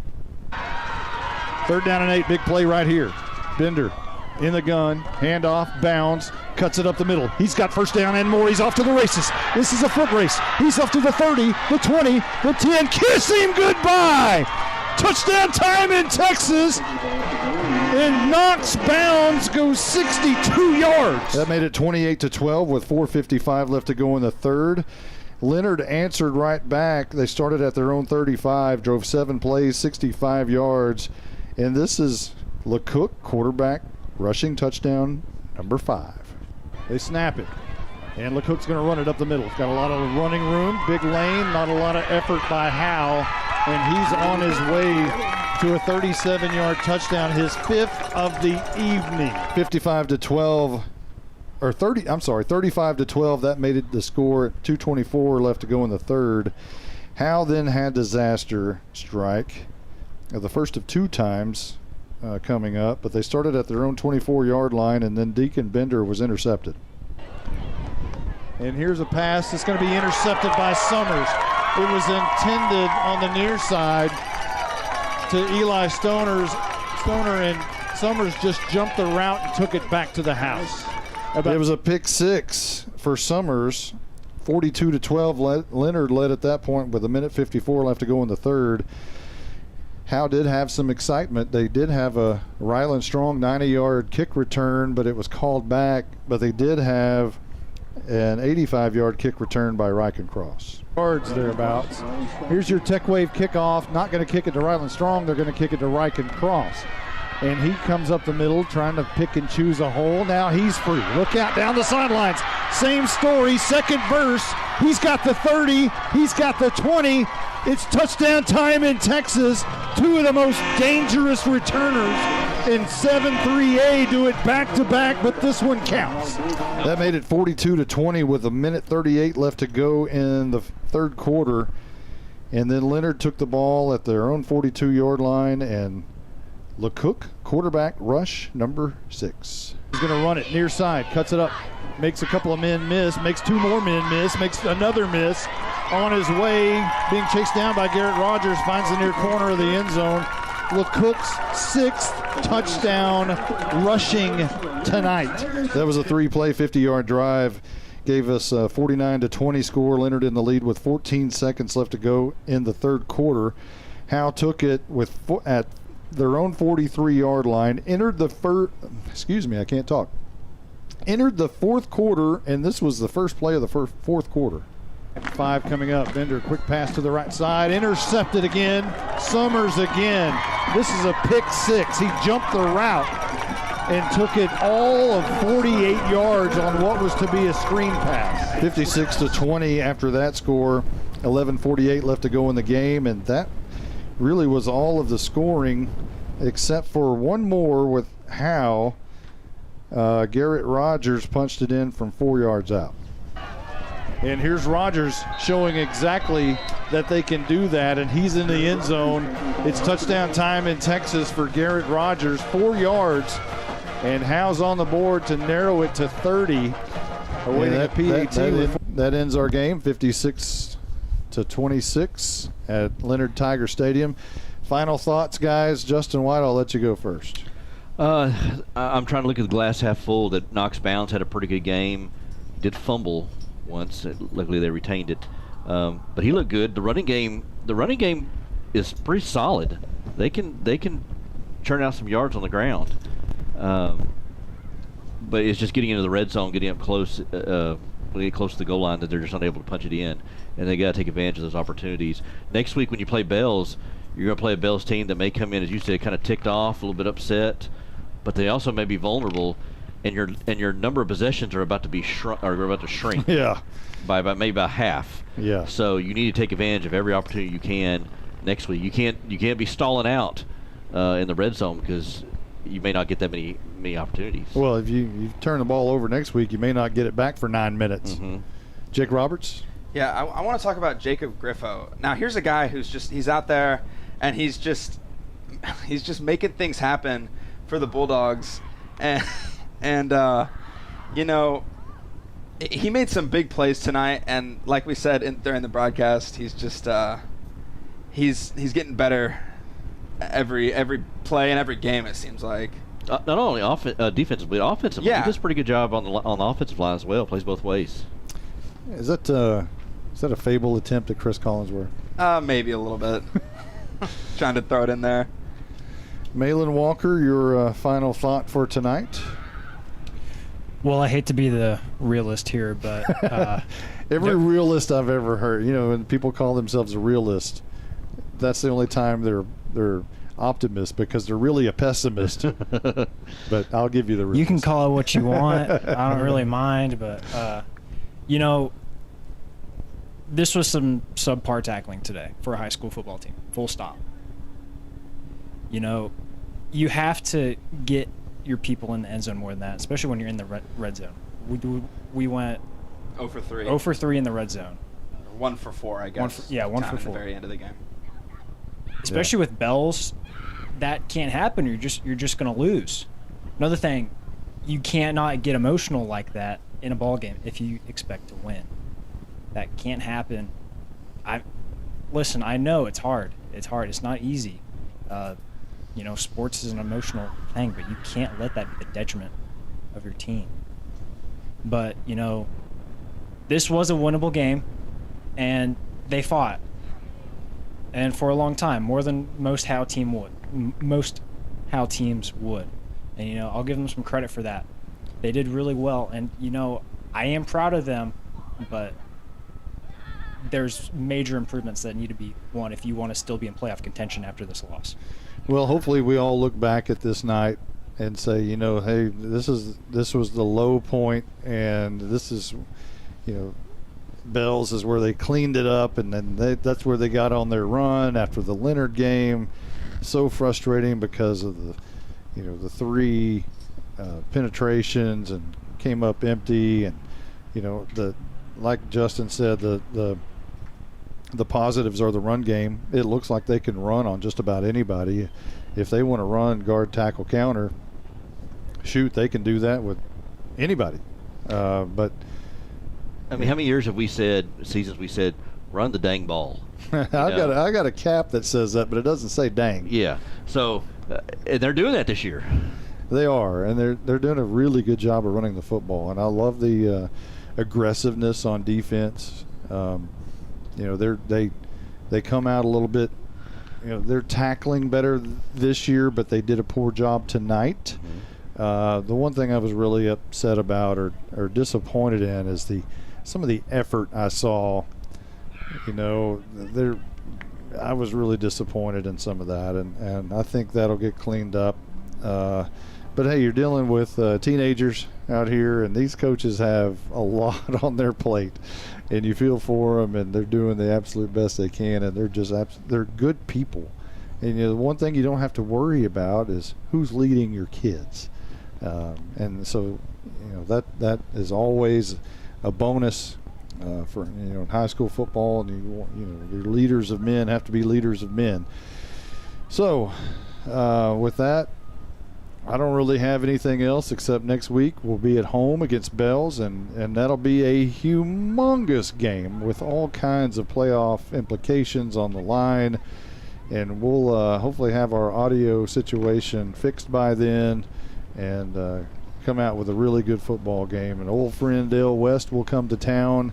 He hasn't made too many trips to Bulldog Stadium since being the OC back in 2016 was his final year. But it ought to be a good football game, and if Howe will get out of their own way, it'll be a great football game, and there will be some electricity burning in downtown Howe after the game. But if they don't clean it up, it's going to be hard to move forward for this football team. So for everyone who's been a part of this one, including Justin White, Jake Roberts, Malin Walker, and Stephen Braswell is on assignment, but he'll be back next week. So long, everybody. You've been listening to the Texas Land and Home Realty Team post-game show. Howe Bulldogs football is a product of Studio 42. The full replay of the game will be available within minutes on this same link on YouTube. Howe Bulldogs football is brought to you by Scoggins Funeral Home, Baker Air Conditioning and Heating, South State Bank, GCEC, Sonic of Howe. Also brought to you by Brother Plumber, Rock Hill Investments, MTE Pens, Centurion American, Ed Meacham State Park, Rapid Electric. Also brought to you by All In Custom Gutters and Christmas Lights, TechWave, First Baptist Church of Howe, Kingdom Inflatables, Anchors Boat and RV Storage, The Love Cottage. Also brought to you by Howe Athletic Booster Club, Michelle Carney Photography, Texoma Land and Home Team, the Crazy AC Guy. Turn out the lights. The party's over. They say that all. Are they